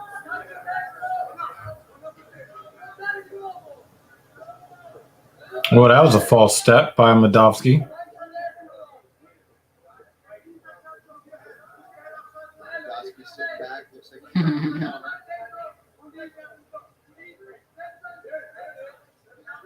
Joe putting on smart pressure though. Yeah, rushing things. Do something. Now, there's a lot of danger. There's a lot of quick knockout danger I for don't both care. fighters. I'm bored. Oh, I think Lutch wants to watch some commercials. He hasn't watched commercials in a while. Oh, did you get what? Combination with substance from Amadowski there. Where was it? I said remind me of something. Oh, Yeah. you did. Yeah, it was up here. Giovanni. So, oh fuck, I don't remember what it was now. Shit. I thought you meant Lovato. I'm like, why would I want to remind you of that? The funny medication. Background noise better? That's Let us what know. it is. Oh. What Piper did on that Contender Series. So it's HIV medication, and it they have this. Let me see. If it's, You said that there was some chicks on a server too? oh yeah. Oh yeah. I left because that same dude in there being fucking annoying as shit. Fuck. Well, the one you were complaining about last week? It was something like it was U equals U. and it was like undetectable equals untransmissible or something like that. Right. Yo, they trying to get you to fuck with no condom. What the fuck? Let me go check on the laptop and see if I also hear. They also had this hoax about Magic Johnson donating blood about a month ago. That shit's on mute. There's a big hoax. I don't care how undetectable you are. I don't want your life force anywhere near me.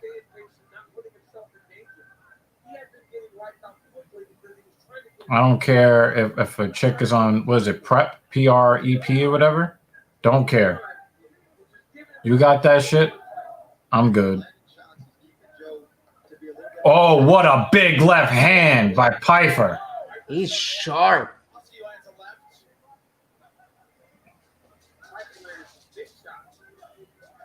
Big calf kick for Amadovsky. Amadovsky's got a chin on him. Oh, he killed him. Oh, he's dead. Damn. Come on, Tyone. I think I jinxed him. I was like, oh, he's got a chill in him. Boom. Wow. We saw him go for that combo earlier. He sliced and started that lead uppercut. Come over with that big right hand. But not loopy though. It looked like you got it straight. What, Bubba? You want to come? Come. Yay, we got him already straight. Right on the ear. I mean, that is great. Amadovsky's just looking at it.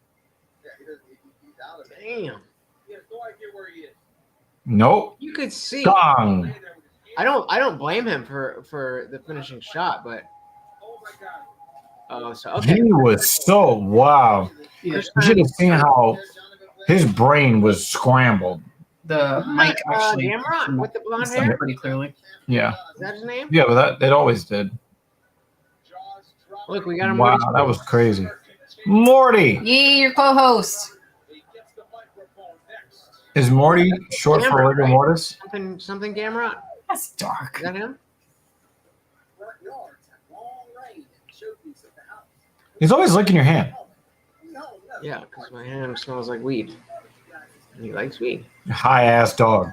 That's why I went to lift so that he would go for the other he would go on camera and he goes to the other hand. Mm-hmm. Look at this. Look at this. He's holding down. See, that's not funny. Like, if I talk about being short, then you don't get that joke. You have to do. Well, the pun. The pun works. It's not a pun. Better for go-getters. And brainiacs. Morty gets a little bit of love. He gets snacks thrown at him. Whereas in He'll lie in a jar of peanut butter residue. Plenty of love, just not while I'm fucking recording shit. This is the perfect time because you're no longer giving him the full attention. Yeah. Yeah, I don't think that dog gives a fuck what you're doing. Mm-hmm.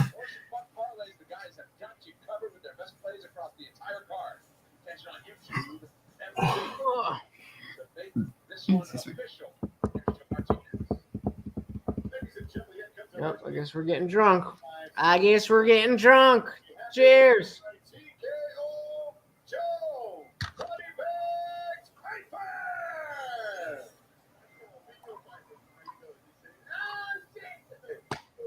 All right, let's see. Because you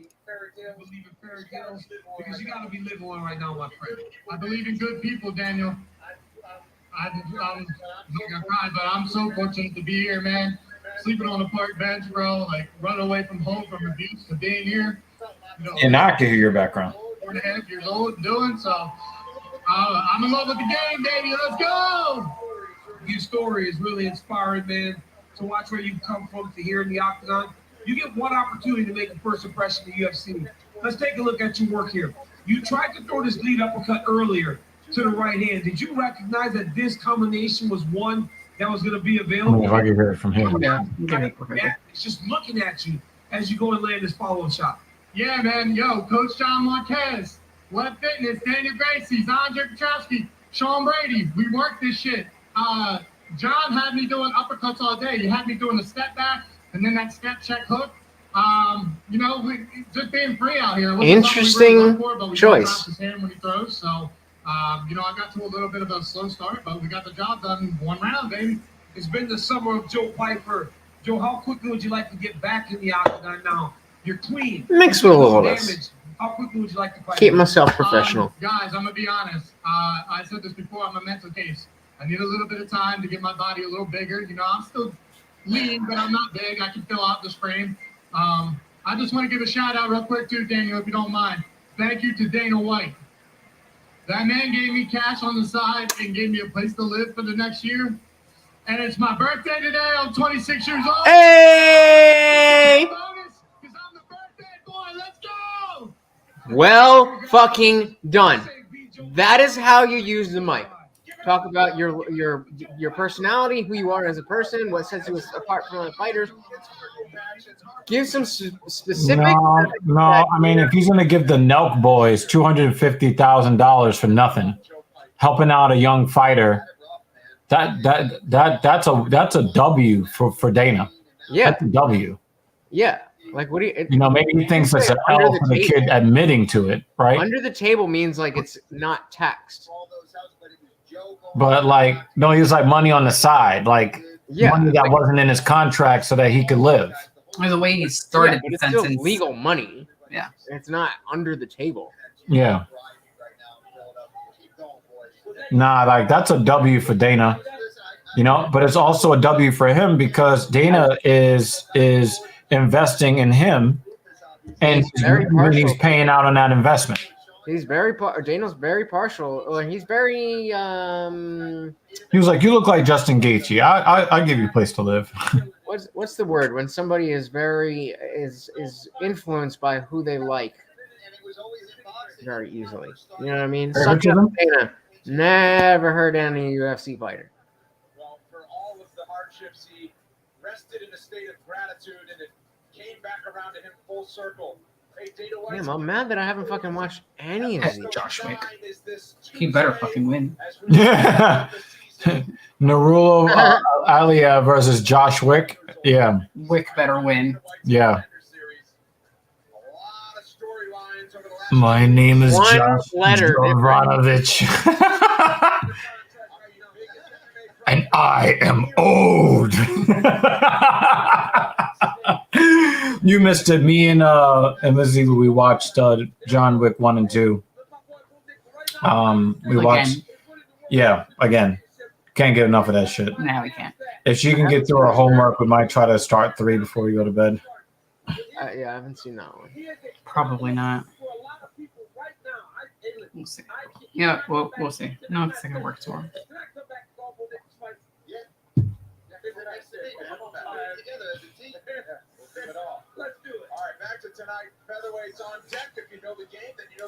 Andre Touchy Feely. He's been hit or miss. I mean, he's only a dude that chicks would want to fuck could have the nickname Touchy. Even your last name is Feely.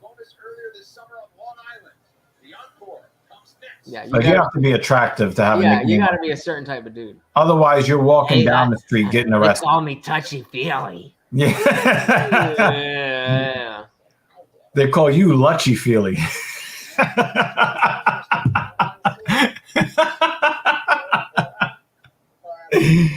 Oh man, today's one of those days. Yeah.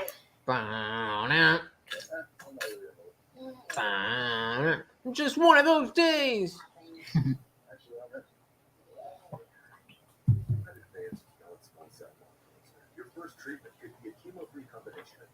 Yeah, I agree, David Manor. Well said.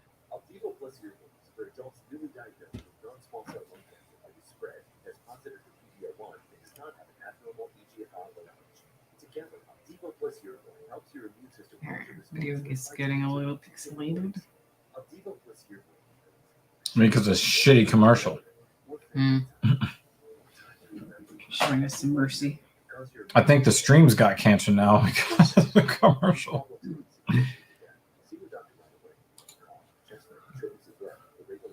Yeah. Definitely not contenders because they're not always on their game, you know.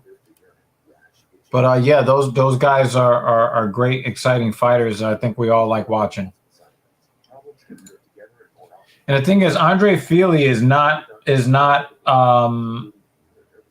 scared to get knocked out. He goes in there to fight. Ask your doctor about the combination of 2 immunotherapies on T-Bone Blister. Thank you to all those in our clinical trials.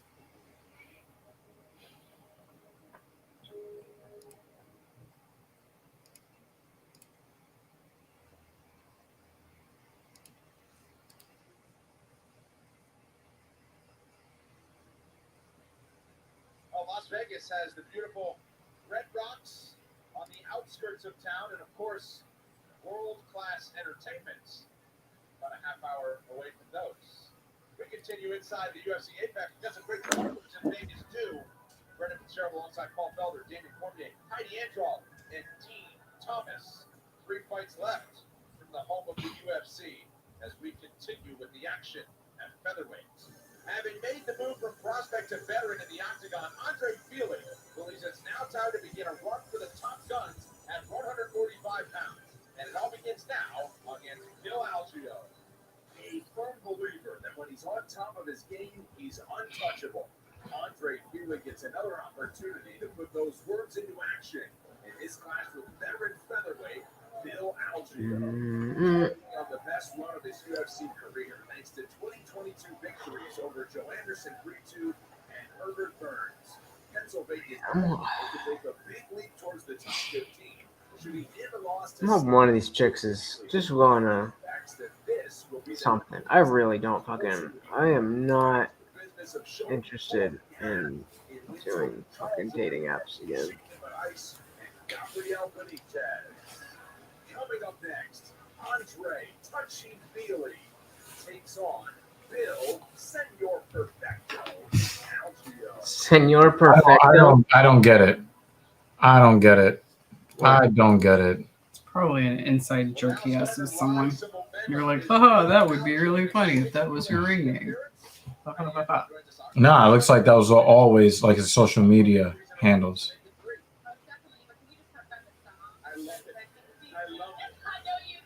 What does that mean? It's not an inside joke because it's his social media handle? No, I'm saying it's probably something that he chose. Like, you remember when that guy was doing like I'm going to throw my butt around like a sus? And then he revealed, my team dared me to do it, right? It was something new that he just pulled out. No, but that type of name seems like probably something he did. I mean, maybe he did it for a long time, but probably like joking with friends. I don't know. Doesn't really matter. One of the things that I truly like about him is his awareness on the mat. He's got great graphics. David Banner was late. He's so late.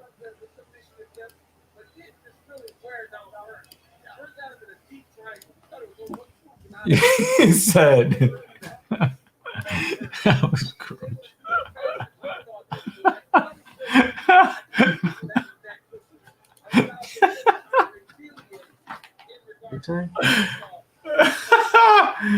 Oh man. Oh man. I wasn't planning on it. Thanks for the sage advice, but I wasn't planning on it.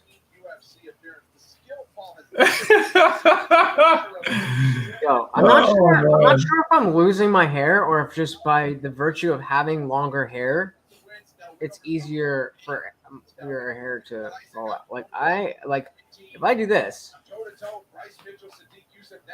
there's a hair. I can't run my hair. Everybody loses between 100 and 200 hairs a day. Everybody. Okay, that makes sense. See, the problem is with males is that we have, I think, up to like 25 to 30% less hair follicles than women. So when ours falls out, it can appear to be a little bit thinner than women. But everybody loses somewhere between 1 and 200 strands of hair every day.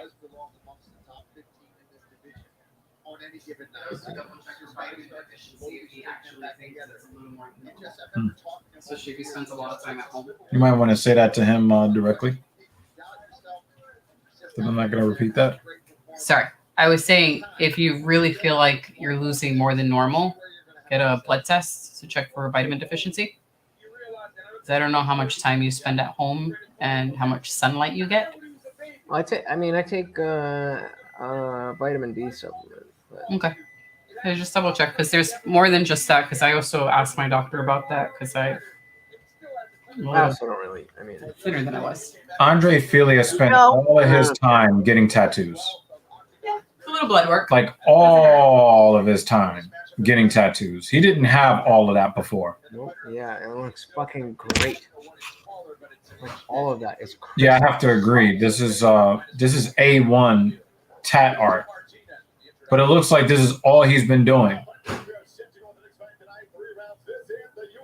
Could you imagine if he ever decided to get his tattoos removed?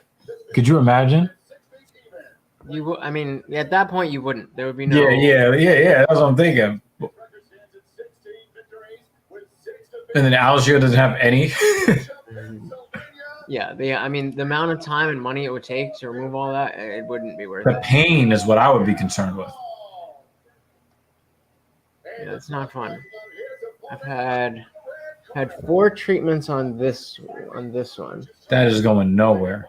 No, it was pretty fucking dark. It was well done because like it was American traditional stuff. It's supposed to be thick and stuff. So it's definitely fade. Like compare it to that. And I could do maybe 2 more sessions. And like what I wanted to do, was imagine this isn't here. I was at a tattoo convention and someone pointed out that here and here, all around, that's a good spot for something.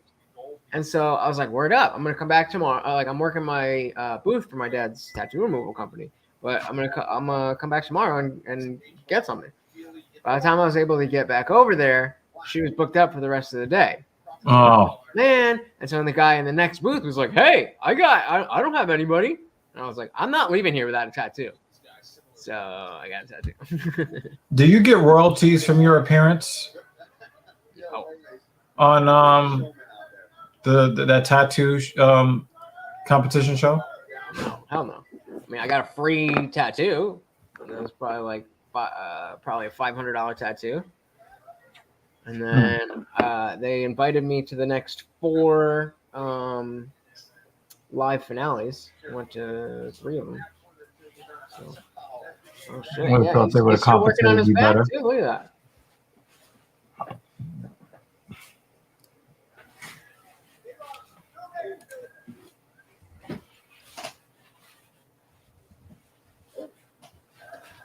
You want to answer that, Dutch?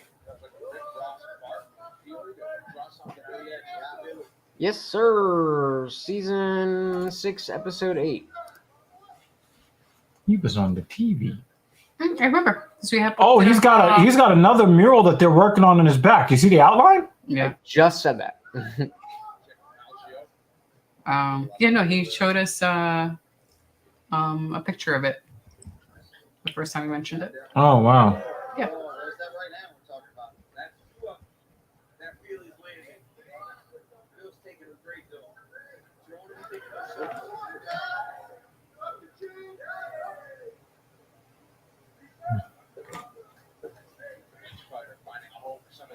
Shots. I knew this was going to be a scrap. Now the style is different. Carries his hands really low. He pops that jab action. All right, we've got one of these chicks entertaining the conversation. The first one kind of seemed like maybe she was lukewarm, so I'm on that one. Oh! Hey! Bad move. Terrible move. Knee. Ah, knee. Get that knee up there. Oh, he's not.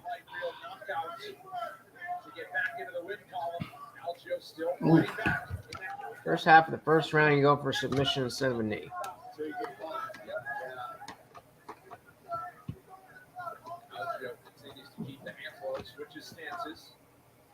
Yeah, if you Google. Oh, nice head kick. Yeah, I'll put it in the chat. If you Google this, you'll. Oh, is he bleeding? Yep, he's bleeding. It looks like his hair. Yeah. Algio is just a little off. Oh, he kicked himself off his feet. If you Google what I just put in the chat, then you'll find my tattoo, and you'll find the 15 seconds I was actually on TV. Nice body kick. You know, this goes back to what David Banner says. You know, it goes right back to what he said. You know, when he's on, he looks like a world beater. You know what reminds me a little bit of? Pettis. Anthony Pettis. Good point. Oh, he hits him with another head kick. Wow.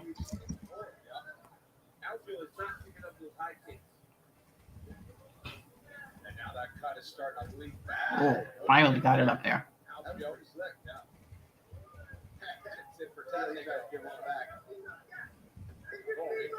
Oh, wow.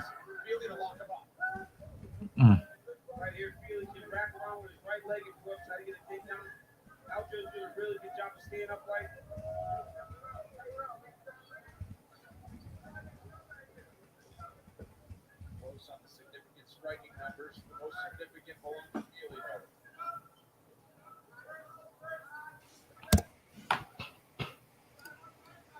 Concrete jungle.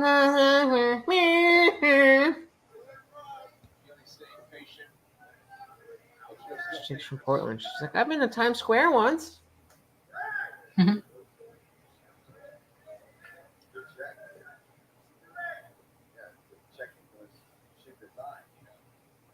She's like, I live like 40 minutes outside Portland. I'm like, we'd be better off over here on the East Coast. You know what I mean? Looks like Feely lost his concentration for a second there at the end.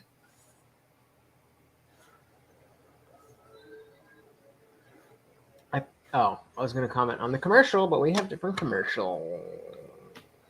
This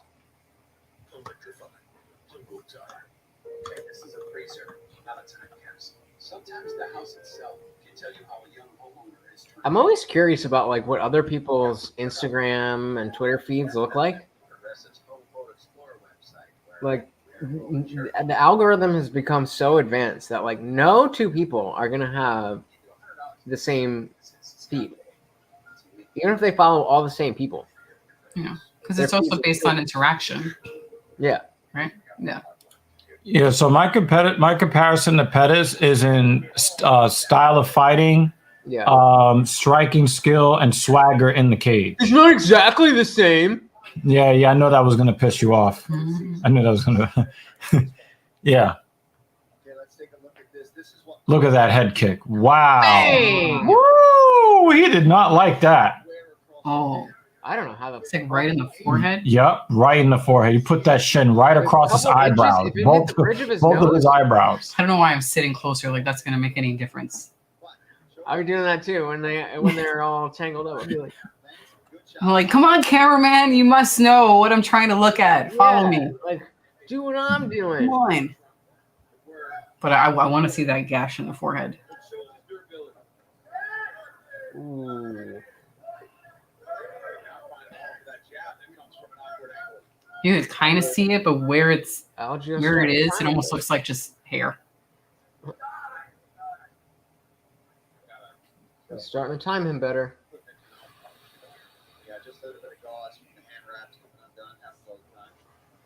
Yo, David Banner's got no chill, yo. Oh, man. You know, ironically, when it comes to tattoo artists, I'm usually like, yo, I got this vague idea. Do whatever. Like, Yeah, and while you're executing it, let's argue about politics. this was straight out of a book. That was straight out of a book. That was straight out of a book. This was more or less. I mean, I knew I wanted a dagger with the eye. What else we got over here? Oh yeah, this was a out of a book. This was my family sticking their blood for Akon. Does any shout out to anybody who recognizes this? Mm-mm. This was a flash game called Line Rider, where you would it would basically be the game was like you get to you go. It was a flash game, so you go to the website and it's basically like Louis Rossman likes to call in the middle of live streams. It would be like just a blank page, and you have We're like doing the UFC live stream. So you would draw the path. We got about an hour and a quarter left. The path on his sled, yeah. And so so I'll hit you up. make like little All jumps, right. and actually, you know what? I'm gonna.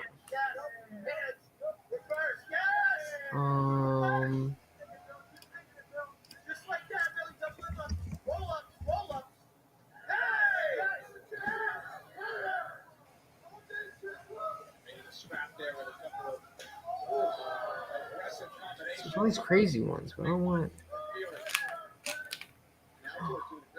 They made one for Google Play. Oh shit!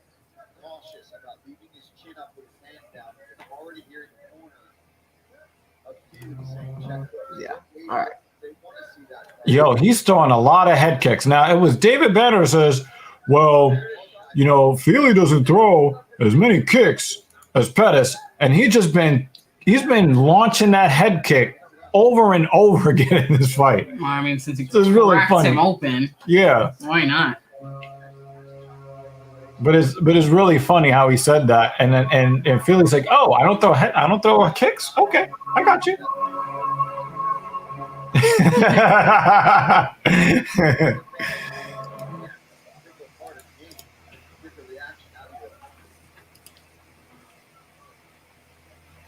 Oh, he caught him.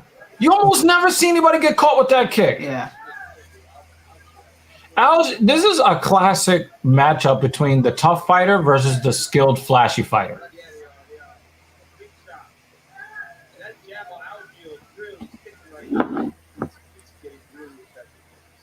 Ooh, good calf kick.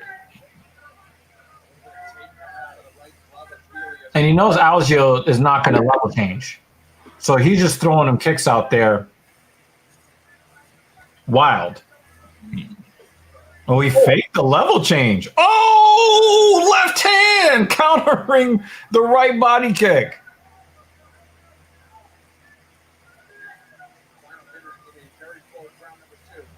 You don't see that much anymore. That. Oh, good right hand. He checked the kick. It's interesting how much feinting has evolved. This used to be good. Nah. Yep. That don't work no more.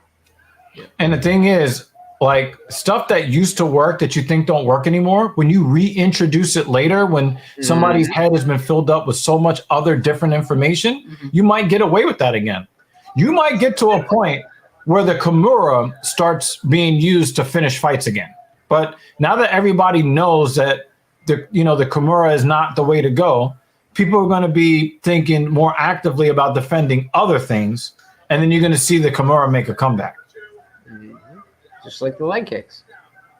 Yeah. Yep. It'll be back. Oh, Algio poured it on in the last few seconds. That was cool.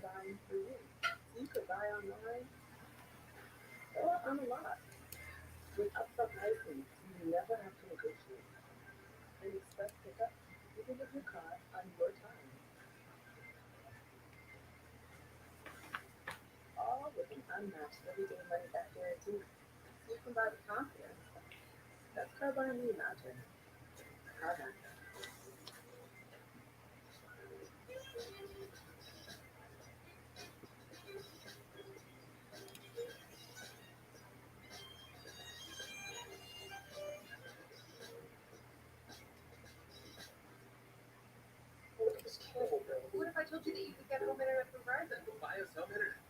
Yeah, I think even with the commercials, nobody really wants to go to Cleveland. No. Are you planning to visit Cleveland for fun? Watch. Cleveland? See that look on his face says it all, folks. Nobody wants to go to Cleveland. Why would I go to Cleveland? I've already visited, and I'm okay not going. What's in Cleveland? That was pre-pandemic. It was kind of sad. Maybe the pandemic started there. No, it was after what's his face went to LeBron yes. went to the Lakers. Mm-hmm. It reminded She's me. trying to get me to love her more by, mentioning relevant people. But it really did seem like that. It had an Atlantic City vibe, where you kind of go there Where it's dying? expecting Yeah, Atlantic City to be very vibrant and energetic, And it's you get there dying. and you're like, Right. "Ugh." Look at that knot on the back of Algio's head. Yeah. Ooh, nice little. Oh, nice left hand for Feely.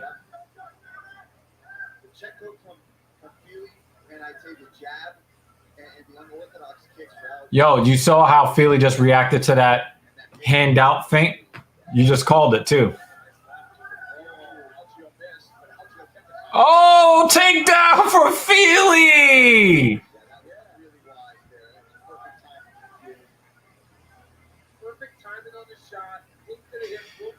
You know why Feely really wants to win this fight? Because he needs the money to be able to finish that back tattoo. Yeah.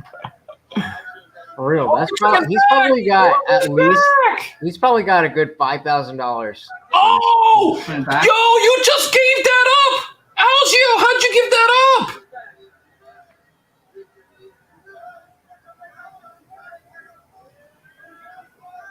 Yo, Algio fucked up. Oh, he got out of it, but he ends up giving up his back. I don't think you're getting him off your Oh, back. and, oh, instant body triangle. Oh, under the.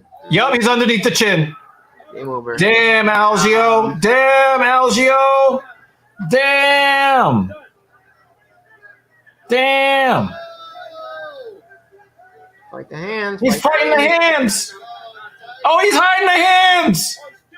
No, I just got one. Nice.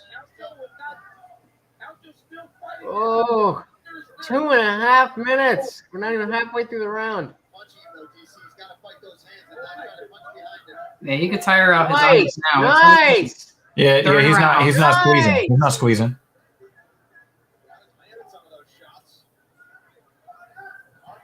He's landing all of them shots. Yeah, hell yeah. Holy shit. I would go to the body. I would throw that. Yeah, he's got his I'm arm just in a like bad there. position though to get the choke. He's trying to get that other arm out. He got it out. Oh no, he There we didn't. go. This is so weird. What is feeling? I told you guys, fight of the night right here.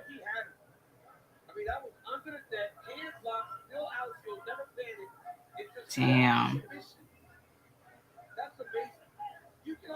Yeah, I told you this is the stylistic, entertaining, flashy fighter versus grit and toughness.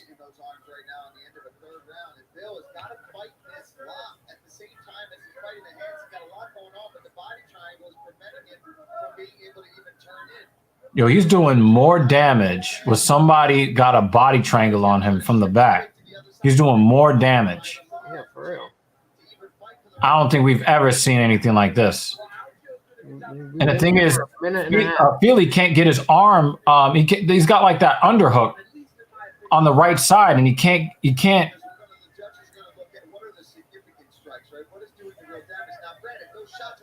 See, he's still trying to get underneath the chin, but he doesn't have. Yeah, he's got to get his arm from under. Yeah, he's got to get that arm from underneath. Got to get that arm from underneath.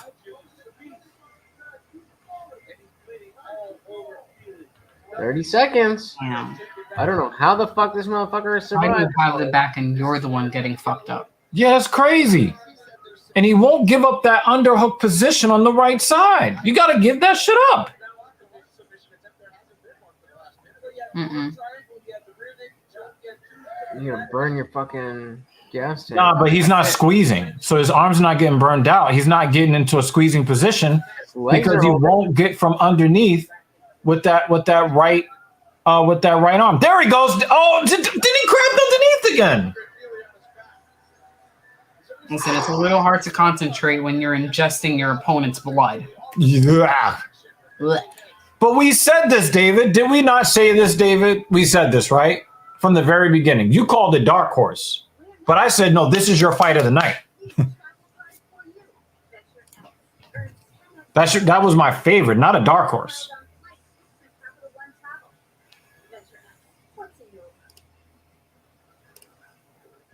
Excuse me, I'm looking for a low mileage SUV with a V8. Huh. This commercial. Are you seeing the car dealership commercial, Lech? I'm getting a Vroom commercial. I've got a sick SUV back here. Yes. So the guy's just on the phone when Dr. Levin and I go into car dealerships. That's us as we go in, and everyone's just chilling, ignoring on their phone.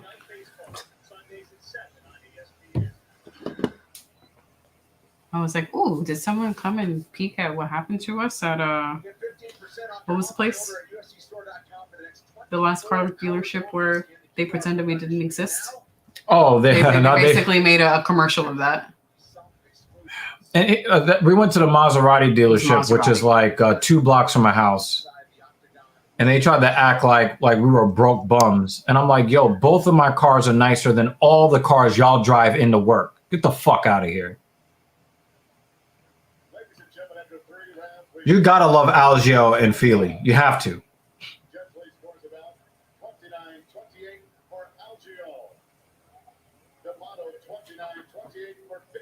Yeah, it's a nice gash and spread.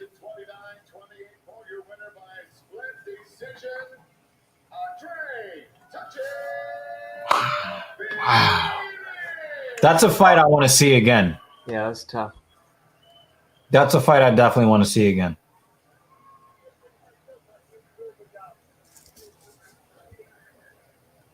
He's like, yo, you want to talk to the announce table? Hey, I'm part of the announce table. Talk to me. Like, motherfucker, I'm right here.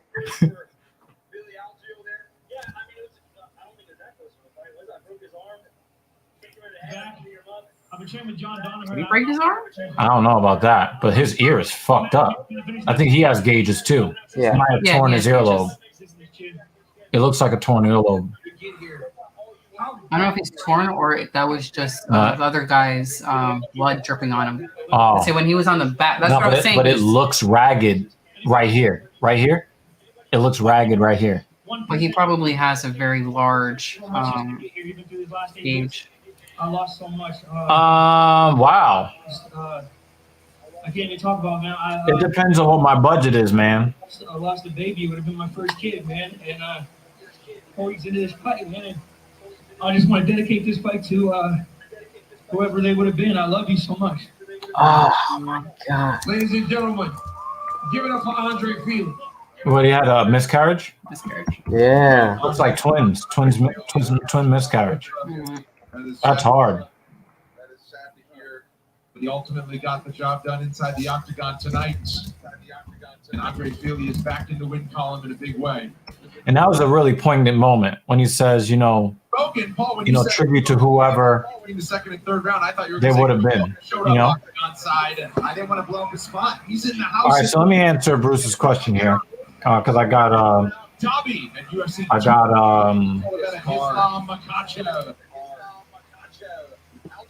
distracted. It really does depend on what my budget is, because I have very expensive taste. So we do okay money wise. We do okay. Mm-hmm. But I have a 2021 GLE 450, and I have a 2022 BMW Z4 M40i. You're fucking crazy. There is no way Heidi's hotter than Laura Sanko. I thought you were criticizing the car when you said that because of the timing. But I was just talking to you. We were just talking earlier in the stream, but Bruce, you weren't here. What were we talking about? And I was saying how, for me, if I'm going to spend a lot of money, it's got to be on something that has a utility, something I can do something with. So you see these guys that wear $250,000 chains. For me, I'd rather get a $250,000 sports car. Oh, right? yeah, we were saying that we each have everyone has their own thing, right? Yes. For me, cars are the thing that if I have the money or if I could find a way to get the money, I'll make an unwise decision to upgrade whatever car I'm driving.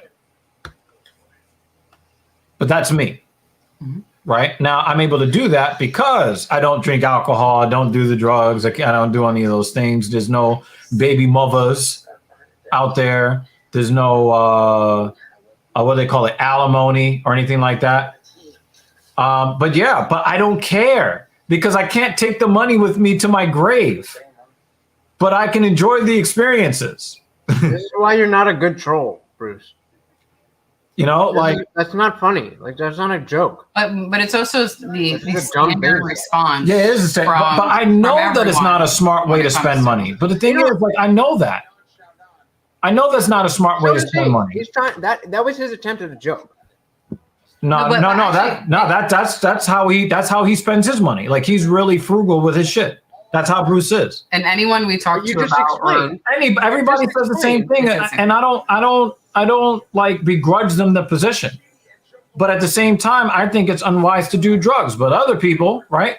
But the thing is, when I die, I can't be like, yeah, my S&P's 500. Like, I don't care about that much. Now, you know, when I do go to put something in the stock market or whatever to grow it, that's fine. As a matter of fact, then we were talking about, hey, you know, we won the 1.337 billion.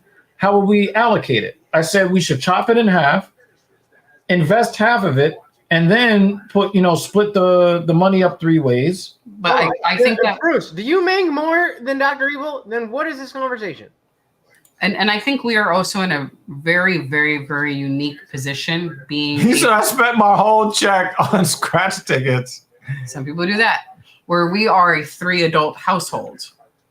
So but the thing is, like, we got frugal people in our house. We're all working to make a lot more money. Where we're not like, oh my God, retirement. Like, you've got retirement funds, right? But what I was going to say, and shit like that. You know, there's a balance in this household where we got 3 incomes. Yes, but he's saying, gotta be thinking ahead. Thinking ahead to what? He has already explained to you that they've got their finances in order. That he has the money to spend on this. But also, having the car does not mean that we are not doing those other things. Yes, right? Yeah, that does not mean that. Right. We have retirement funds. We have investment funds. Yeah. We have Roth IRAs. We have health insurance. We have HSAs. Yeah. Like, I do the research on this stuff to make sure that, you know, we're not going to be one of these people who retire at 40. Right. I would like to prepare us as if we were going to retire at 40. Yeah, I got you, Bruce. I got you. The thing is, there's a lot of fire people. There are a lot of people that do the fire thing, right? Mm-hmm. We do a little bit of fire, and then we do a little bit of enjoying fire shit. We try to learn from the fire people. Yeah. We try to learn from the fire community.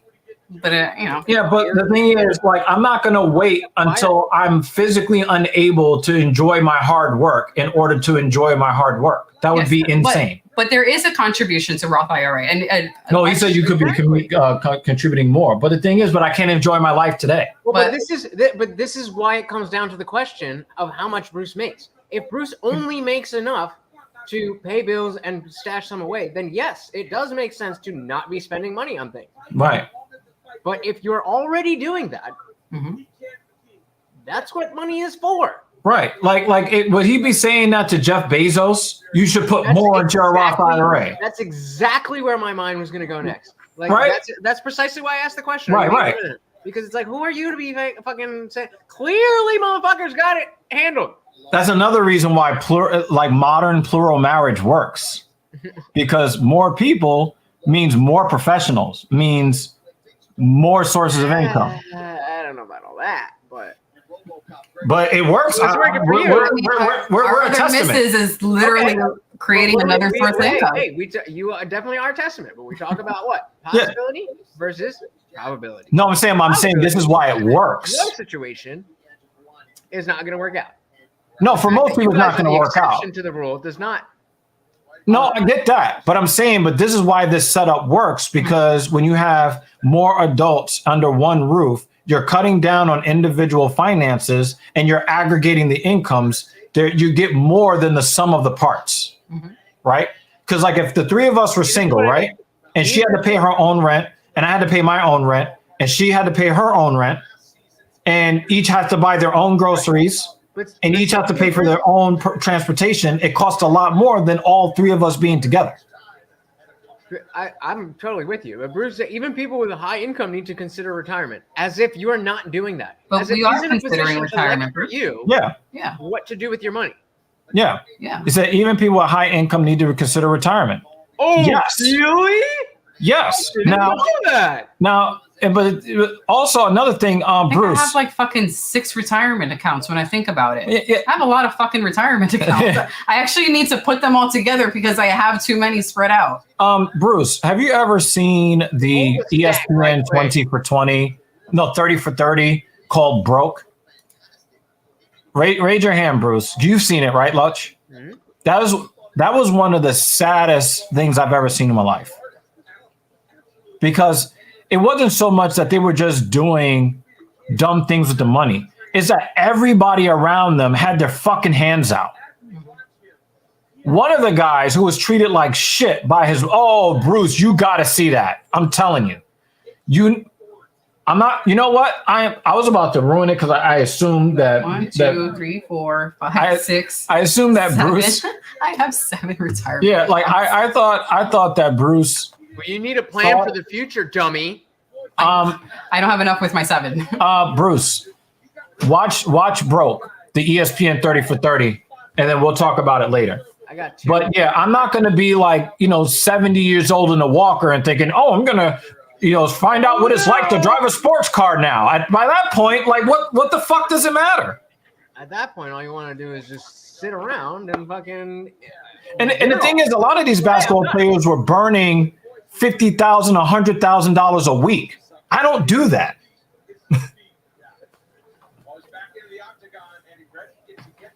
I really do need to consolidate these. I mean, it's just very clear. It's really easy to do that.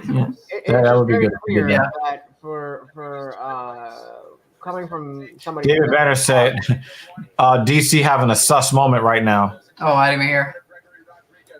You could probably find it on YouTube or something or other. But that was a really hard hitting documentary.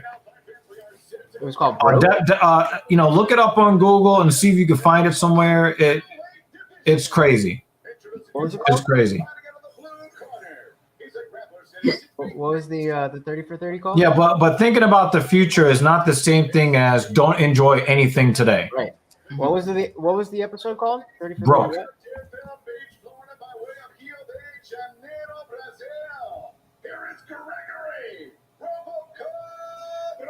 So here's the narrative. Hold on. Bruce, use a VPN, but boom. Here's the narrative surrounding Gregory Rodriguez. He's saying that he is going to be the best fighter he's ever been because his woman just gave birth to his first child, so he's fighting for the child. So this is the claim that Gregory Rodriguez is making. Now, we saw Cowboy Cerrone make a similar claim that he was going to make a run to the UFC title after Danger was born, and he was going to go out and, he's fighting for so much more. And he had like 3 really good fights in a row, and then he got fucking destroyed after that. So, we'll see if my motivation is my new baby and see if that works.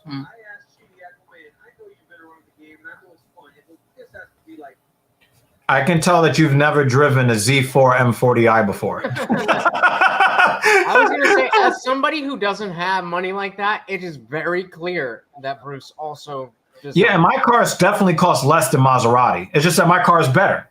It costs less, but it's better. Either way. You know?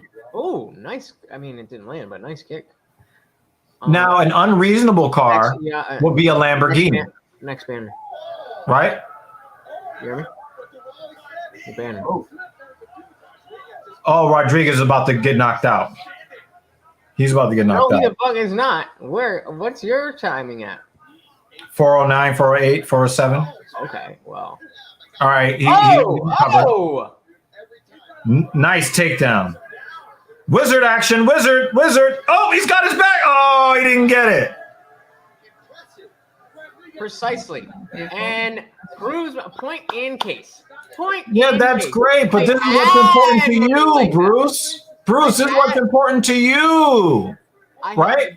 This is what's important to you. I live where I want to live. I drive what I want to drive. I have the kind of profession that I want to have. Listen to the I phrasing. have the relationships I want to have.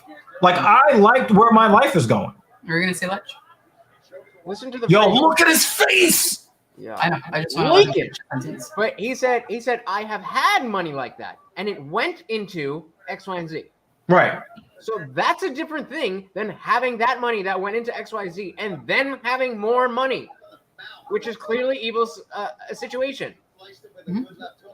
So you suck. These brown nuts, you fucking. But the thing is, again, how are Bruce, you so broke that you don't even know that you're too broke to have a conversation with somebody who's not broke? But I think the other thing is, so I understand the argument. Yeah, he's having making a good conversation. argument. He's just wrong because he doesn't understand. He doesn't understand the argument. We all are on the same page. right? We get it. Yeah, we all agree with you, Bruce. But our current home, we've had these conversations where if we could own a home, I would love to own a home. Oh, Gregory just got fucking. But we have to admit man, he that got where we stuck. currently live, it would be very difficult to find a home For that has what we have for what we pay. We love our building. It Yeah. was lottery. We fucking We lucked want- the fuck out. Yo, we're like, our living situation is very good, Bruce. If we had additional, like more money where I could also own a home, that would be great. And here's the crazy thing, right? I love where I live. Here's the crazy thing. Where we live puts me in a position to make even more money than I already do.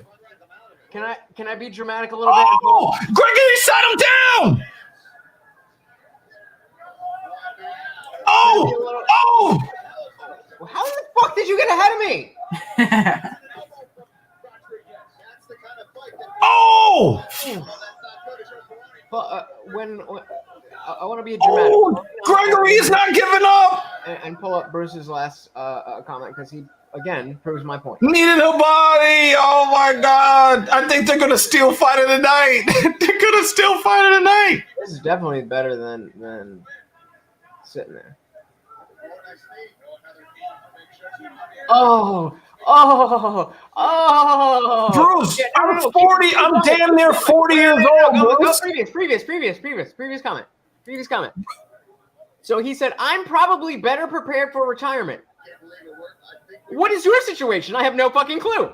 Mm-hmm. I do own this place. Thank you very much. So suck on.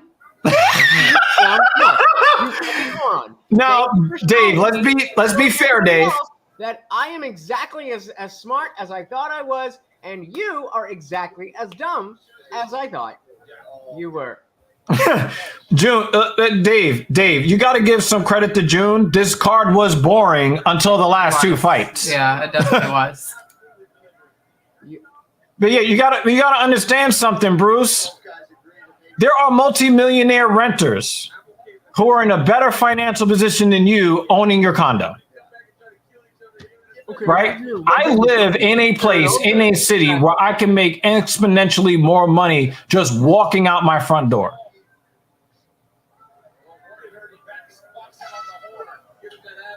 So it's like, Bruce, you're not the overarching argument that you're bringing, we all agree. We all agree with the tenets and the value of what you're saying. Like oh my God, he's got another mouth on his face. But Bruce, we're good. We're good for now. We're good for next month, next year, 5 years from now, 15. And then our trajectory will be spending even more money 30 years from now because we'll have it like that. We're good. And we're always looking to improve. It's not like we have the things we have. We're like, we're settled and we won't make any better financial decisions. Like, we enjoy what we have and we keep improving. Think about this too, Bruce. Do you think that we're sitting in our house during the summertime on Saturdays because we want to be? No, we're trying to grow this fucking platform for another source of income. Right? Lutch is hard at work every day trying to grow his platform to get it monetized.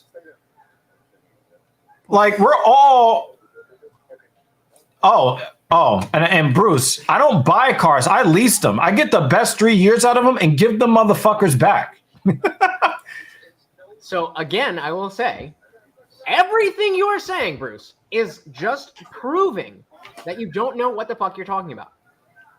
So if you're trying to troll, then you're doing a bad job. If you're trying to argue... No, like he's making a good argument, so it's hard to say he's trolling. I know that. That's my point. Is that if you're trying to troll, you're doing a bad job. If you're trying to have an actual conversation, you're doing a bad job. Pick a lane. Oh my God, Gregory Rodriguez is going crazy right now. Another thing too, Bruce, that you have to understand, because there's another side to the coin. The other side to the plan for the future coin is your future could be you live 3 more days from now because you get hit by a fucking New York City taxi cab. That could be the entirety of your future. You could drop dead before I finish this sentence. Yeah. I mean, have you already almost died since moving here? Yeah. In fact, I almost got killed by somebody running a red light on my way to work. It was at our corner, right? No. I was driving down 11th Avenue, and it was like in one of the lower 50s, and somebody ran a red. Oh, I thought the red running up the red happened up on our street. No, it happened on 11th Avenue as I was on my way to work. You had that situation. There was another day where you almost got shot. This fight's over. This fight's over. Come on, Mark! What are you doing? That dude looked like Jason Bateman. Tell me that doesn't look like Jason Bateman. Yeah. A little bit ahead of you. Did you see that? The person in the crowd? No. Maybe it was. Again, What are you talking about? We are saving, but we are also enjoying our lives at the same time. What are you talking about? Does not mean you don't have the other. Without telling me you're broke. You've never not been broke. Bruce can only do one thing or another. He can either enjoy his life or he can put all of his money into his condo. I charge my clients $150 an hour. There's nobody here from my. How many people do you know make 10 times the minimum wage? Like, what are you talking about? Bro, all right, man. We'll accept it. We'll accept it. Well, what's the number? I mean, you say not as much as we probably should. How much should we do? Like, give us the amount. How much? Take the L, bro. Sign language is horrible. Yeah. He needs to be right. So we'll let him live. We'll let him live. Need to be right. I don't know how much money you make or what you do or what you spend your money on, but I can tell you that you're doing it wrong. Yeah, Bruce. You're right. You're right. You're right, man. You're right. And that means that you don't get a Maserati. That's stupid. Fuck. We were planning on getting one next week. I have one picked out. Oh, man. Motherfucker. And and this is, again, my point. I drive a 2015 Chrysler 200. Oh, my God. They have the tiny windows, right? Those are the ones with the tiny windows on the side? It's terrible. Yeah. And it doesn't have a fucking gear shift. It has a knob. I hate that shit. You drive manual? I mean, I can. I would only want a stick shift if I could have an automatic as well, like another car that's automatic. Okay, yeah, because the thing is, I don't want to be like focusing on shifting the whole time. Sometimes I just want to get where I'm going. Well, I mean, New York City driving is definitely right. But I also He's got another mouth like on his face. Folding.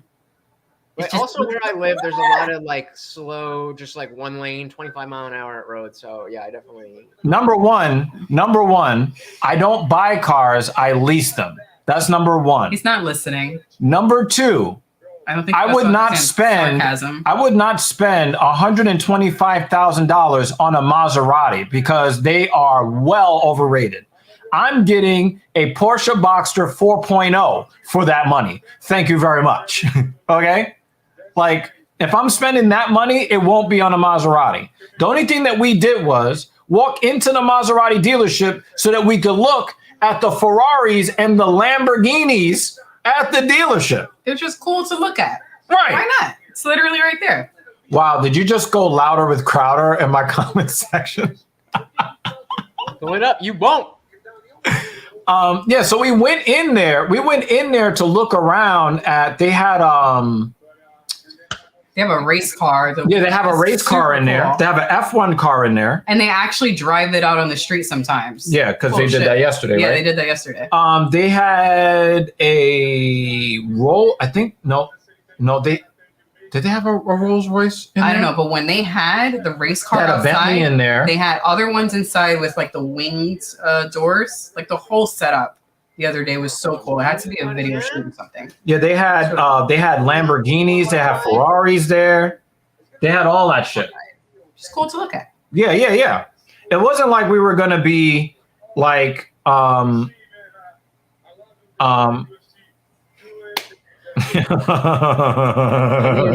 thought I'm not you gonna were put that over. Did they say that to you? You were probably what?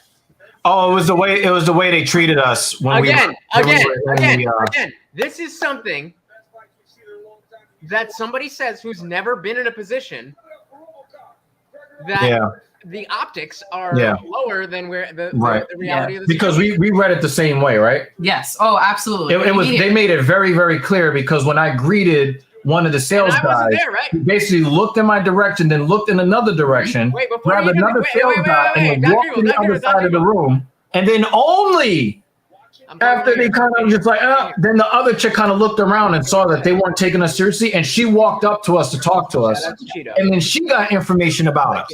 I can't hear. Okay, so I didn't hear. I just plugged my ears. I did not hear that story. I was not there at the dealership with you, right?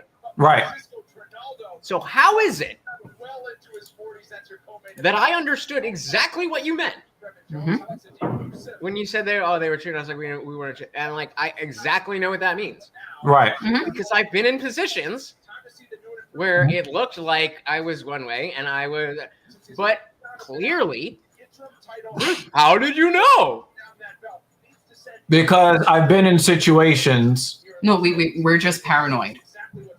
Paranoid delusional? We're when they're following us in the store to make sure we didn't rob them, even though we could afford all the shit, we're just being paranoid. Yeah. Are they asking, how do you think you'll be able to pay? Pay for this?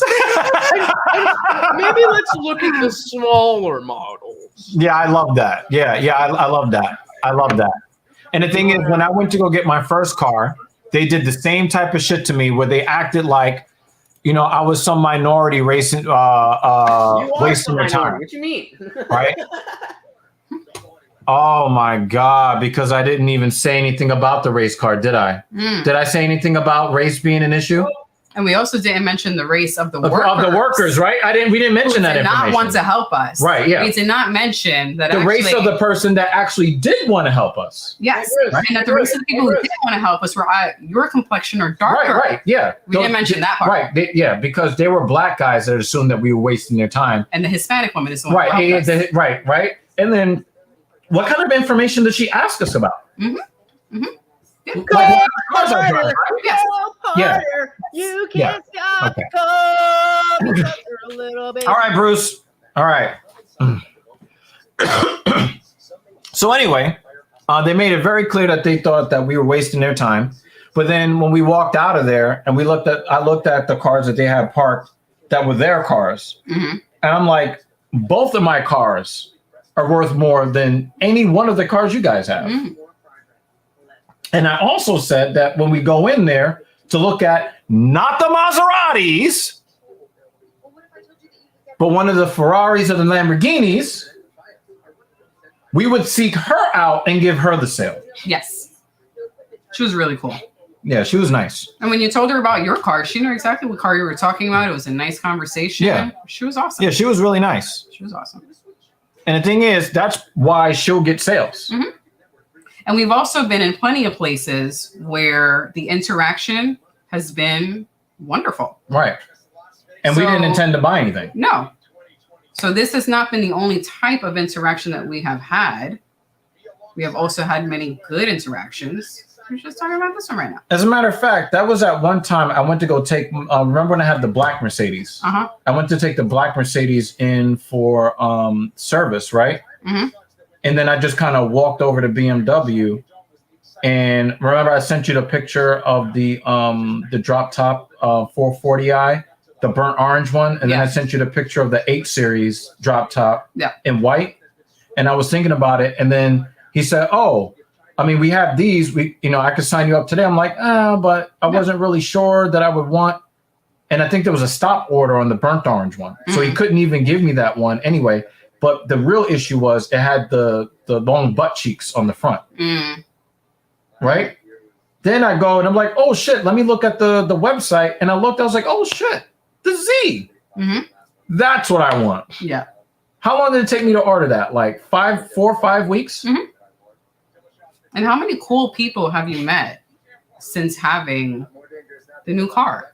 Yeah. Like how awesome has the interaction been with you and other people? Yeah. Since having that car. Yeah. Even when you're not in the car. I mean, just shit. When we went to the Met game, you were just talking to some people in the parking lot. Really great interactions. Yo, watch it. Yo. Oh man.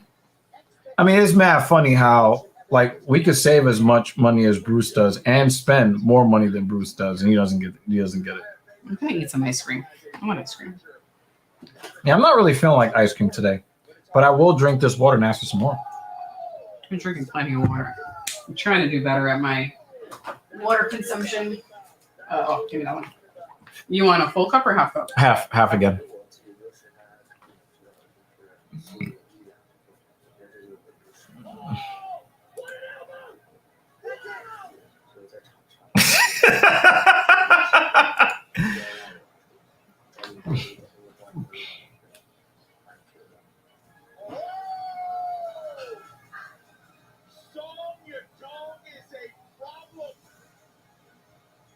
I don't think that song has had that level of fire yet. That is me.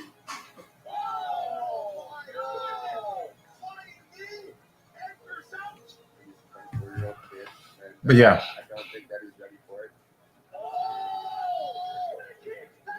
From what I understand, Lutch owns in a nice suburb, because me and Lutch were arguing a few months ago because I told him I couldn't live in the suburbs because I tried living in the suburbs. I couldn't do it.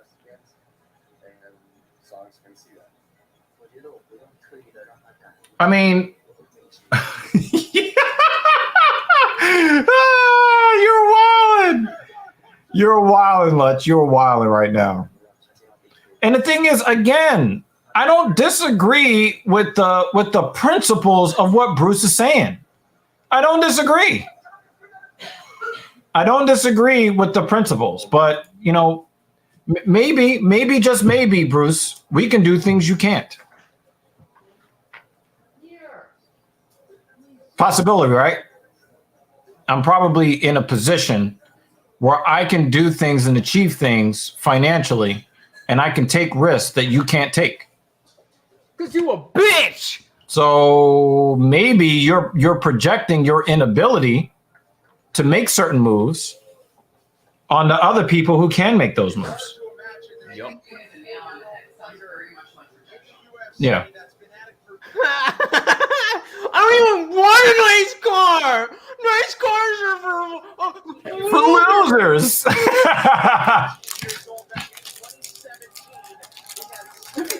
This is really what it's about, Bruce. You don't want to buy expensive cars. Okay. Hey, Just like I don't want to do marijuana or alcohol. Right? I could put money into that. Except that you But I don't. actually don't want to do Right. dollar weed. Right. Yo, oh my God. This is literally the most cope I've ever seen on a live stream. I mean, I live in a walkable area and I pay over $1,000 a month for parking. And I still have it. So Bruce, if I offered to buy you a Bugatti, you wouldn't take it? No, he would reject it on principle. That's what I mean.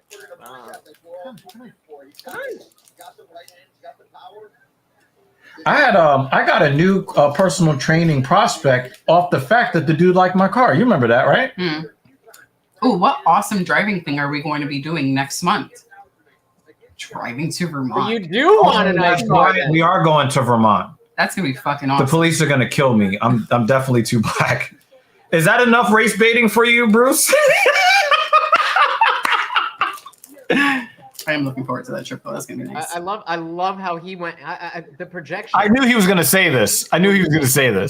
He would take it and then sell it. So you do want it. You said you didn't want it. No, you said he would take it and resell it, which is like the common thing. After driving it for a little bit. Now, I would tell you though, if someone gave me a Bugatti for free, there are opportunity costs that come with that, because to insure an ultra exotic like that costs a lot per month. The insurance on those cars are like, you need a specialty company to insure a Bugatti. And then it only gets like 7 miles a gallon. Actually.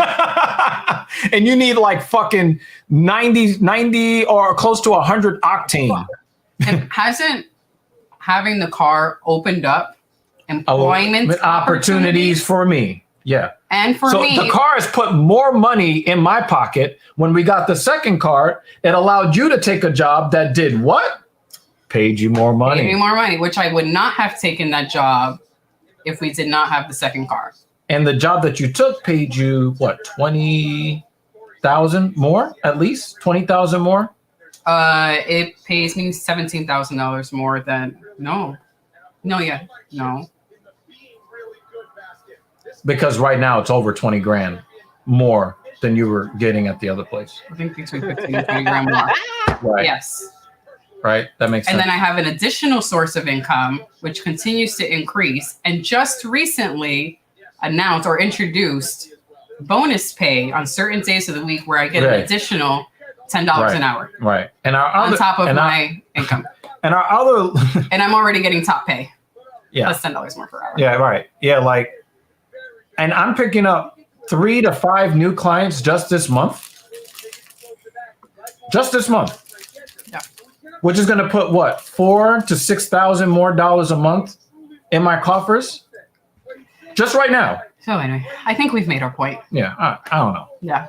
Maybe I mean, maybe there's just some things that we can do that other people can't do, and they can't imagine other people being able to do. And you notice how we didn't say anything about race. Morty, you need to go lay down. Do you want to come over here? No, we want Morty. Yay, Morty! He wants my nicotine fingers now. Jeff, this is the second half of the cigarette that I smoked when Jeff was here last week. Wait a minute. I just realized something because he said that. Because Bruce said I pulled a race card, right? His would get stolen or stuck under snow. 3 feet of snow. Here's the. I thought Brock Lesnar lived in Nebraska. I thought he was a Cornhusker. It'd be cool to run into him. Now here's the funny thing, right? Because we pulled a race card and all that, right? I just realized that every single one of my clients is white or Jewish. Yo, I'm just reading this now. Him saying that like the stability of a 9-to-5 and the stress of finding new clients, as if being in a gym. I don't even know how you work, but as if being in a gym like physically.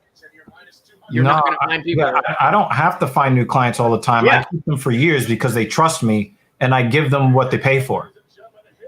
And I bet you at your 9 to 5, you don't make $150 per hour like I do.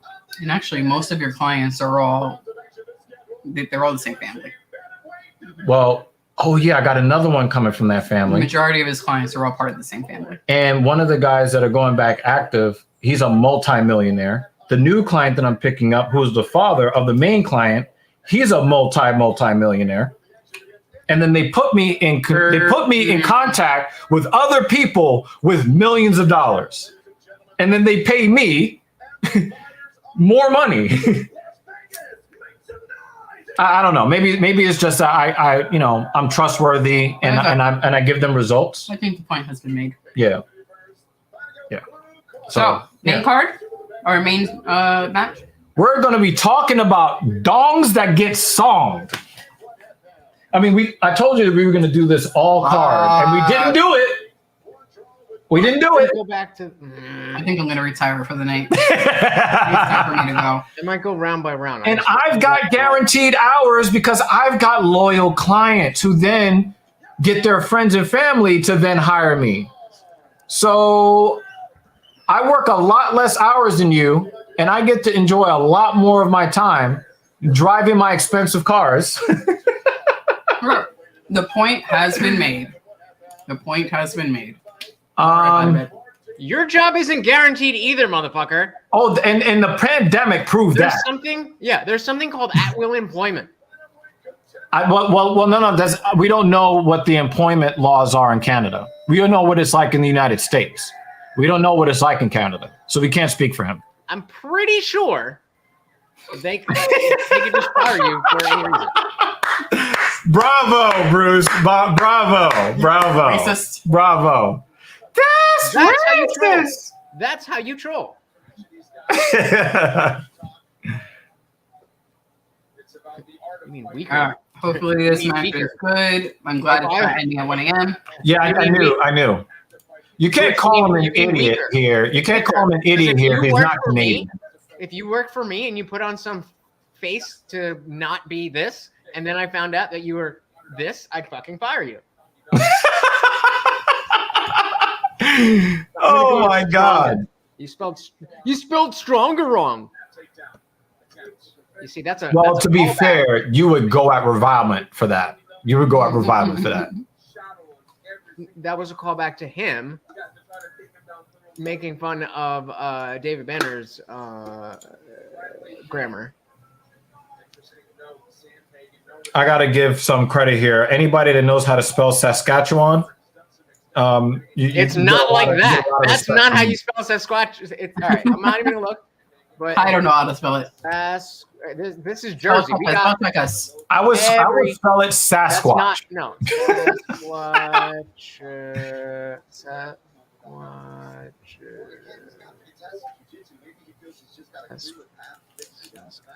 Yeah, to be honest with you, man, I would be really, really depressed if I had to. There's no way. On the severance There's no way. I don't believe you. Where's the comment? He's like, I live here. I don't believe you. I'm Googling it. I don't fucking believe you. I refuse to believe that. Oh, wow. Oh, my God. Sandhagen almost got himself knocked out. Banner is like, I know, dude. Not an idiot.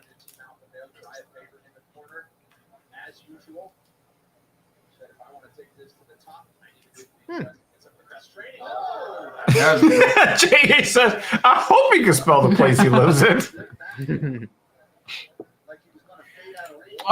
There is common law reasonable notice under you signed a contract, right?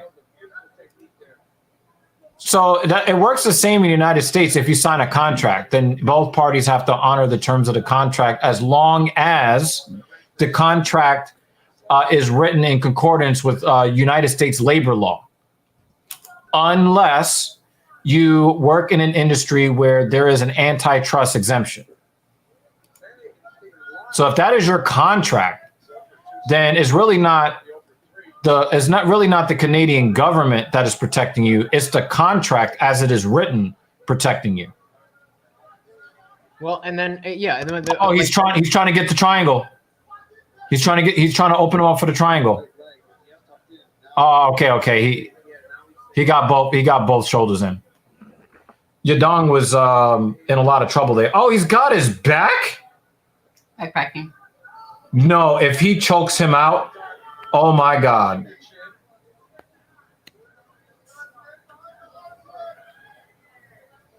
This is how. So is it a common law or is it a contract?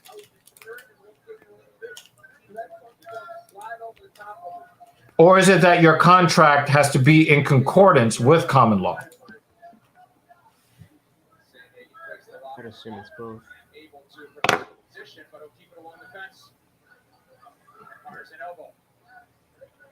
Oh, nice knee.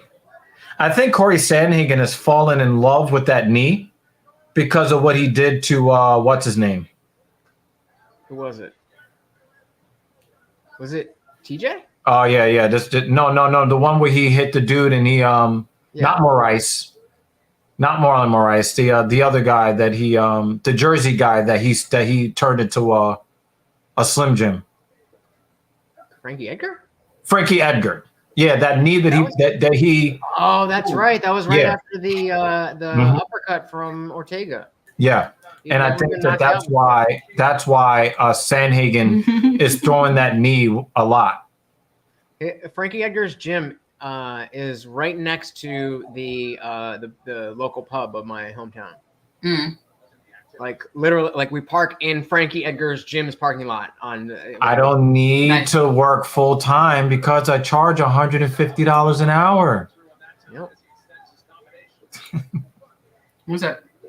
The points have been made at this point. Oh my God! At this point, it's Bruce not about does not understanding. understand About that having his situation is not as good as he would like it to be, but wants to argue that it is because he's already made that claim, and just to go back on it. Similarly to how I was just like, oh wow, David, I guess that is how you spell Saskatchewan. Yeah, that would just break his soul. Like, dude, I make more money than you working 10 hours a week. I can fuck off the rest of the week. Anymore. It's not worth it anymore. It's a great final match. After this, we get to the Sandhagen almost got his ass knocked out. We'll be watching John Wick 3. Well, you got homework. Fuck, I have homework. Oh, fucker.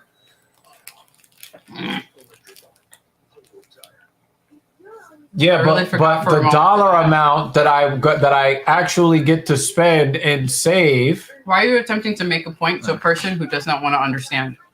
That is true. Content. That's why. Yeah. That is also true.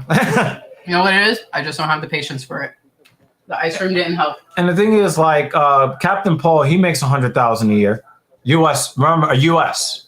not Canadian. He makes $100,000 a year, U.S. And Captain Paul and I, we've talked a lot about the fact that we want to put ourselves in a position to make a whole lot more money with TSP. He's really looking at that's what corporate work does to you. Yeah, you're thinking like a worker bee. As I do. He cares more about the hours than the money. That's a worker bee mentality. That's what I'm saying. Yeah, I know. I heard somebody talking about that mentality on YouTube recently. That's insane. Well, yeah, maybe you make more money, but I get reckless spending. That's what I'm saying. Even for the content, it's just not worth it. Yeah. No, we could have a video where we talk about, our 800 plus credit rating and all that. Or how we got to this situation. Like, we didn't just, wake up and suddenly. Oh, no, we had to grind. And I think that's a whole separate video on its own. Because I think that because it's something that is actually something me and Captain Paul have talked about, making content on. Is like, because a lot of people, there's a great Jay-Z song from back in the day. Mm-hmm. And then the chorus, it says, you only know what you see. You don't understand what it takes to be me. Right. Right. And a lot of people, they say, well, they look at my background. Oh, that cost $1,000. Oh, that cost $1,500. Oh, he's got this. He's got that. Well, you don't know where I came from. You don't know. You You don't know the relative pool I came from. You don't know what I had to do to overcome. Mm-hmm. Like I was homeless in 2003, Mm-hmm. right? I was almost homeless when you met me. Yes. Right? And we almost became homeless together. And well, technically, we were homeless for a few weeks. For a short time. crazy. We got out of that shit That's fast. crazy. Well, yeah, the money. I care about the money too, but having a career is more important.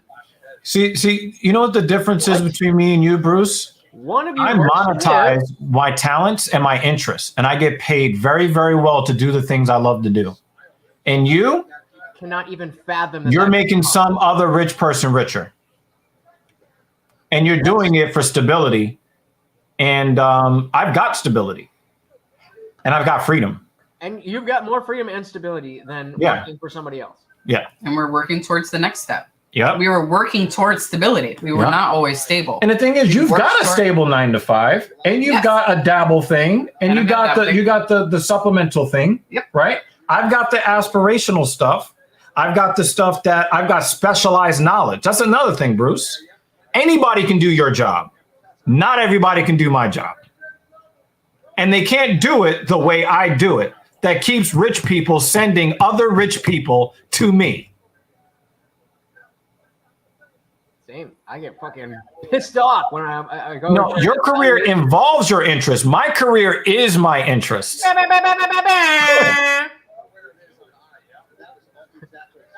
Because you have a 9 to 5. Because of specialized work doesn't happen between the hours of 9 to 5. See, one of the things you got to understand. Wait, hold on. Time out. Look at his eye. Holy shit. Look at your man eye. Look at his left eye. Oh, that's the nigga with the fake blow. David, why'd you punch me in my face? Stay in your place. Play your position. We got you, David. Like, eventually. Or, if we hit New York City lottery.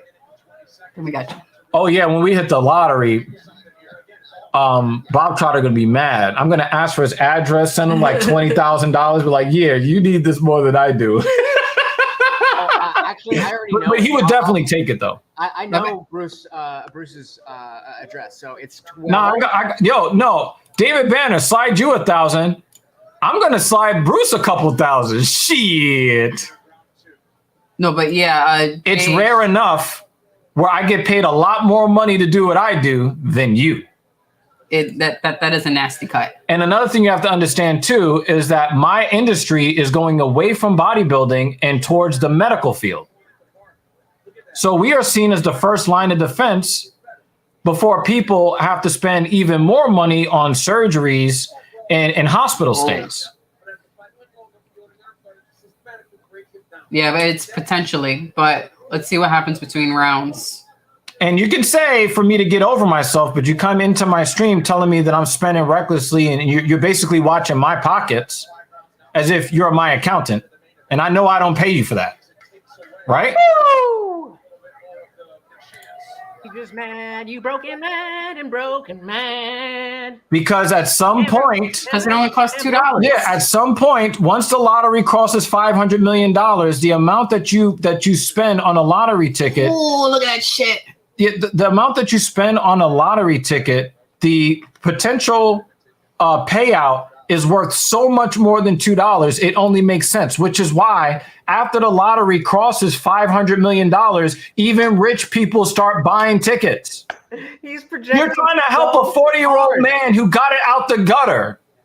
Like, dude, you don't even know. Dude, you don't even know. Maybe your intention started off as help, but go back and read the comments because after that, it felt like protection and judgment. Yeah. Not only that, you don't know what I had to do to even get to where I'm at. We're going to say lunch. But what we are quote unquote offended, we're not offended, we're heated because you're fucking blowing our minds at how dumb and fucking retarded you are. But what we are offended at is your inability to actually engage with the conversation instead of just regurgitating the things that you already think are right, even though you are getting 2-3 different perspectives on how you are wrong. And it's almost like he's claiming to know our lives better than us. You're not saving enough. Have you seen the account balances, motherfucker? But how many people got cut open today? Yo, Like, there's some gashes. ugly ass cuts today. I mean, a lot of the fights were boring. Most of this card was boring, but Yo, JH has no chill. Crazy. He's not wrong. But the thing is, you come off condescending when you talk about I'm trying to help your future. And it's like, dude, when it's clear, you don't think that we deliberate on this type of stuff? And we've also already said that we agree with you. Yeah, like I said, everybody agrees with the principles of what you're saying, Bruce. However, we're able, but you remember we used to just have the Metro card, right? And then we had one car. Yes. Right? We had one car, right? And then instead of getting a second car, we just swapped out one car for the other car that cost almost the same exact per month, right? And then when good call, David, I left the chain gym where I was only making like $50 to $60 an hour, and then I went out into business for myself. I took a bet on myself and started taking all the money instead of giving the gym most of the money. Basically, more than doubled your income, right? Yes. Just off the fact that I went private. Yes, right.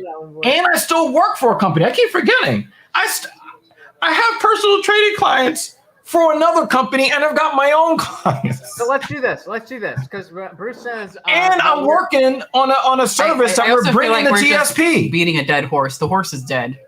No, but you know what? This is why we love June 42. That was a good one. All main events are 5 rounds. JH. Yeah, this is the main event. What were you gonna say, Lutch? So let's do this. Since the claim is that we have our opinions and we're just not absorbing your takes. So why don't you pick one of us who is the worst at taking your point, whether it's me, and we'll see if we can steel man what it is that you're saying, and then we'll go the other way around and see if you can steel man what we're saying.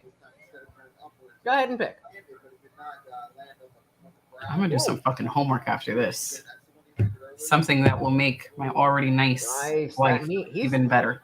Yeah, no, I know. He opened that back up again. I mean, it's Yep, banner. It is dead. So anyway, but you know it's not dead. Looks great. You know it's not dead. Like and then he like smushed his forehead over it. Do you know it's not dead? Our counts. Okay, sorry. I had to throw it in there. You know it is dead. Let's leave the horse. Bruce's brain. Yo, Lutch. When your channel blows up, you gonna hire me to be a trainer? Yeah. Yeah. See, more money. Captain Paul, when he gets through with his hip injury, he's gonna go back to training with me too. I mean, you guys basically started. You got to give him the push-up stuff. No, yes. Oh yeah. I'm gonna give you. I'm gonna give you that ladder. All right. I'm gonna give you 2 different ladders. The day I was able to do my first push-up, I was so fucking happy. Yeah. Felt like a badass. See. I really did. Here's the thing. I'm so good of a trainer. All of my women do real push-ups. The tiny ones, the heavier ones, because the thing is, women are not naturally blessed with upper body strength. But the women that work with me, they all get it. And that's not something every trainer can do. We look forward to doing it. I mean, our other misses, like she's got neurological, and the thing is, she has neurological problems from an accident. Yes. And I got her there. Yes. Okay. She has a severe she had a neck injury which from a car accident in Bangladesh. Resulted in neurological issues pretty much for the rest of her life. But the thing is, she's controlled it a lot, like 99%. When she first started doing the push-ups, she would have episodes. Yeah. But now she doesn't. Yeah. Yeah. You're not going to find too many women out there that can do 2 of my clients can pump out 5 sets of 20 push-ups, like they were in the military. Not too many women can do that. I don't do that many push-ups, but they do more push-ups with him because they actually meet with him. Yeah. I attempt once a week, but I'm happy to say that I can do one. Yeah. I think I could do probably at this. Oh, nice left hook for he did the jumping knee thing again. How many? I'm pretty confident I could do 40 push-ups. I mean, 40? Yeah. Yo, Banner just went at your throat just now. Why would I? What? That's he said maybe that's hating too much. Never mind. I'm sitting here comfortably with my dog, and you gotta fucking do this shit. Sit. No. Oh God. Do it. Yeah, let's go.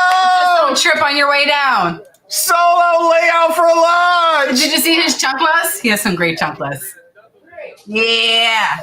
And the dog is like, 5, what are you doing? 6, 7, 8, 9, 10. Oh, look at your dog going up and down. Aw.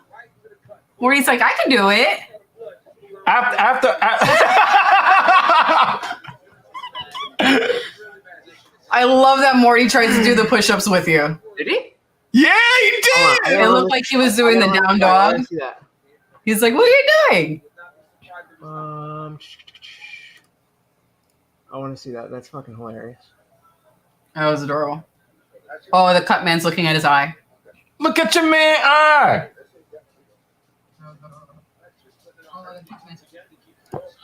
Oh, okay. They're not stopping it. But they're keeping an eye on his eye. Did you see? That's adorable.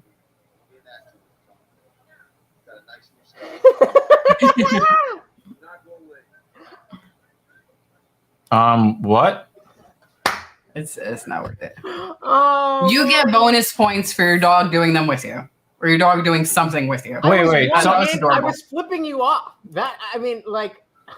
No, it was like if you can't hit 10 push-ups, right? And he did more than 10. I did 15. And then I did the yeah, thank you, David, because I was about to say, look, it looked like he was fucking the floor. You know what? After he gets your program, I'm not good at one-handed push-ups. After you get his program, we're gonna see the progression, and you're gonna have to do even better push-ups, and then your dog is gonna be brolic with you. Yeah. Yeah, he said he was the challenge was to do 10 push-ups, not 40. He felt like he could do 40. That's okay. No, I think I could do 40. I want to say 50, but I don't know. I might. But you know what? I think it's good to aim. Oh, nice trip for your dong. Even if you don't reach 40, as I've learned from him, aim for the 40 instead of aiming for 10, and then you only get 8. You know? That's why the thing with the 10 was more about like I know that I can do more than 10 push-ups. That's here. The issue. Yeah. You have motivation issue. Getting to do the thing, whatever the thing is. So if I get in the habit with something that's easy, then I get the habit going, and then I add the Yep. Definitely. Damn, I didn't realize I had so many income streams. I didn't even think about it. Yeah. That's weird. Because I just do stuff. Bruce, you're so dumb. Like you're the worst troll. Sometimes you fall out of character, and then you fall into character, and then you say things that are not really funny. Like, what are you doing? I mean, go find a Discord server, or at least people will like. All right, so our next MMA watch party, you got to do 15. Another wizard action. That was nice defense by Oh man! Yo, my God! See? Well, I mean, he's landing, right? Oof. Now the thing is, Song Yadong is going to have to go for a finish here because I think that the doctor is going to stop it after this round. Do you have any suggestions for if someone feels strain on their wrists from doing push-ups? Yeah. So the thing is that the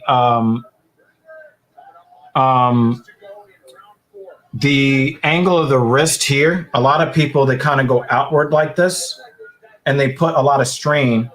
They put a lot of strain on the wrist and also in the elbow, right? What I coach people to do is to square everything up, right? Make sure you're getting up and over your hands and you're square. Elbows should not be outside, especially if you're just learning how to do proper push-ups. Yeah, because then you have this weird angle with your and you're putting wrist. and here you're straining the wrist, the elbow, and the shoulders. So you want to be more like that. So you want to be more square, where you're more Morty's like muscleic. Where you should be more square and also more in line with the chest. A lot of people bring this elbow action high, and the only thing that it does is put an impingement on the glenohumeral joint in the shoulder. That's what. And the shoulder does not like this. I have bad posture, so I need a like. So you should come through here. You should come through here, and then you want to make sure that the line, the general line of the resistance is on the muscle that you're trying to work. Dude, so that if you're in a good position here, you should be able to flex the pectoralis from the minor through the major at the sternal head. So basically what you're saying is that when they go down, that the angle of the wrist should it should be square here. There you go. So the So bench a lot of should just people be do back this, and right? not to the side. Right. A lot of people pull one of these here. Yes. And they're also way too high anyway. So they're just torquing the joints and they're not working the intended muscle. Right. So you want to be more square here. So that your hand is just back. And your right, and your hand is also being supported by your entire forearm instead of your hand being supported by the joint. Right. Right. So it's really super important that you stay square. If you're gonna do more narrow push-ups, it shouldn't be like that. It should be like that. Not necessarily narrow, but you need to be square where the forearm is properly right. But there's a difference in a line. But there's a difference between if I want to do push-ups like that versus closer. That's a different kind of push-up. Right. That's what I'm saying. Right. So if I was doing that different kind of push-up where it's closer, right, then I would want it like But if you're like this, the angle of your joints, yes, versus fanning out. But the thing is, if you bring your elbows in super close, you're not going to be working the chest as much.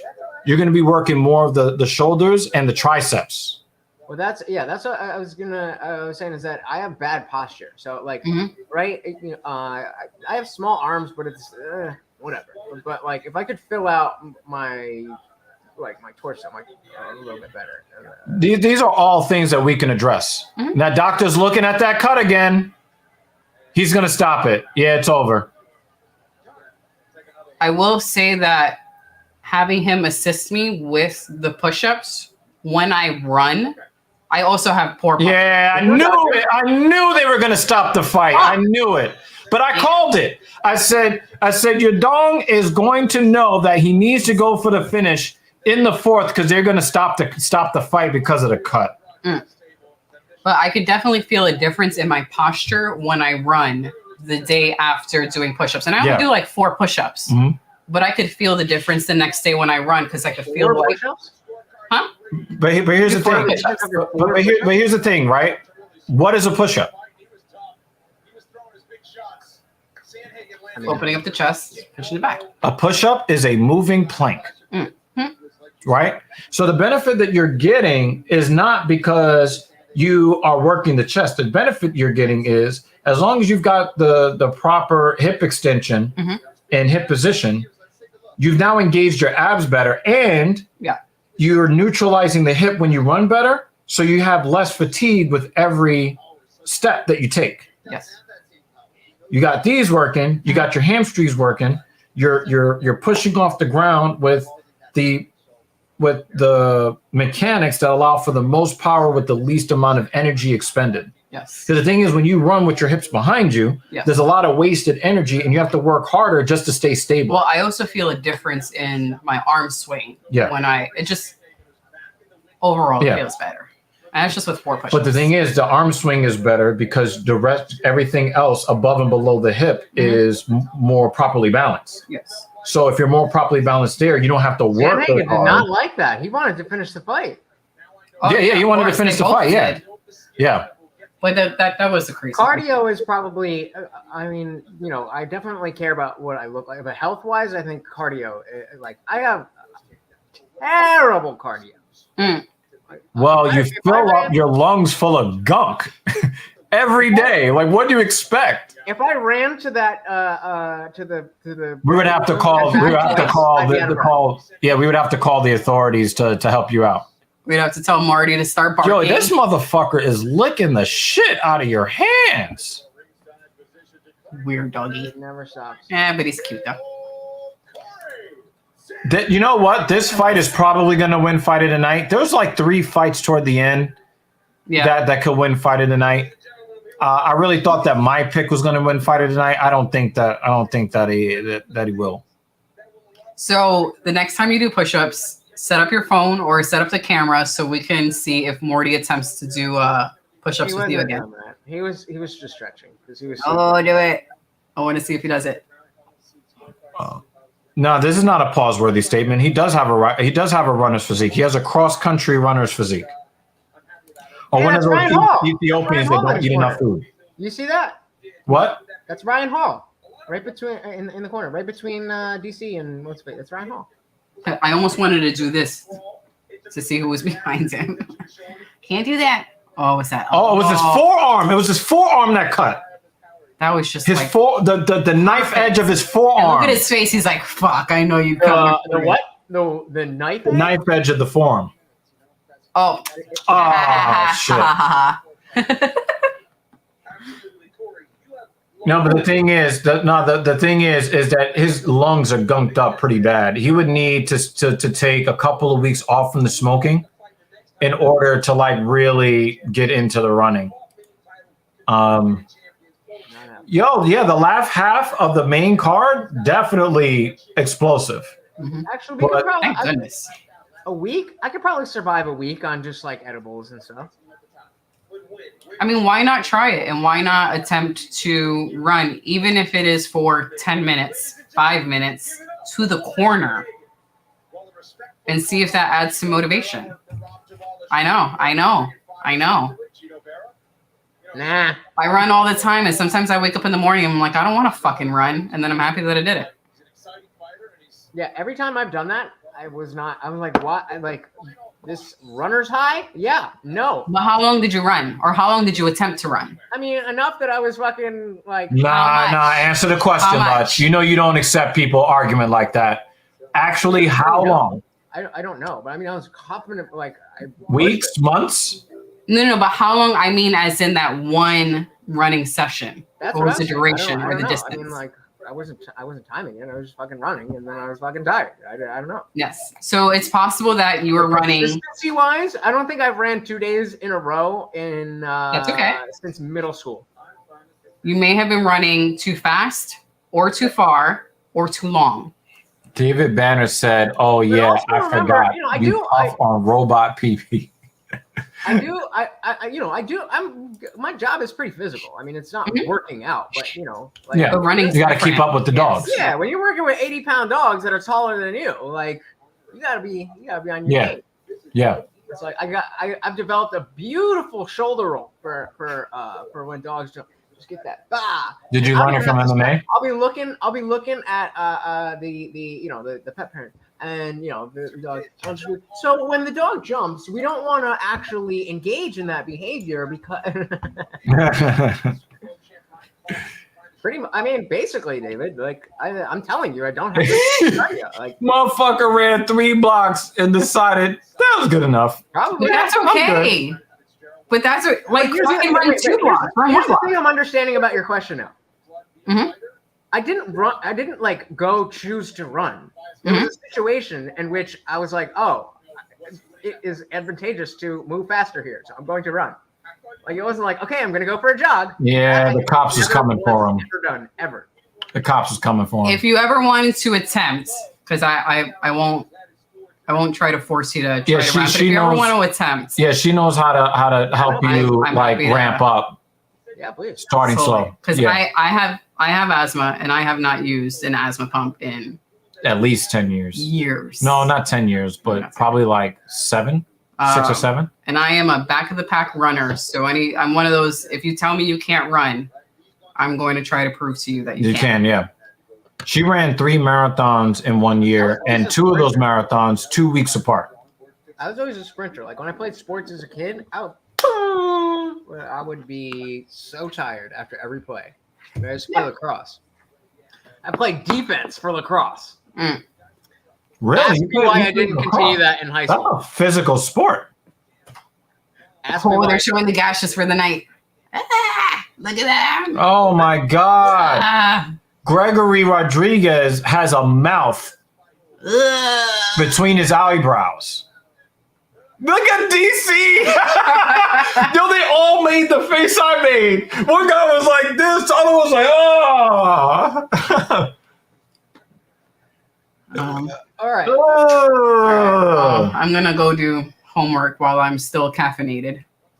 So put an hour in there, and then we can watch half of John Wick 3. Yes. All right, pleasure hanging with y'all. Yeah, Lutch, it was today. This is definitely one of those really fun streams, right? This was the thing is I didn't want to do it, but the thing is, man, and this is something that I know you're gonna like champion. There are a lot of times as a content creator, you just look at your desk and you're just like, I'd rather just go take a nap, right? Mm-hmm. And today was definitely one of those days where I was setting up for the stream.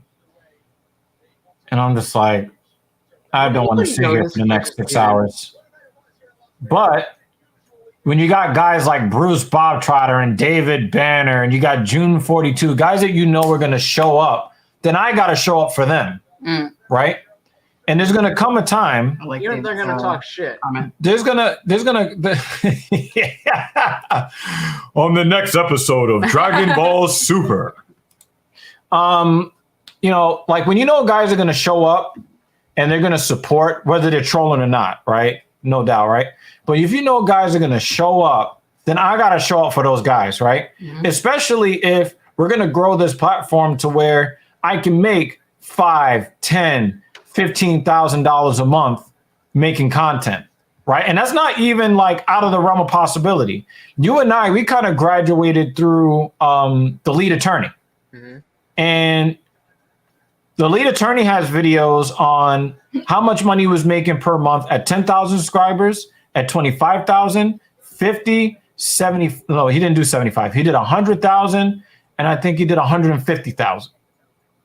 And the amount of money that you can make if you're consistent with creating content, like it's significant. Now, none of us are foolish enough to make that our. None of us are foolish enough to make that. Look on his face is like, speak for yourself. No, to make that our retirement plan. But what we're going to do is we're going to do everything that we can to make it everywhere we can make it. We're just going to keep grinding it, and we're going to keep putting in the work.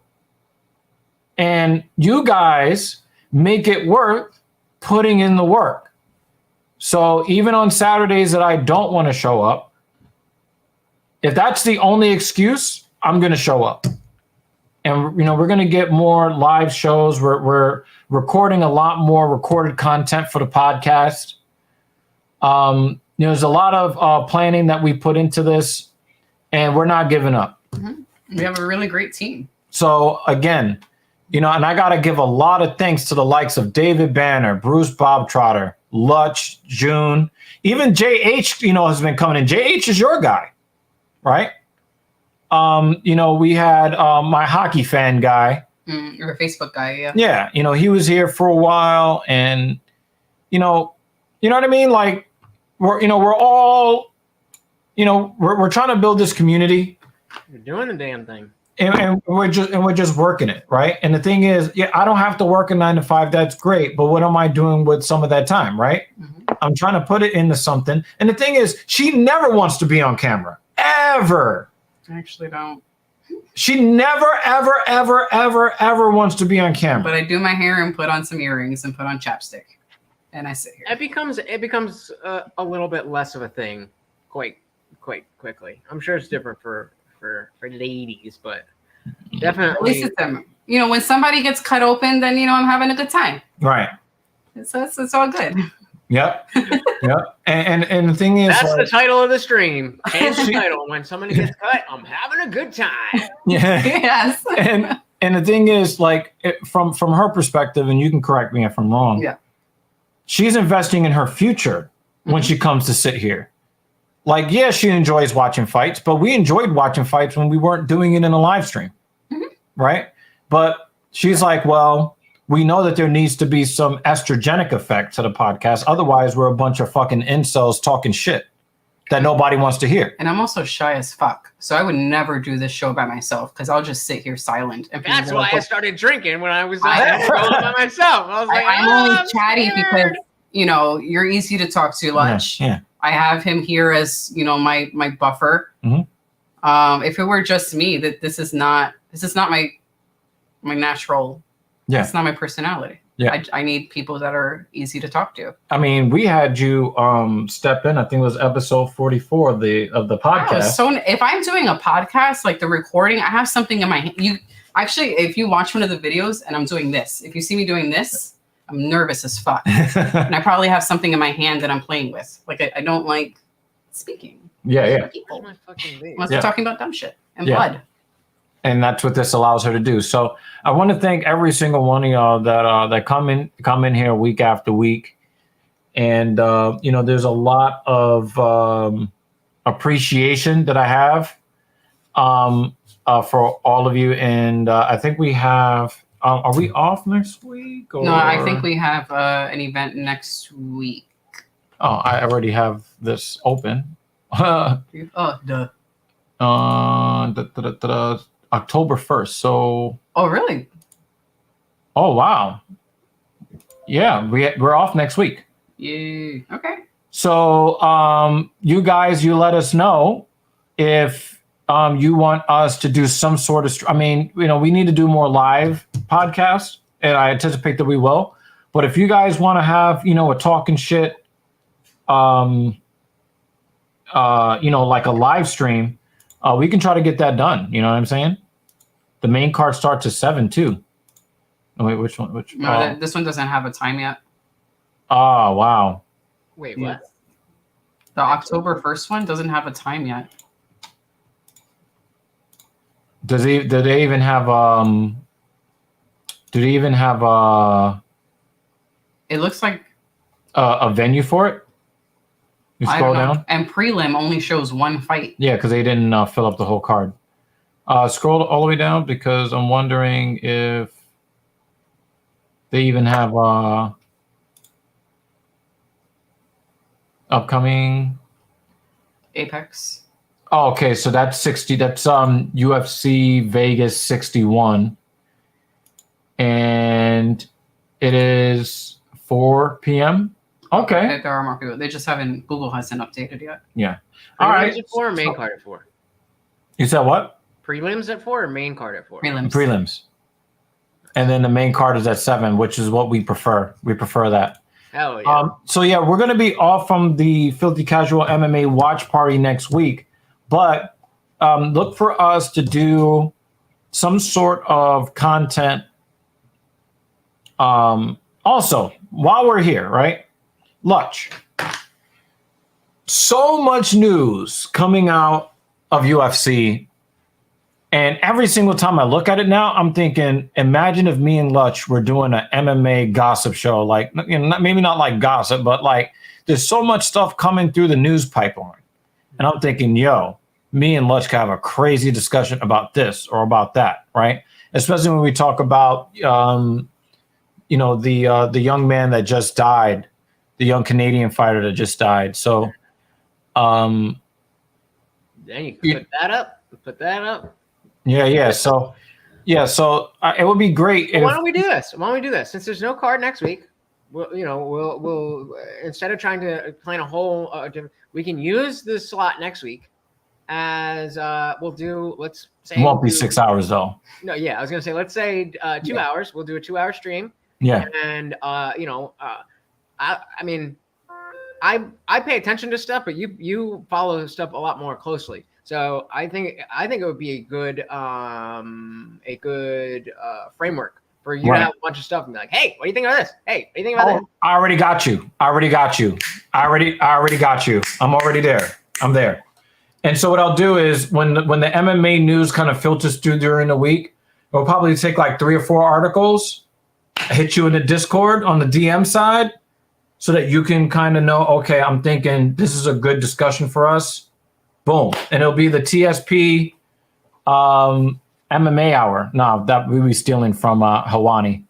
Well, I keep it the Filthy Casual because this is the Filthy Casual watch party. That can be that'll be the Filthy Casual MMA show. Yeah. Oh my God. Yeah. So before we go though, I wanted to. We didn't get to. Oh, you did something you wanted to put up on the screen, right? Yeah.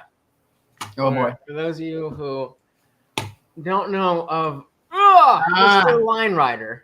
All right, go ahead. Hit play. So you would draw. So you would draw this all out before. We're definitely gonna get there's gonna be Oh, he almost died. Yeah, can you you mute it? Yeah, I don't want that copyright strike. But the scarf is so cute though. And so oh no! That looks like some of the video games I used to play on PC. This gives me a little bit of anxiety. This is an online Flash game. And so, you would take a computer class in high school specifically to get on the computer. And then, this is what we would do. And I would spend the entire semester, I would do the work. And then when I was done, I would make a course or I work on the course.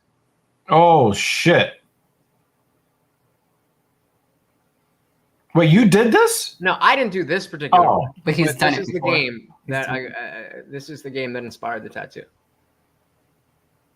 Oh, shit. Oh, oh. And now the scarf is going the opposite direction. I can't get over the scarf. It's so cute. Oh. You can stop whenever you want. All right, this is just it's No, let it go. This is fun. Line Rider. Very cool.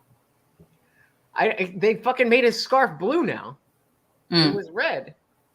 Well, part of it looks like orange at the front. That's all right. Yeah, it's orange. You got the OG. You got the original. It's cool. Ah, yeah. Line Rider classic. You see his little arms go up and down like he's driving. And